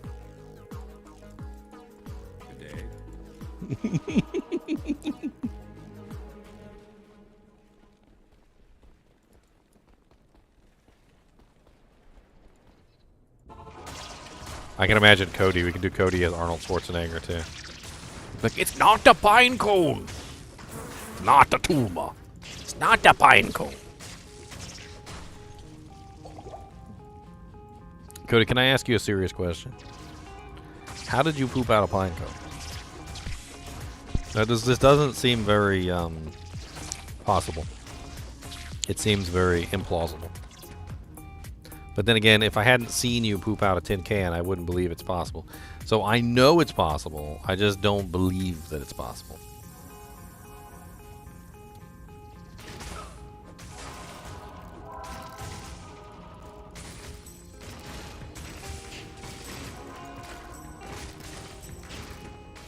Ugh.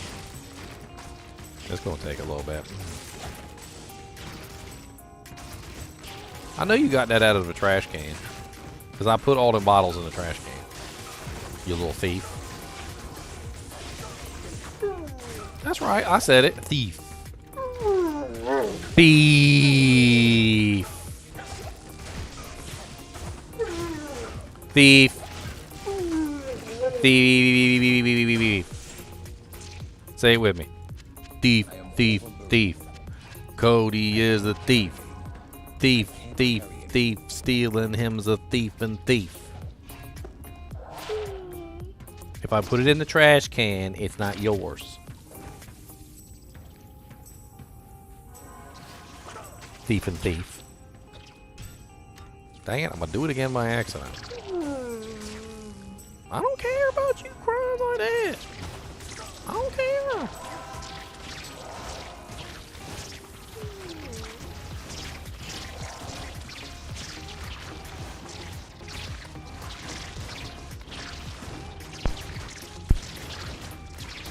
Cause Cody's crying in a house tonight.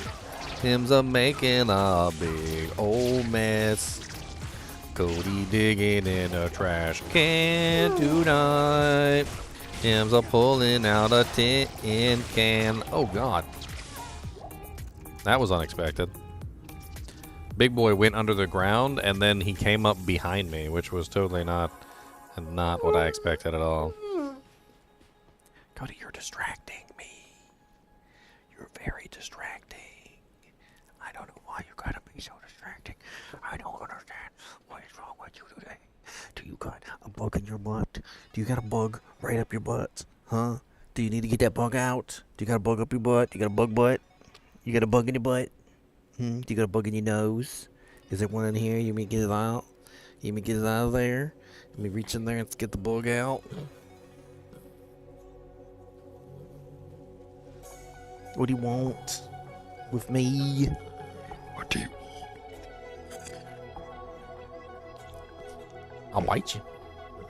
I'll bite you.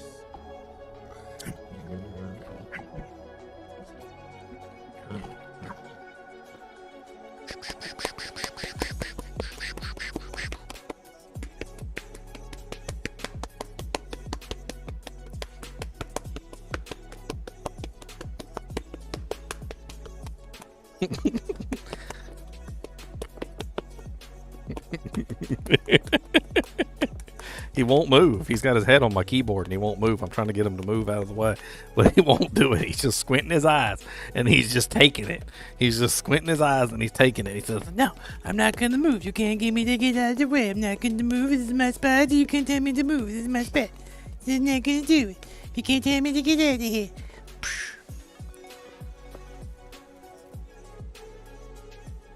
Got you to move? Ha! Ha ha ha ha. I'm doing terrible today. Let a big old stank out. Oh yeah, we got a bark out. That's right. Cody, come here. Come here. Come here. No, no, no, no, no, no. You're not coming up here. Why you don't know why you was gonna do that? No, you're not coming up here. Are you ready? Okay. Whoa!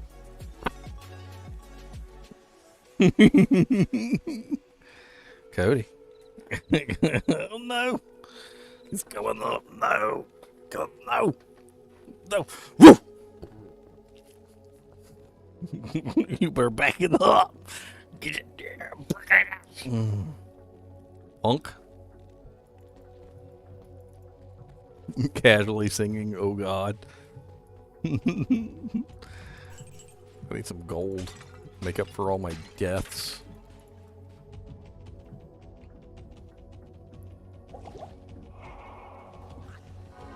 I'm just trying to live my life. Oh God, I'm going to die. Oh, I need to charge away. Oh God, no, don't do that. Don't do that. Oh my gosh, stop it. Stop it, don't let him do it. Don't let him get you. Don't take me alive, my man.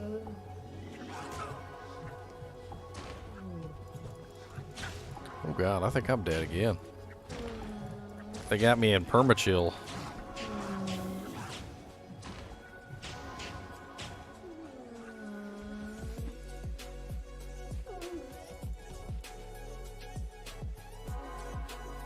I got away.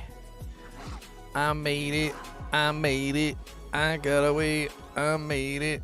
I made it. I made it.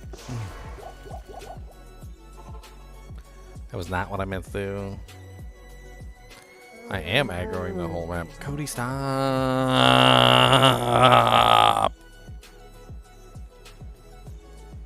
You gotta get the weird voice, otherwise you won't listen.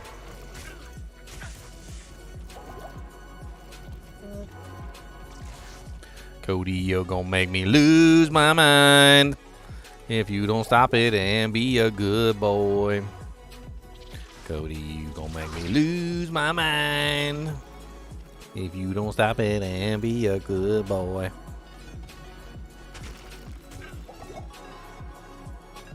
Big baby dog. That's some dang on baby dog. Gotta get that baby dog. Don't boom dang on baby dog. Gotta get that baby dog. I make fun of him all the time. He's probably just mad at me because I make fun of Tell him. me your troubles. He's not baby dog. He's not baby. He has a no. Approach and let's He's not a baby dog. He's certainly not baby sized. need some He help. he wears my shirt size basically. I put a shirt on him earlier today. He literally wears my shirt size. He's big as I am. Okay. All right. Let's go. This our way. Oh Lord, champion locust.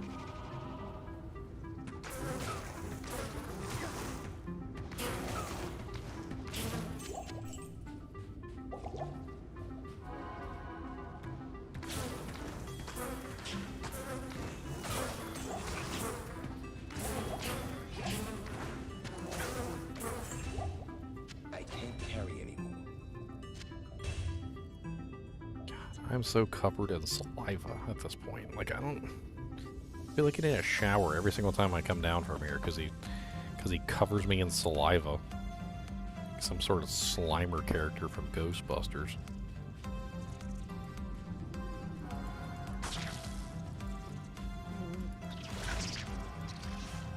I need you to come around the corner and shoot this guy. Like, come on, what the hell's going on?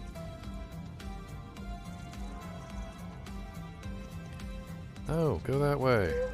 Go. Go. Keep going. There you go. Shoot him. Shoot him, shoot him, shoot him, shoot him, shoot him, shoot him.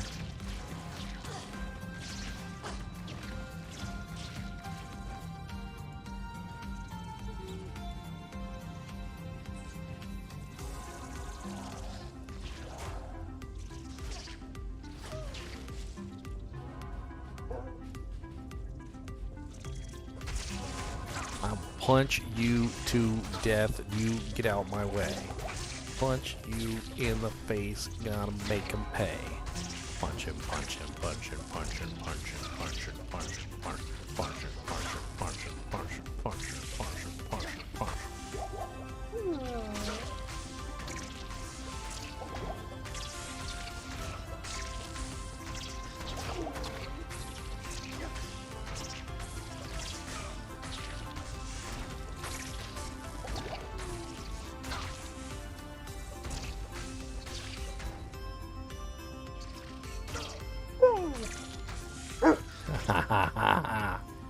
Right, shush it.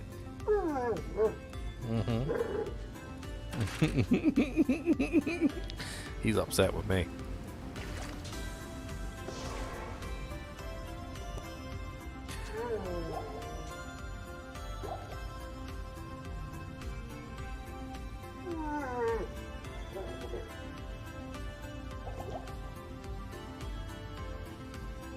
Where the hell did I die at? I don't even remember. You get over here, Merc, and come shoot something.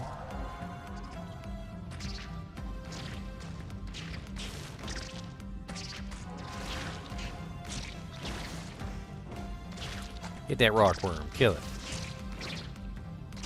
Thank you.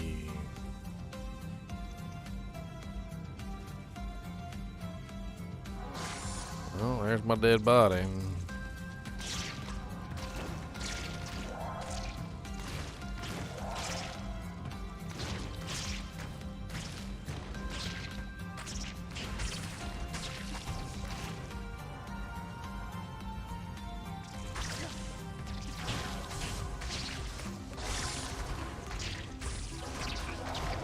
I need my body back, body back, body back, body back.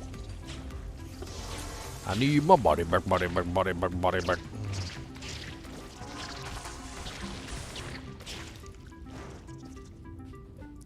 I need my body back, body back, body back, body back. Wow.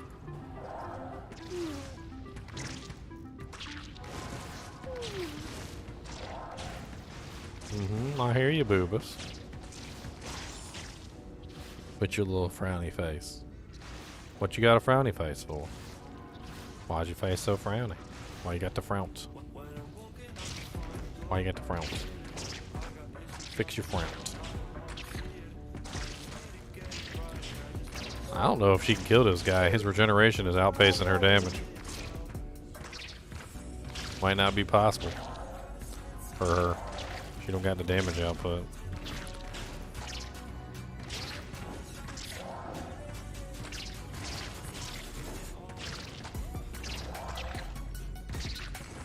Terrible. Terrible. I don't think I can kill him today. Maybe if I throw on a weapon, I can assist. Might be worth a try. I do have my old bloodletter handy. I'm gonna need some mana pots.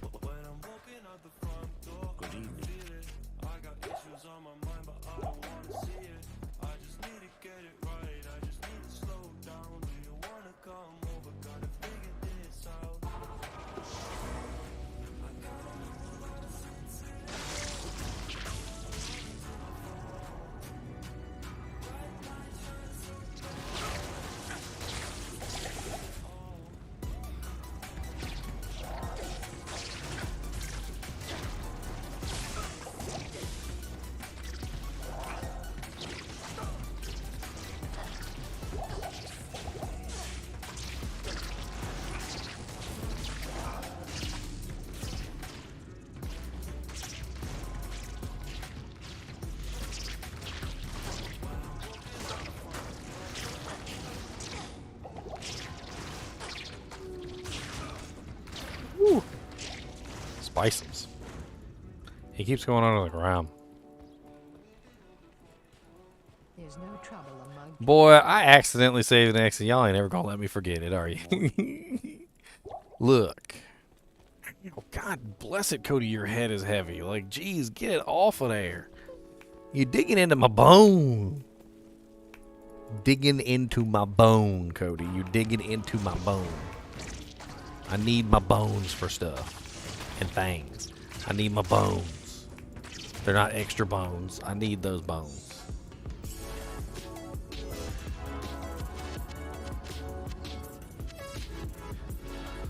Under Cougar Falcon mask. Alright, let's go back to town, re-potion up.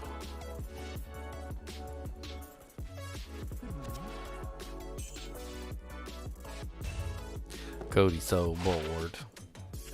Cody's so freaking bored. He don't got nothing to do. Doesn't got no alligators or no balls to. You still ain't brought me alligator. Where's my alligator at? Go get me alligator. Go find alligator. Sometimes he forgets halfway there and he turns around and it's like, what am I doing again? I don't know if I remember. So you got to remind him like 3 times while he's searching.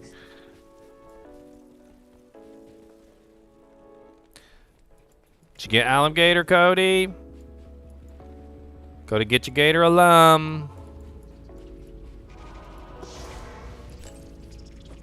Oh God, that guy's extra fast. Why is him so fast?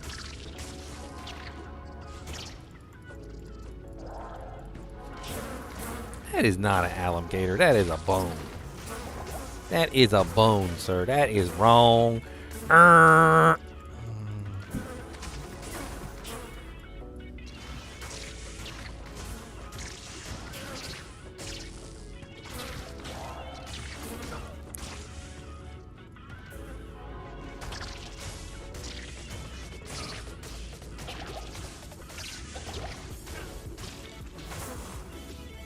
Where's my alligator? He's on the window. Go get him on the window. He's on the window.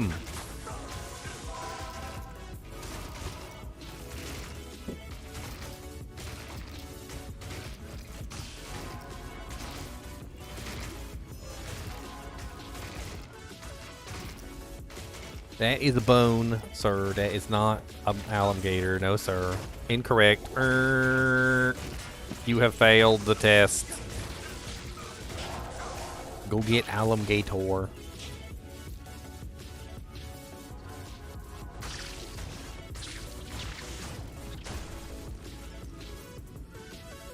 Where's alligator? Go get him. Why are you trying to cheat and bring me other toys? That's not how it works. I didn't ask for the bone. I asked for the alligator. It keeps him busy while he runs around searching. It's actually pretty ingenious.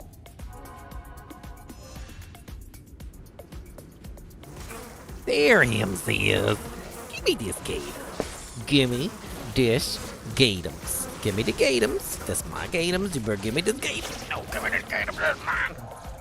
It's my gatum. No, go ahead, my gatum. Papa.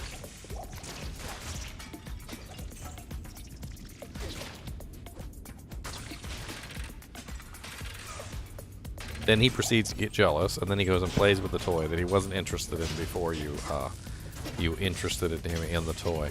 It's actually quite hilarious. He wasn't interested in that toy 5 minutes ago, but as soon as I asked for it, he was interested in it. He brought it to me, and then I started to play with it, and then he gets mad, and then he takes it away, and then he goes and plays with it, because God forbid I play with this toy. No. He gets to play with this toy. I don't get to play with this toy. That's his toy. He wants to play with it. Now he's interested in playing with the toy because I tried to take it from him. It's absolutely silly. It's just absolutely silly. The moment that I express interest in the toy is the moment that he expressed interest in the toy. He doesn't care about the toy unless I care about the toy. And then as soon as I care about the toy, he takes it away from me and he won't let me play with it. And then he goes and hides it so I can't find it. He just went and hid it so I can't find it. Where's Alligator? Where's Alligator? Where did he go? He thinks I won't notice. Where's Alligator? Where'd he go?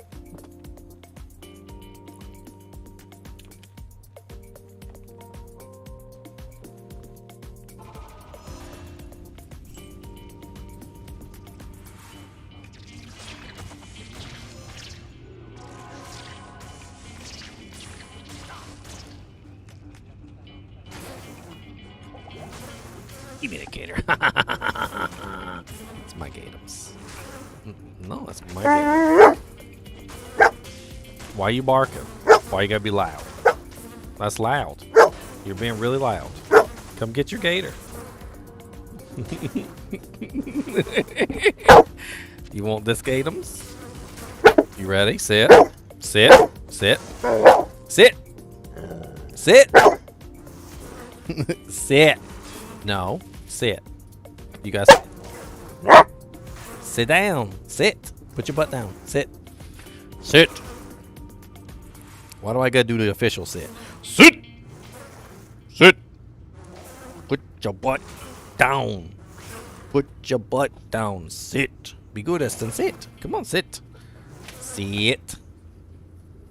That is not correct. No, sir. I will die to this bug before I give you this alligator. Ugh.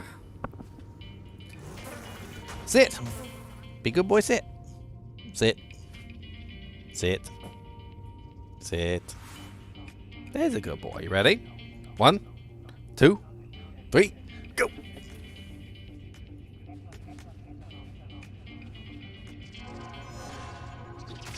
The longest maggot layer I've ever done in my life.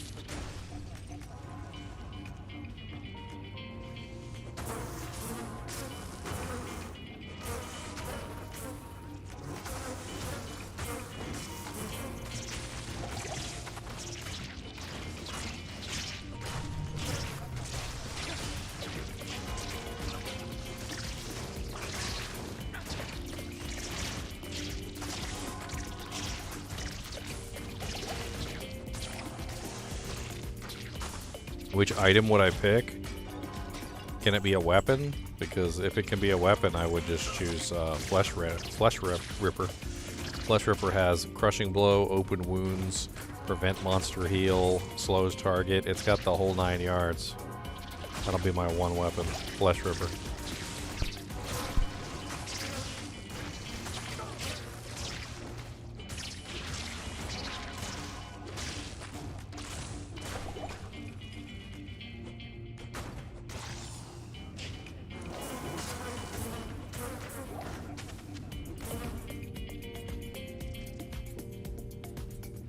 Knocking it with an F rune so I can actually hit stuff.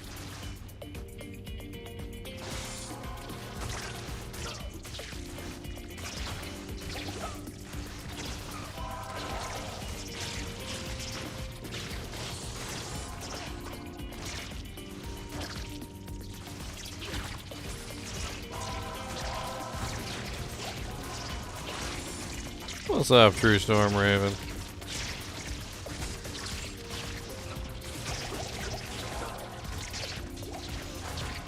I still can't decide. I don't know.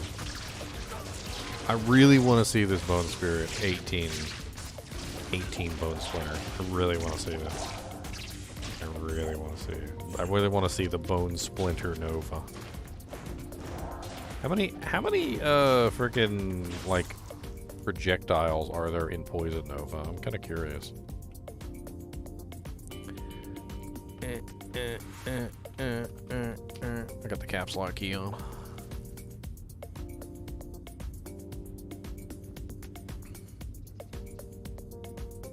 Ooh, a lot more than 18.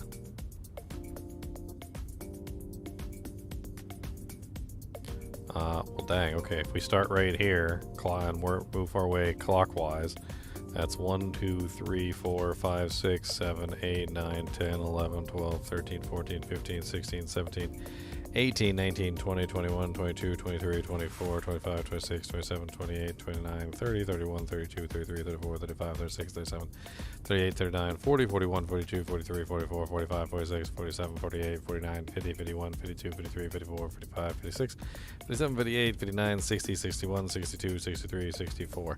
64. Holy crap, that's more than I would have guessed. Okay. So not quite Poison Nova levels with only 18, because 18 wouldn't be quite as amazing. I mean, we could do something funny real quick. Hold on. Let me let's do this. Save image as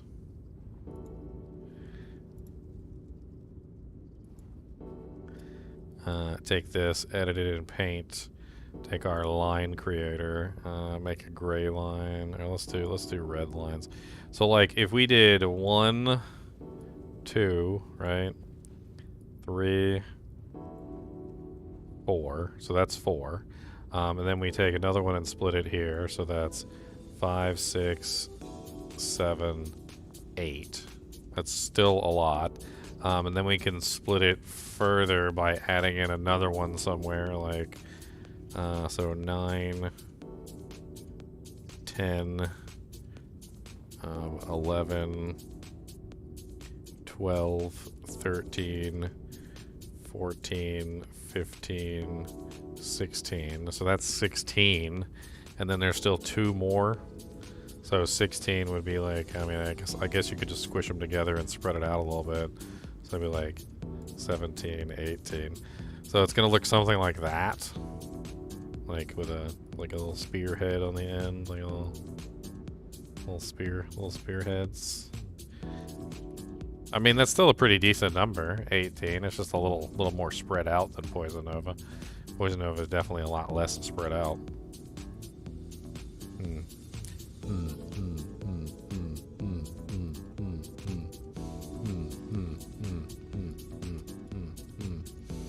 Doesn't Bone Splinters also have that little thing that it does, where it like can go into more than one?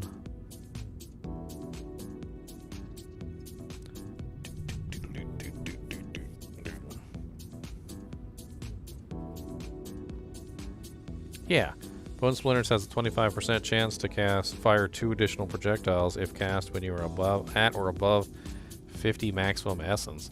So a 25% chance to cast 2 projectiles, if that applies to it, that's 18, 25% of 18. So you end up with, what is that, 2, like about maybe like 4 extra, give or take. So that'd be like 18, 19, 20, 21, 22, so like 22 projectiles at that point.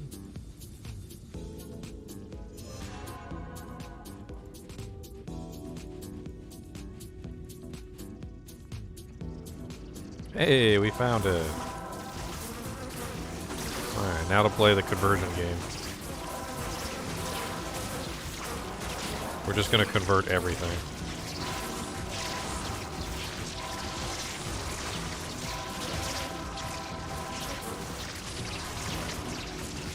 And then we're just going to let it all fight.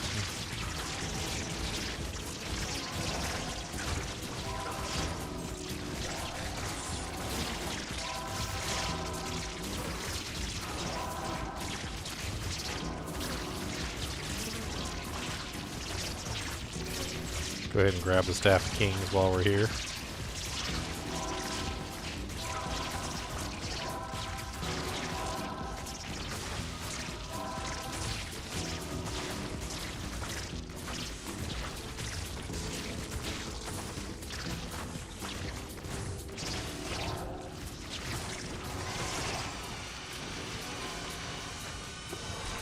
Alright, let's get the hell out of Dodge. Out of Dodge. 454 lightning damage. What the?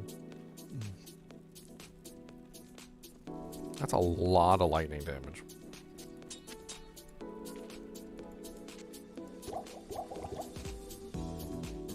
How may I help you?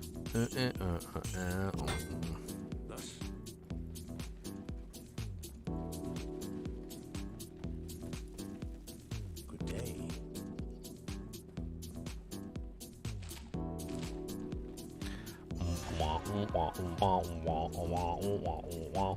We ain't got no waypoints, do we?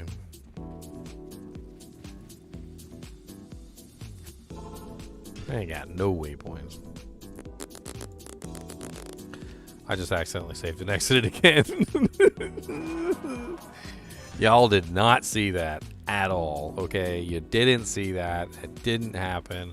I don't know why I keep doing that. I think I'm broken, okay? Inside and out. I'm broken, alright? I'm broken.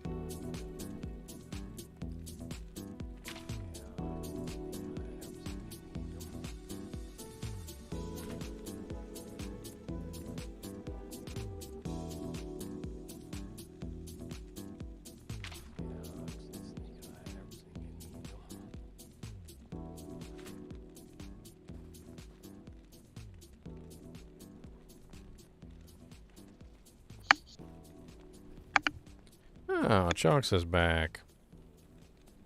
What's up? Chunky Lunky.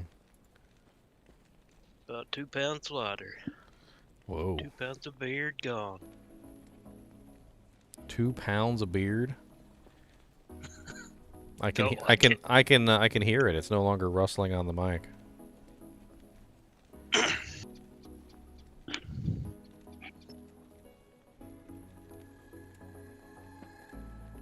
You still an active? Well, I mean, Kubis sabotaged me, and then I accidentally, saved and exited like twice, so that was always great. I did get the staff, though, so I'm proud of myself for that. Well, I did leave your stream running while I was gone. And opened it on my phone on Twitch. Sweet. So, I there's two like more. support. Support is nice. I need to find a waypoint, though, so I can stop running all the way back through, like, oh god, that's dangerous. Freaking fanaticized pack of whippy boys.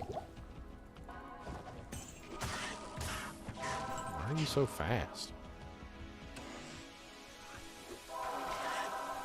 Well, they're probably saying, why are you so slow? Oh, The Holy Shock. You got Holy Shock and fanaticism close together.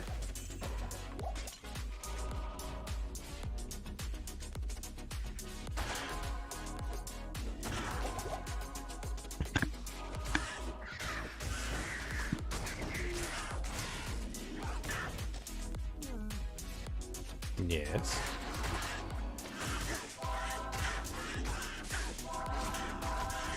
Is it because I said your name? I'm sorry I said your name.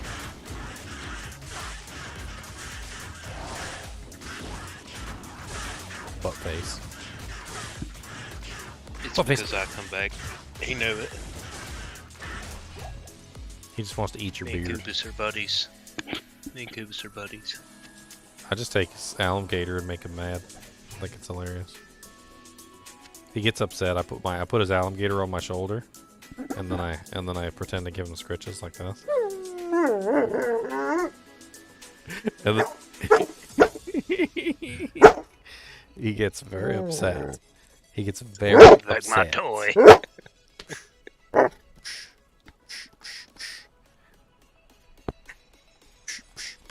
No, him's my alligator.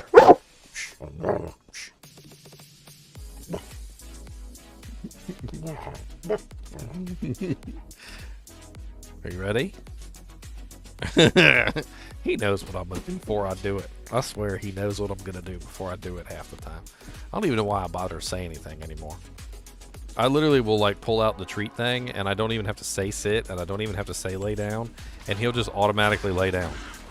Because he just automatically knows. He knows before I even do it, before I even say anything. He's already laid down, ready. He's like, oh, treat's out, gonna lay down.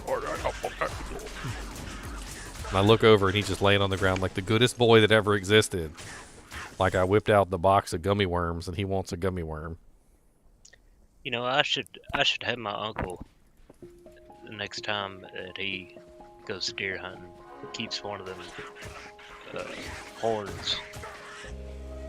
Come drop one off so I can send it to you. Oh yeah, a horn. He probably would love it. A deer antler. I bought him a buffalo horn. He was having a good time with that. He's got a couple of two buffalo horns actually that he chews on constantly. Until they're like absolutely gone. Buffalo horns are a little bit different than deer antlers. They're kind of hollow. They're a little bit harder for him to get his mouth around. It's I mean it is what it is. He just has a little bit of trouble with it, but he likes chewing on them. I'm sure. The deer antlers are pretty expensive, actually. I've never bought one. I was looking at them in the store one day, and they're pretty expensive. Well, then I'll definitely have to have him drop one off so I can send it to you. Because he goes hunting. He's just a big hunter. I used to be. Not no more.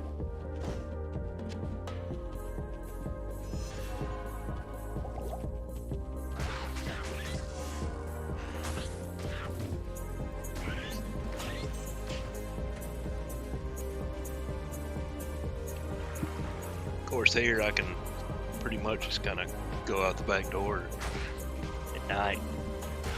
Typically see one running across the yard. Yeah.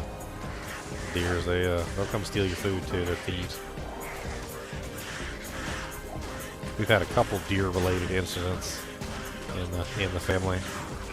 Very, very heartbreaking deer-related incidents that usually involve the deers coming in the middle of the night and destroying everything. They will. The first one was my mom. She spent a lot of money and time trying to make a flower garden, and she'd kind of like requisitioned the side of the garage, and she spent a long time planting a whole bunch of different, flowers out there. Got it looking all real nice and pretty. And one night, here they come. They ate it all every single flower, every single plant, every single stem down to the roots. Like they literally kept eating them until there was like nothing there. And like I think some of them they even pulled some of the roots up and ate them too. And I just remember she went out there, she was so proud of her garden. She went out there that day and it was all gone. Every single bit of it. She was upset. But not as upset as my dad. My dad, he used to run a garden. He has a garden for a long time. And I mean, he would do a garden every year, and usually the deer weren't that bad. Like they'd eat a couple things here or there, and they might mess something up. But they never did what they did this time. And he had spent a long time getting his whole garden set up. Like bean plants, pepper plants, tomato plants. I think he even had some corn in there and other things. So they were all planted, and he tilled the soil and everything. He spent quite a lot of time at it. It was a couple weeks getting everything done, and his garden was pretty big. And I guess the deer came. It's a full-time job. Yeah, and the deer came in the middle of the night, and they ate everything. I mean, it was a huge garden, and they ate everything. And I remember my dad; he was literally in tears. Like he had worked his ass off to make this garden, flourish. And they came in the middle of the night, and in one night they ruined everything he did in weeks. Took him weeks to do, and they ruined it in one night. That was actually the day I got fired from my job. I came home, and I didn't even let him know that I got fired from my job because he was upset about his garden. and I didn't want to like, I don't know, steal his thunder, so to speak, or like make what he went through to be less than what it was. So you know what we did that day? I went into the garage and we got the post hole digger, and I found any piece of wood that I could, and we got some chicken wire from the store, and we set him up a fence so that he could grow his garden without having to worry about the deer eating everything. The gardening, we had them growing up. Before my dad died, we always had a garden. And that's like a full-time Oh yeah, summer you gotta job right you gotta there. turn the soil, or you gotta weed it, one or the other. He used to turn the soil, which was the easiest way. You just dig the soil, then turn it over, and that's usually good enough to keep the weeds out for quite some time. And then you can then it's an easier time picking them when they do grow. You know, then you got to plant all the plants. You got to water them. You got to make sure that you keep like the bugs off of them and stuff. I mean, it takes some pretty serious effort. We always had corn and squash and tomatoes and like zucchini and onions, peppers. Just pretty much anything he can grow. He had a green thumb. I did not. Well, not when it came to gardening. Anyways, I didn't have a green thumb when it came to gardening. Grazer attack. Nah, but they totally will. Like freaking deer and stuff like that. They just come and they eat everything. I mean, that's why the Great Plains are the Great Plains. Like, a lot of people don't realize that the Great Plains exist as the Great Plains because all of the grazing animals basically just perpetually keep that constantly, like chewed away. Like, the trees don't even have a chance to grow because as soon as the little sapling comes up, they eat it. It got so bad here a few years back. Well, more than a few years now, but years back that, because you know how on hunting you have your limit, your tags. Yeah, well, sometimes they release the limit and they let you hunt in the city. They just did away with the tags. Like, you could only get, I think, 2 bucks, but like doe, it didn't matter at that point. Like, the deer were so overpopulated here, and so out of control. Yeah, usually they don't let you hunt them. Usually they don't let you hunt them in the city. So like in the city, they kind of have like a blanket ban. But the funny thing is that during the seasons like where they get really, really bad, to the point where they're overpopulated, they'll lift the ban in the city, and you can actually hunt them in the city. It's rare, but it's usually when the overpopulation gets really, really bad. I don't live in no city. When I say city, I don't mean like New York City. I mean like not the country. So like whatever the place is that has like the McDonald's Town. and the Hardee's and like maybe like a Farm Fresh or something. Like they'll let you hunt them in that place if the population gets bad enough.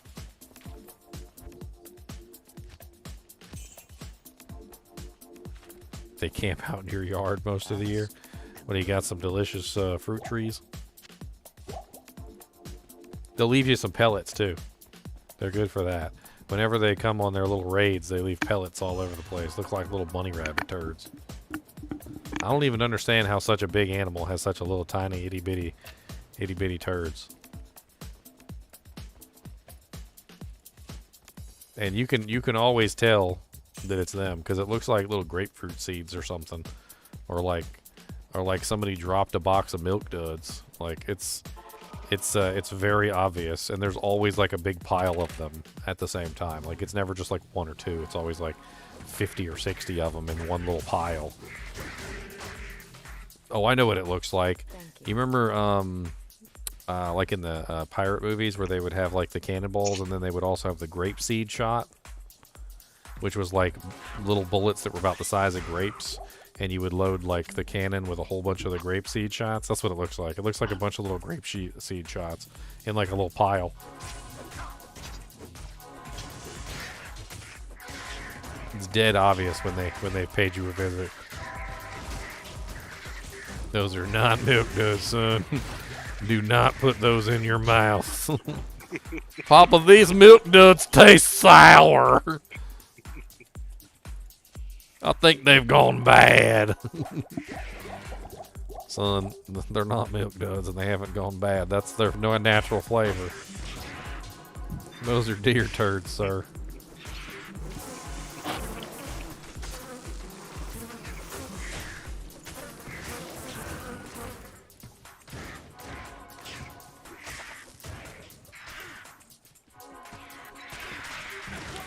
Oh, dang it. I looked down at chat. I don't even know what the hell's going on.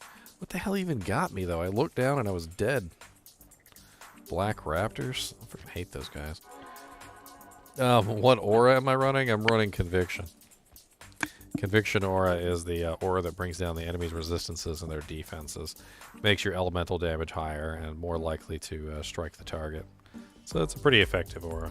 Depends on what build you're running, but it's pretty effective. And it's also very good, a team-based aura too. So like when you use it in a team, your team is usually very grateful that you exist. And they hump your leg. Like puppy dogs.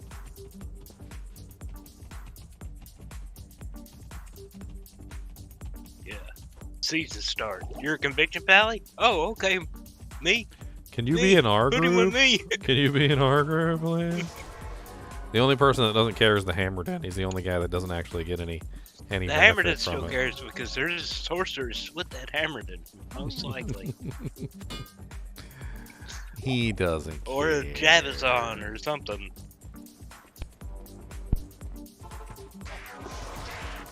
Freaking black raptors with their ugly little faces. Black raptors are one of the most deceptive, or these little flying things, the raptors. They are one of the most deceptive monsters in the game, in my opinion. They look harmless, and they act harmless. And a lot of the times, you think they're harmless. And you might even be laughing at me right now, and you might be like, yeah, those guys are totally harmless. What are you talking about? And then, I don't know what it is about them, but yes. Oh, wow, that's a really nice Sorky dujag. Kind of derailed myself. +2 Sork, +2 Blizzard, +1 Energy Shield, +2 Meteor, 57 mana, 20% faster cast. What the hell? You might think that they're harmless, and then when you actually get into a group that for some reason has half a brain, it's really, really strange because you'll find some of them that seem to actually have decent AI, and then they start charging you. And once they start charging you, you realize that they actually possess the charge skill, and they can do massive amounts of damage to you if they actually use it. And then you'll run into a pack of them that all use it, and they'll all charge you at the same time, and you'll just die. That's a season starter right there. That's a pretty nice little orb, isn't it? Oh my goodness. I would love that on a season start making a source. I just never like them because most of the time they don't even pay attention to you. And then when they finally do, it's like, charge, charge, charge, charge, charge, charge. And you're like, oh God, please stop. Thank you. I just want to live. Charge that guy. Charge that guy. Charge that guy. Why do I have... I hear it in my TV? No, I'm hearing my phone right above my head.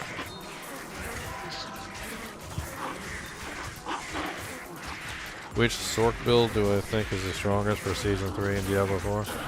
I mean, honestly, Ball Lightning is probably still powerful despite the nerfs, but it's probably not going to be what it once was. You're also going to be missing that crazy multipliers and stuff that were from the vampiric powers. I'm not sure if Ball Lightning is the right way to go. It's locked. Meteor Firewall and Meteor is going to be the Meteor might be the play. big one. Well, I was talking think about with this the other day Firewall. when I was theory crafting them. Meteor is mainly direct damage, and Firewall was mainly burning damage. You're probably better off combining it with something like Fireball, but I don't even know if you need to combine it with anything with the way that they beefed it up.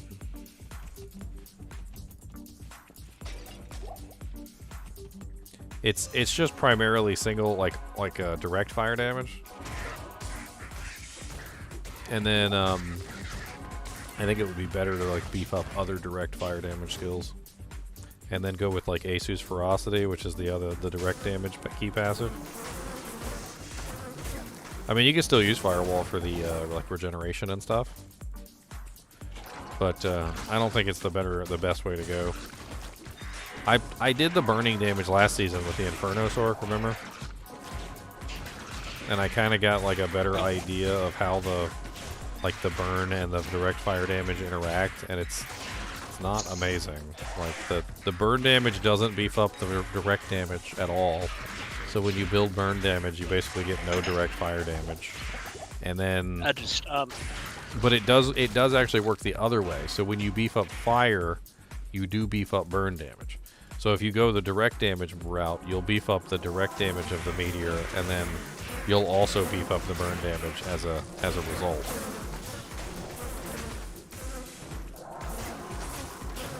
I just found it pretty easy to level the character with Firewall.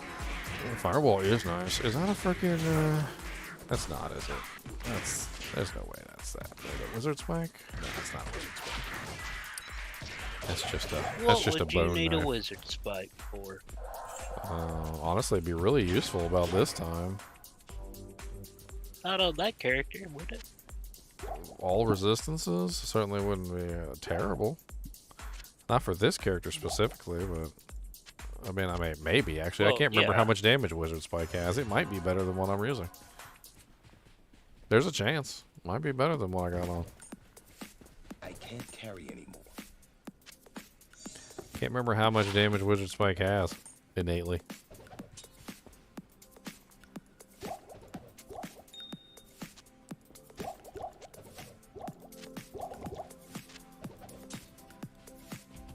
Alright, we are finally at Lost City. You're not gonna pick up them claws and ideal. What See if claws? they're trap claws. Greater claws over there you just walked by. I thought Greater Claws was Nightmare. No, they can still be trap claws. Still be cunning.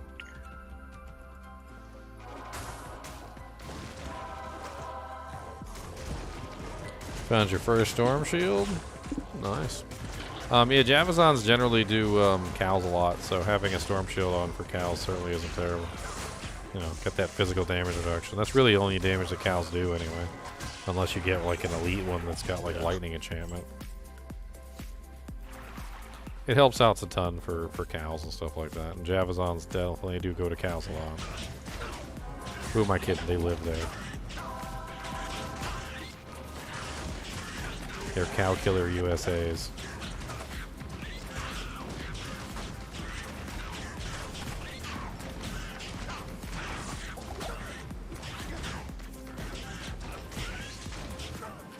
I like Chaos and World Stone, honestly, with the Jabazon.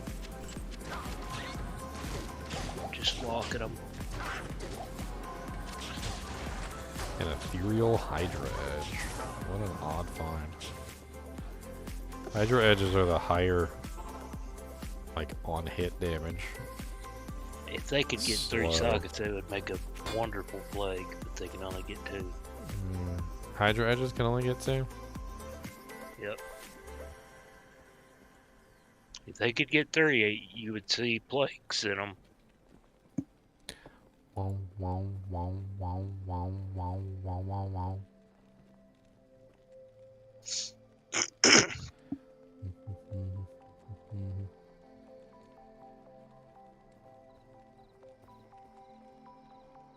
Yeah, I mean, wouldn't you make a plague in that if you could? 42 to 102? Well, they're a little slow, but I mean, it depends on if I needed speed or not. Well, this is an ethereal get one. This cleansing. is ethereal too, so. Yeah, but you don't use plague, you put it on Ag Bomber. So you get cleansing. I'm sorry, that rune word ruined me. I'm spoiled. Cleansing is great. Yes, I have to have cleansing like all the time now. I mean, who wants to be grit poisons? Nobody. Who wants to be cursed? Nobody. Nobody. Don't like none of it.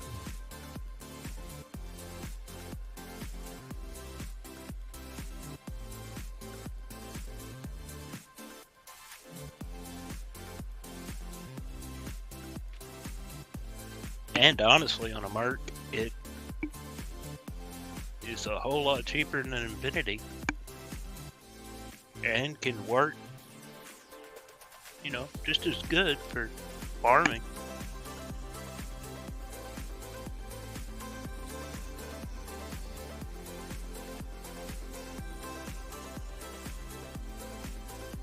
Getting a chime rune is definitely a lot cheaper than getting 2 bird runes.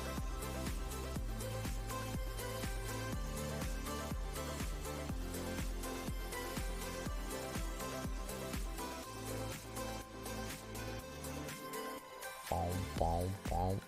Been reading some of these comments. I'm not sure what to do with that freaking Hydra Edge. It could make an interesting barb merc item. Like if I threw 2 sockets on it and at least gave it like a steel or something. Which one is the better one? It's like am tier or something? It's not, there's steel and then there's what? Strength? Yeah. I can't remember. Those are like the only 2 socket rune words for like swords. Yeah, tier L and am tier. Yeah, am tier is the better one, right? I would assume so. Could be interesting to see It's how higher that level. does on like a little, on like a merc, a barb merc. Hydra Edge is elite, and that is an ethereal Hydra Edge. I mean, the least I could do is just roll it, see if it gets 2 sockets. If it doesn't get 2 Yeah, sockets, I mean, well, even though it's oh, my merc's dead. to see what is the math there on that? Like, it'll still roll for what, 6? It's a Or 1 out of 4? it's a 1 out of 6 chance That to it'll get basically each max socket. sockets. And then it's only a 1 in 6 to get 1, but like a 5 in 6 to get 2, because that's the only one it can get or something. So there's a pretty good chance it'll be 2, and if I get 1, then I'm just really unlucky.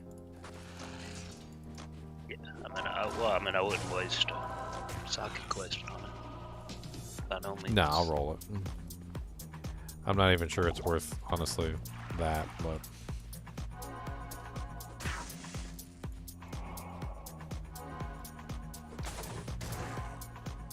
God dang it, I hate it when they have... So, like, my go-to is to convert the minions to fight the boss, and then sometimes I'll run into, like, a minion pack and a champion pack at the same time, and then I can't convert, like, half the monsters, because you can't convert champions either. And it kind of, like, completely ruins my plan on converting the minions to fight the boss.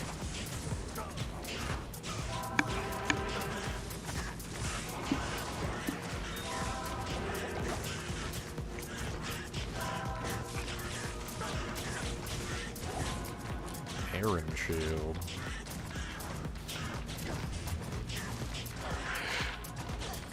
Wow. It's got faster block, faster blocking rates. It's got all resistances 30 with 50 cold and 37 lightning. So, 37 poison. Damage reduced by 6. It's level 33 though. So I don't think it's quite good enough. Pretty good well-rolled rare though. Good enough to sell. No, paladin shields are worthless. Don't know why. I don't even bother bringing it back to town. I don't know what it is. There's some sort of special command put in place where paladin shields are basically worthless. The only ones that are worth anything are the ones that have plus to skills. Like +2 pally or something like that. Like, those tend to be worth money, but like, I bet you that one probably won't even be like 10k. I mean, let's go check it real quick, because I like to do scientific experiments. It'd be interesting to see which mod on here might potentially be worth something. All res isn't generally worth anything, really, for some reason. Faster blocking. I think faster blocking is slightly valuable, but it's kind of a low roll. Yeah, it's only 4k. 4,000 gold. That's pathetic.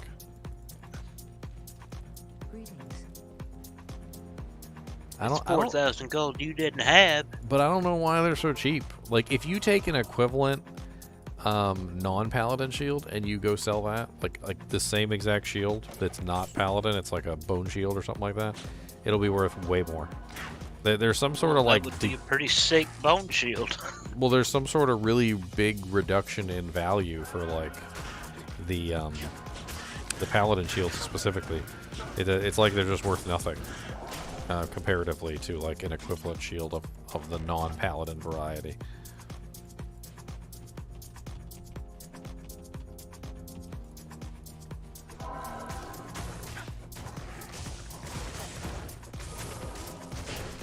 What's up, Cloud Bear? Oh, thank you. I appreciate it, man.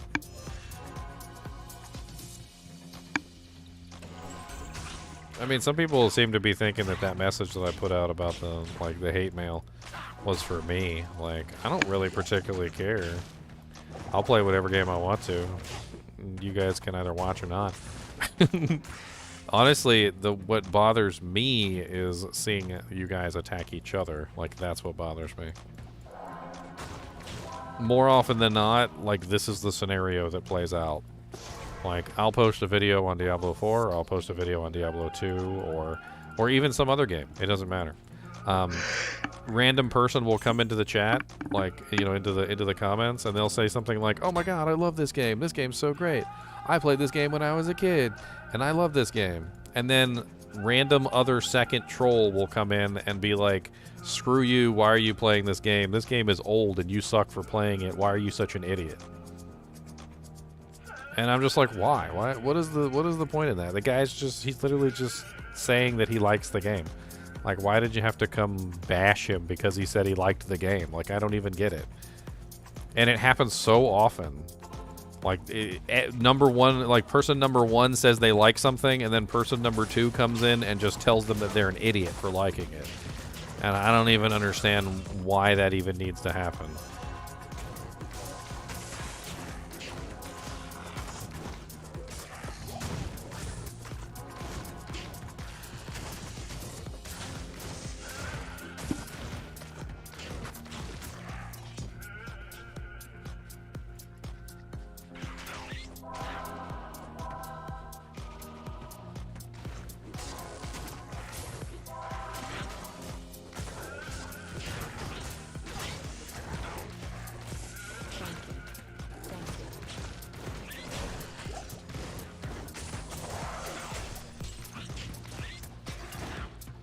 Somebody else was like, "You don't think all the content creators go through this?" And I'm like, "Yeah, of course they do."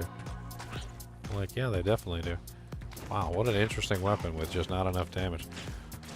I think it's freaking sick, though. I was like, Sweet Phil's going through it. I know he is, because literally he made a whole nother Diablo 4 channel because people complained a whole lot until he stopped playing Diablo 4. I don't think you guys will realize this, but I don't think Sweet Phil necessarily dislikes Diablo 4. I think it's more along the lines of that you guys just complained so much and so often that he just decided that he was going to separate out the channels because he was tired of hearing it. Which, you know what, I can totally understand. I don't think that would stop anything, but I can totally understand. Sweet Bill's good people. Oh yeah, he is. I kind of feel bad for him that he's even in that situation. I mean, it's the same situation I'm in, except I just don't care. But but he does care, and that's why he's kind of like restricted his content to one channel or the other. Dang it! I hate those little guys. Those guys can suck it. The little fasty boys, the ones that run up and smack you in the back of the head and then they run away. The little creepers. Little scavenger. Yeah, little I don't know what they are. Little monkey demons or something. Why do I care? Because I've literally had people complain to me about it. I mean, not just on my channel, but also here in the Discord. Like, I still remember when Diablo Immortal came out, and you know, there was a lot of people who freaking hated Diablo Immortal. And you know what? More power to them, because Diablo Immortal is a terrible game. But what happened as a result from it was very bad. And it's the kind of thing that I don't like. Which is basically where the people that were playing Diablo Immortal were getting bullied. Like, literally bullied by the people who weren't. If you were in the channel and you were playing Diablo Immortal and they didn't like it, they would come into your channel and they would literally bully you for playing the game. Why are you playing this game? You're such an idiot. You know, like, you need to leave the server. We don't like you anymore. We don't want your kind here. Like, that's the kind of stuff that goes on. It's straight up bullying. I'm not going to put up with that kind of crap. I mean, you can do it somewhere else on somebody else's channel. You know what? Go ahead. Do it on Sweet Phil's channel. Do it on anybody's channel. Like, just don't do it on mine. I don't know what to think about this freaking little Morning Star. It doesn't have enough damage bonus, but holy crap, does it have like everything else in the world? 40% increased attack speed, 243 raw attack rating, 232 attack rating versus undead, prevent monster heal. It's only got 86% enhanced though, which is really low. I mean, it could be useful for like a character that's not really a melee character, or not really a physical damage character, because it's really fast. Maybe like a Holy Fire Paladin or something. You know, something that's more elemental based. Could be an interesting. Even the Holy Fire Paladin's gonna be Probably in the Hexfire, middle right? of getting beat on. I don't know. It just doesn't have enough damage, I feel like, and it's too high level for a low No. level. It's 40. It's level 48, which puts it, It way does too have high. good mods. Yeah, it does. It does have good mods. If it had a little bit more damage, I think it would be worth it. But the low damage output Put a is just 2 by that 8. On Yeah, the put a 2. damage. yes. Be right up your alley. Oh, was my saying more to haters? Yeah, I mean, honestly, I often wonder myself why people need to go out of their way to like crap talk somebody else. It doesn't really make a whole lot of sense to me either.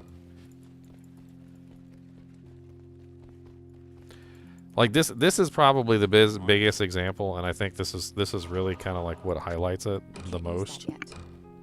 Is it so there was this news story, and I'm not bringing politics into this. This is more of a story of just how silly some people can be when it comes to hate, like, you know, just being hateful about specific things.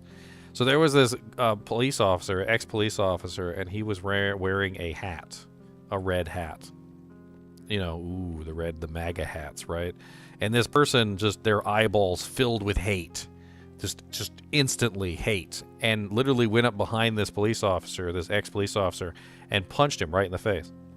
Little did this person know, who was blinded by hatred, the hat was a meme. It was literally, it didn't even say what they thought it said. It said, "Make 50 great again." That's what it said. It was a meme hat making fun of the red hat that she didn't like. But the woman who punched the police officer didn't know that that's what it was, because she didn't even take the time to actually pay attention, like, to what was going on. Like, I made a post earlier, and this is just a funny example of the same exact thing. Is literally, I made a post earlier with a meme. Like, that's all it was. It was a meme making fun of Diablo 4. Like, the entire purpose of it was just to make fun of Diablo 4. It's right here. Let me show you guys. This post right here. Season of the Dwemer. I was literally making fun of Diablo 4. I edited in a picture of like a Skyrim Centurion. I edited in the Skyrim spider, and I edited in the Skyrim dwarven armor, because I was literally making fun of the Diablo 3 season, Diablo 4 season 3, Season of the Construct, and I called it Season of the Dwemer, and it was supposed to be a joke, and literally the entire thing down below is literally just people complaining about the game. Like, it's a joke. I literally made a joke about the game. I was making a meme about the game, but nobody laughed. All they had to do was say complaints. I don't even think they realized that this was actually a meme that I created. I think they actually think this was the real thing, that this is the actual screenshot. Because I don't maybe I just did too good of a job on the screenshot and it just looks too realistic. But this is not the real screenshot, guys. This is literally a Skyrim Centurion. This is a Skyrim spider, and this is the Skyrim dwarven armor from Skyrim, guys. Okay? This is not a real screenshot, it's a meme. You're supposed to laugh at this. It's not supposed to be something serious that you complain about.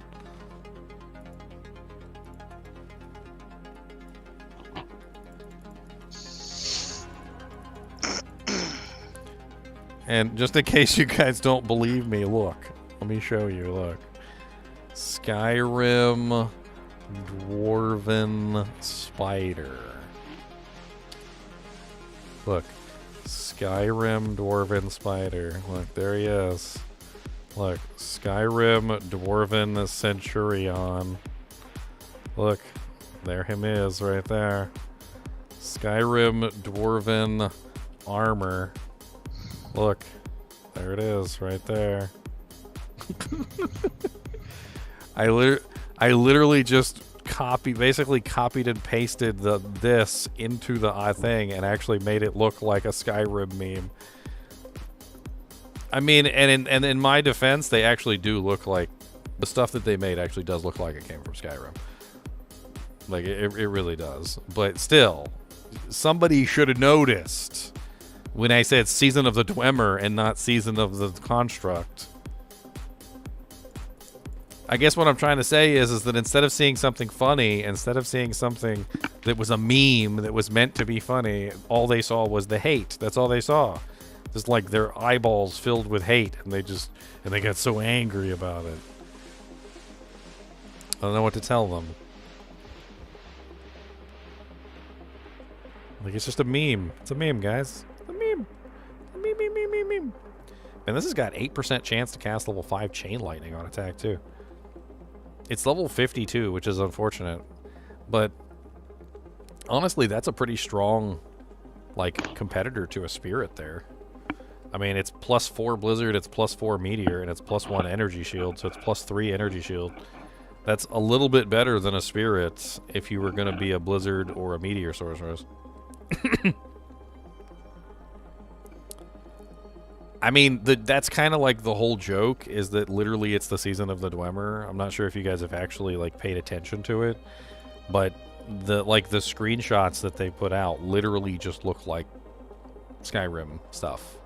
Let me show you for a second here. And I was laughing the entire time because they straight up look like they came out of Skyrim.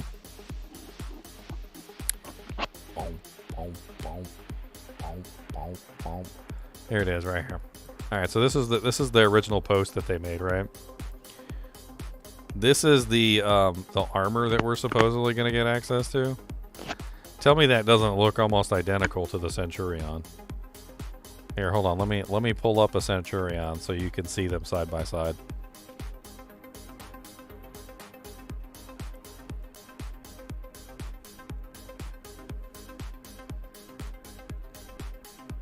All right. That was not correct. Hold on. All right, this is the Dwemer Centurion right here. Okay. Are you ready?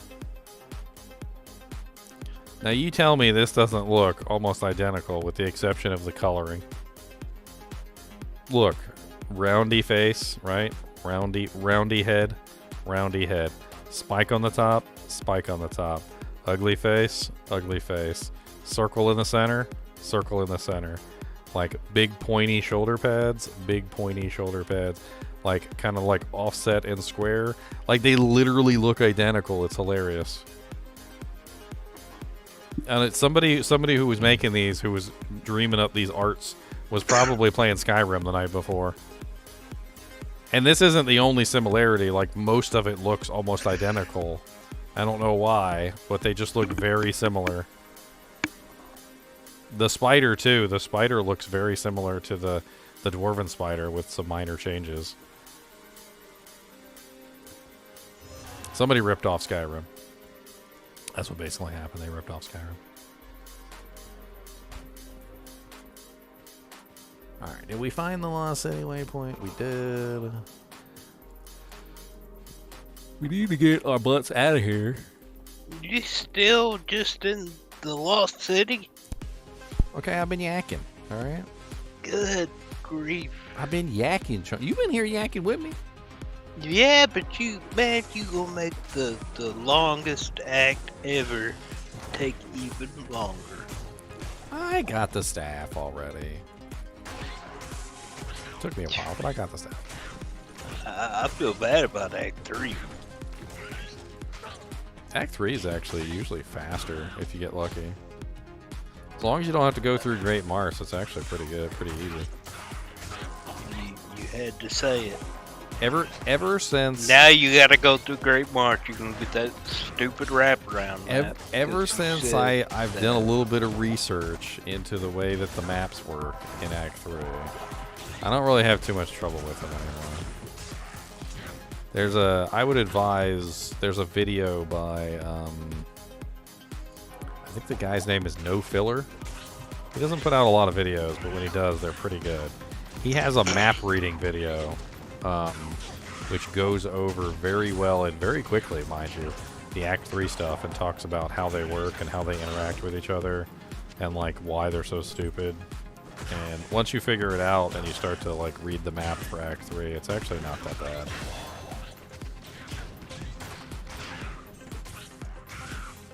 I mean, I could explain it in Paint. I can explain it in Paint.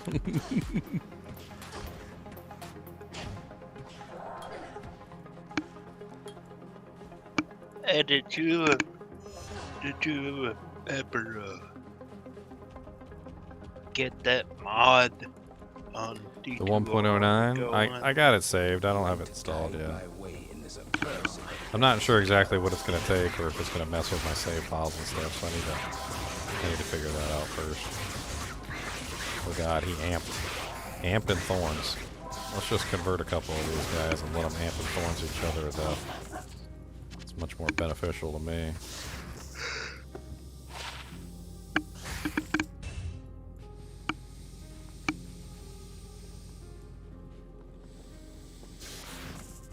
They basically just kill each other. It's great. Alright, more snacks. Go up there and fight the snacks, lady.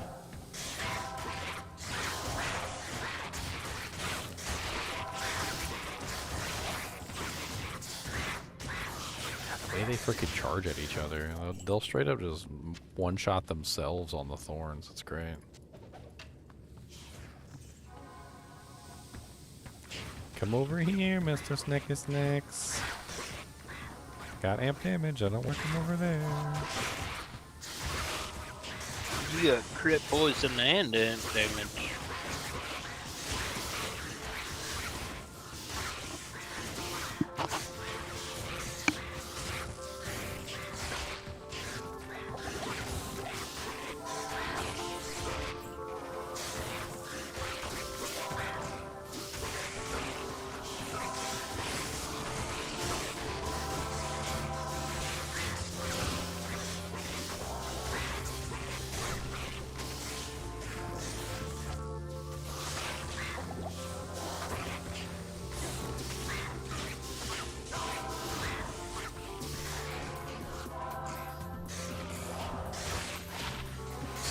Attack rating steel. What is the max for largest? I don't even remember.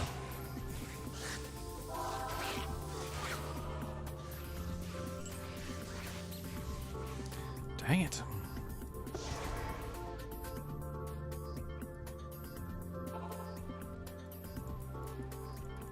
Alright, so let's do a quick rundown of Act 3 for those of you guys who may have never gotten the hang of it. Alright, I'm gonna draw it on paint for you. That was not the paint I wanted. I want the regular paint, not the 3D paint. Alright, we're gonna draw this on paint. Alright, so let's pretend that there's well, let's just make a square. Okay, so here we'll make this bigger so we can make it bigger. Alright, so let's pretend this is down here is the docks. Alright, so that is the docks. We'll write docks down here. So docks.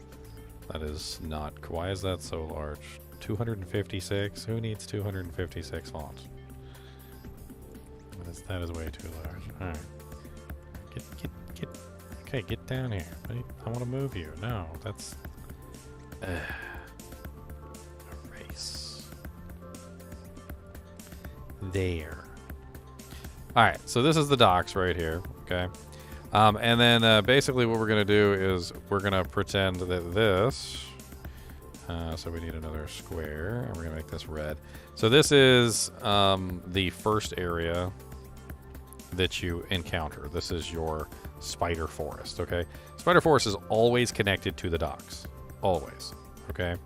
Now, as you progress through spider forest, you will find 3 areas. There's always 3, no more, no less, always 3. And these 3 areas represent the 3 potential places that you can go. One of these is the waypoint, one of these is spider forest, and one of these is a dead end. Always. This is how this works. All right, now from here, spider forest connects to either one of 2 places or both. It doesn't really matter. It can connect to Flayer Jungle, or it can also connect to Great Marsh. And let's make this one purple to make that one different. So Great Marsh and Spider Forest can both connect to, or sorry, Great Forest and Flayer Jungle can both connect to Spider Forest. The problem is that sometimes only one is connected to Spider Forest, and the other one is connected to Flayer Jungle, or Great Marsh is connected to Spider Forest, and then Flayer Jungle is connected to Great Marsh. All of the areas use this same exact template, which is basically that your 3 areas represent your waypoint, your dead end, and the objective, right? So you've got your objective like Spider Cavern or Flayer Dungeon. Then you've got your waypoints like Flayer Dungeon Waypoint or Spider Cavern Waypoint, or yeah, Spider Forest Waypoint. And then Great Marsh also has 3, except the 3 that are in Great Marsh are waypoint, chest. Both 2 of the dead ends in Great Marsh are going to be chests, super chests, and one of them will be the waypoint. Now, the thing is that when you get into Act 3, the first thing you want to confirm is that which one is Spider Forest connecting to. That's what you want to do. You want to look for each one of the dead ends. You want to find your Spider Cavern and hopefully find your Spider Forest waypoint as well, so you don't have to backtrack. Then from there, you figure out which one is connected to Flayer Jungle or to Spider Forest, okay? Then at that point, what you want to do is you want to search and you want to find out whether or not the other one is connected too. So if the other one is connected, like say you go this way and you end up in Great Marsh, then turn around completely and go the opposite direction and see if you end up in Flayer Jungle. If this ends up being a dead end, then you know you don't have a skip. A skip is when Flayer Jungle connects directly to Spider Forest. If Flayer Jungle doesn't connect directly to Spider Forest, then the only way to get to Flayer Jungle is to go through Great Marsh. It's actually really easy, and once you get the hang of it, Act 3 becomes a breeze. Look for the dead ends every single time, all right? Follow the river. If you find Great Marsh, turn around, go the other way. If you can't find Flayer Jungle, then you know you have to go through Great Marsh. Always look for the skip. Always, because chances are you probably have the skip. And if you don't have the skip, well, then you're screwed. But usually, Spider Reset Forest... the map if you don't have the skip. Reset the map if you don't have the skip. Because honestly, at this point, if you got to go through Great Marsh, you got to go through all those freaking glomes and everything, and it's just a pain in the butt. So just reset it until you can. And the configuration for Act 3 can be different every single time. So you might end up with a Spider Forest that looks like this, and then like a Great Marsh that looks like this. And then you might end up with a Flayer Jungle that connects to Great Marsh right there. Or you can end up with a really weird one where like Great Marsh is like right here, and then Flayer Jungle is like right here, and they're connected on either side of each other. Another interesting way that you can get it, which is actually a skip, although people don't realize it's a skip, is where Great Marsh and Flayer Jungle are directly side by side. And this is a really interesting one. So if you end up in a situation like this, where Great Marsh is connected to Spider Forest, and then you end up with hold on, keeps messing with my colors. And then you end up with Flayer Jungle on the other side of Great Marsh. Sometimes Flayer Jungle can literally be like right next to Great Marsh, and if you just continue going to the left, you'll actually run right into it. You could just go straight through Great Marsh on a little short path and find Flare Jungle on the other side because it's connected directly on the other side. But sometimes you end up with really crappy situations like this, where this is Spider Forest, and then this is Great Marsh, like this, and then Flare Jungle's like way up here, like at the very tip of Great Marsh, and you got to go all the way through Great Marsh to get to Flare Jungle, and those are just obnoxious because you got to go through like the whole Flare Jungle to get there, and it's just not very fun. It's not. And what I mean by follow the river is usually if you follow the river kind of goes like this. So it kind of like flows through all of the areas. And if you pay attention to the river actually does kind of lead you in the direction that you're trying to go. Sometimes the river goes off in a dead end, but usually it doesn't. Usually the river leads toward the city almost every single time. It's just a matter of following it the right pathway down. The 3 dead ends thing helps me out a lot. And then like when I get to Act 3 I'll point it out, but there's also dead end tiles. And if you get used to recognizing the dead end tiles, you'll know not to go down that path. Like whenever you see a U, like the river going in a U shape, on the left side it's always a dead end. Never go down the left side of the U-shaped tile because it's always a dead end. You have to go across the bridge and you have to go like through and then up. It's like a J.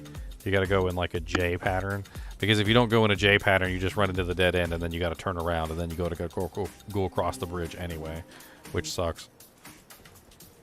Oh, I lost my merc.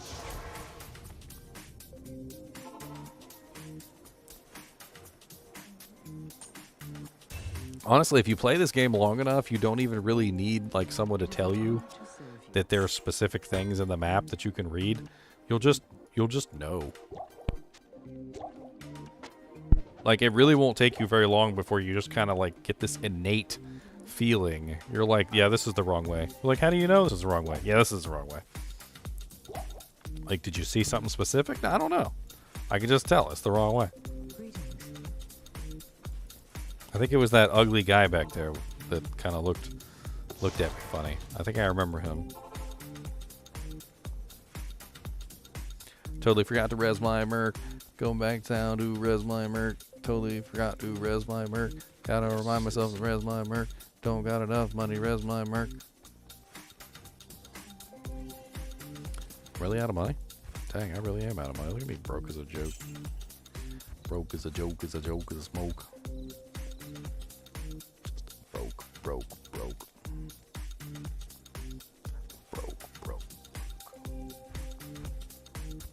Man, I really can't afford my merc. This is terrible.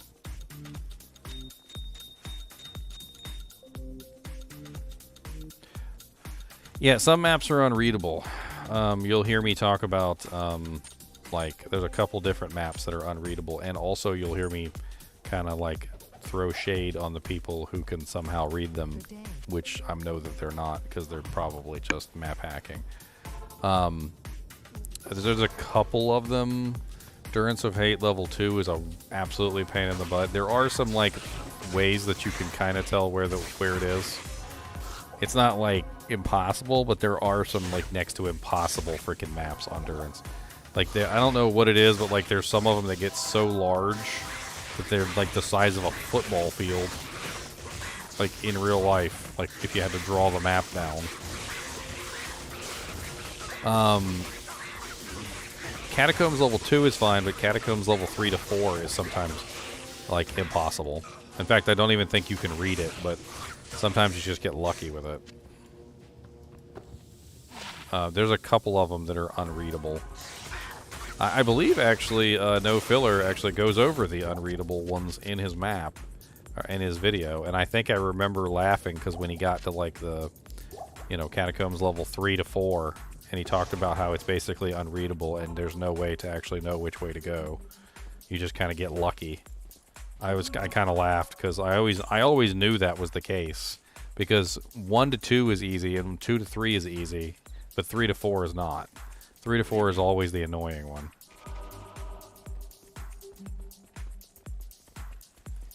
That's what I'm saying. Sometimes you get lucky with Endurance of Fate level 2 and the map's not so completely, utterly ridiculous. And then other times it's like, oh my god, what the hell's going on in here? This is absolutely insane.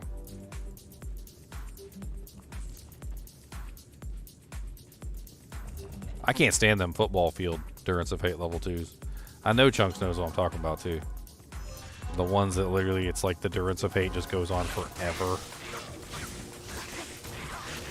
And the waypoint ends up being somewhere completely random, like in the middle of the map or something.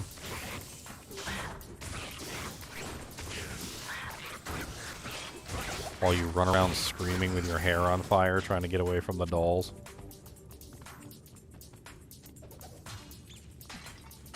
I mean, I run around screaming with my hair on fire. I'm not sure about you guys.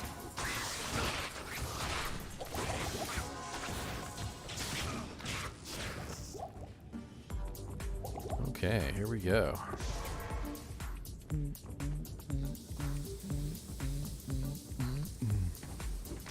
Alright, convert as many as we can. Convert them all. Oh god, almost died.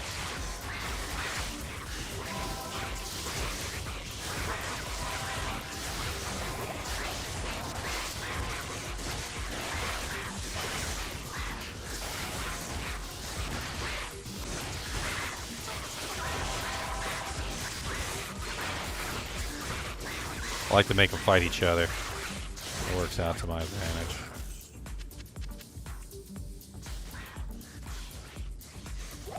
Dude, them dolls be so fast too sometimes. I know you guys know what I'm talking about because you've encountered the dolls. I know you have. The ones where they're like literally the speed of sound and it doesn't seem like you can get away from them no matter how hard you try. You'll literally teleport with like a full 200% FCR sorceress and somehow they're still keeping up with you, and you're like, oh my god, as you literally teleport along, just barely staying out of range of them the entire time. Those things are scary. The fact that they can keep up with you like that, like I think it's like extra fast ones. Oh my god, you can't get away from them. Like you can't. You teleport through walls and they still catch up. I love the Carbot episode about him. Just explode in your face.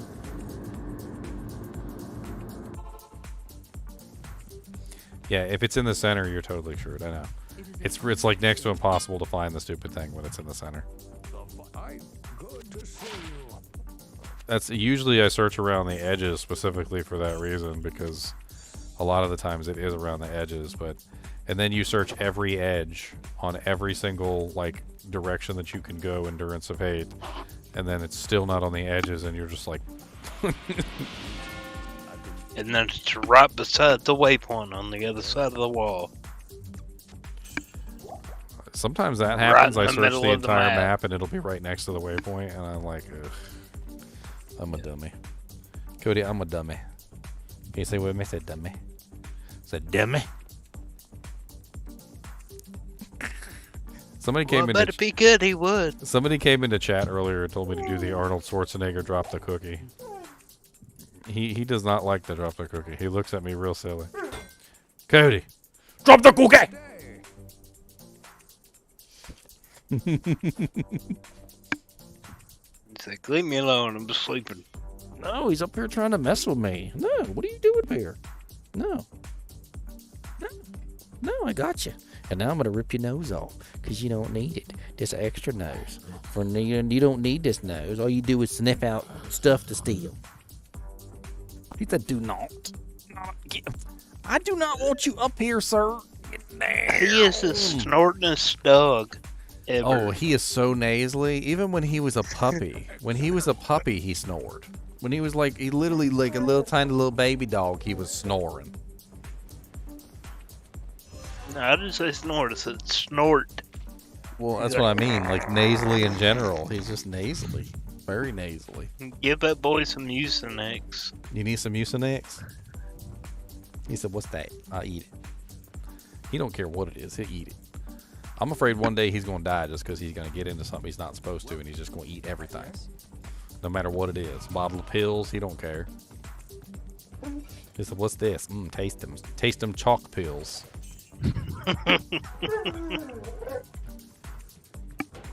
He said, "How come you got these taste them chalk pills? You were hiding from me." A couple hours later, he's dead. That's right, I said it. Dead. D-E-D, dead. He said, "What? D-E-D? I can't spell. What's that spell?" Nothing, because I misspelled it.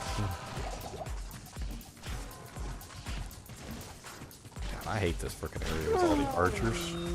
They can go to hell. God dang, Cody. Who are you talking to with that tone of your voice? You stirred him up. I mean, that could be my fault. Now he's got to poop. Oh yeah, that's how you feel, Cody. That's how you feels. That's how you feels. Tell me all about it. I know it's terrible. It is. I know. You should You should write a letter to the editor. He said, "How about do that? How about this? I'll record you, and you can tell them everything you want to tell them, and then I'll send it to them in the email." You want me to send them an email? He said, "No, I want you to take me outside before I drop a deuce right here in this floor." I took him out like 2 hours ago. He usually doesn't go to the bathroom like once every 4 hours. Hey man, sometimes you gotta go. Well, I know. Sometimes he's got the diarrheas. The diarrheals. That's why I took him out earlier, but he didn't even really do nothing. I don't know what his problem is. Boy, I'm about to die over here. What the hell was that? Others. There goes all my gold. Boy, there was a whole pack of Erdars, like 18,000 archers. They was blocking every way I could go. Like I tried to get out of there. On chat. Dude, that was insane. I was trying my best just to get out. I'm watching it now. I just wanted to get out. You're not getting out of that. No, I wasn't, and I didn't. I'm dead.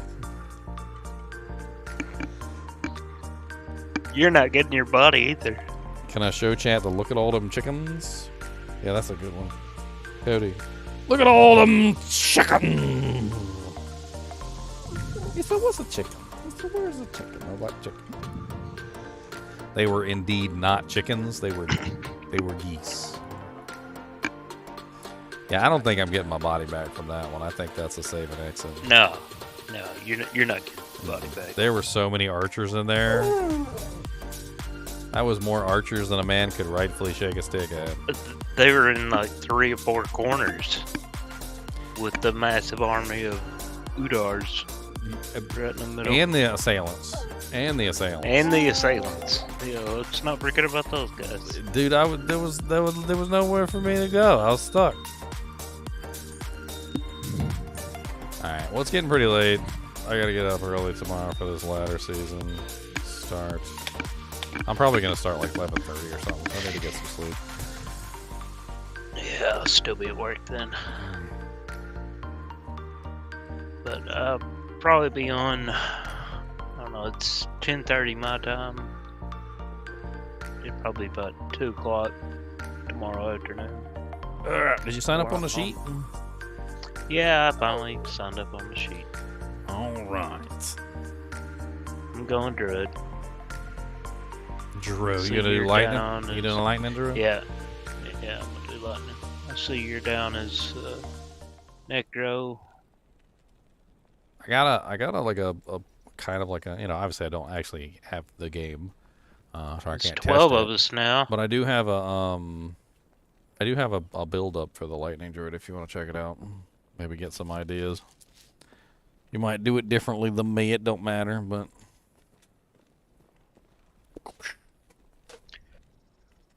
All right. Well, have a good night, bud. all right. See you, chunks.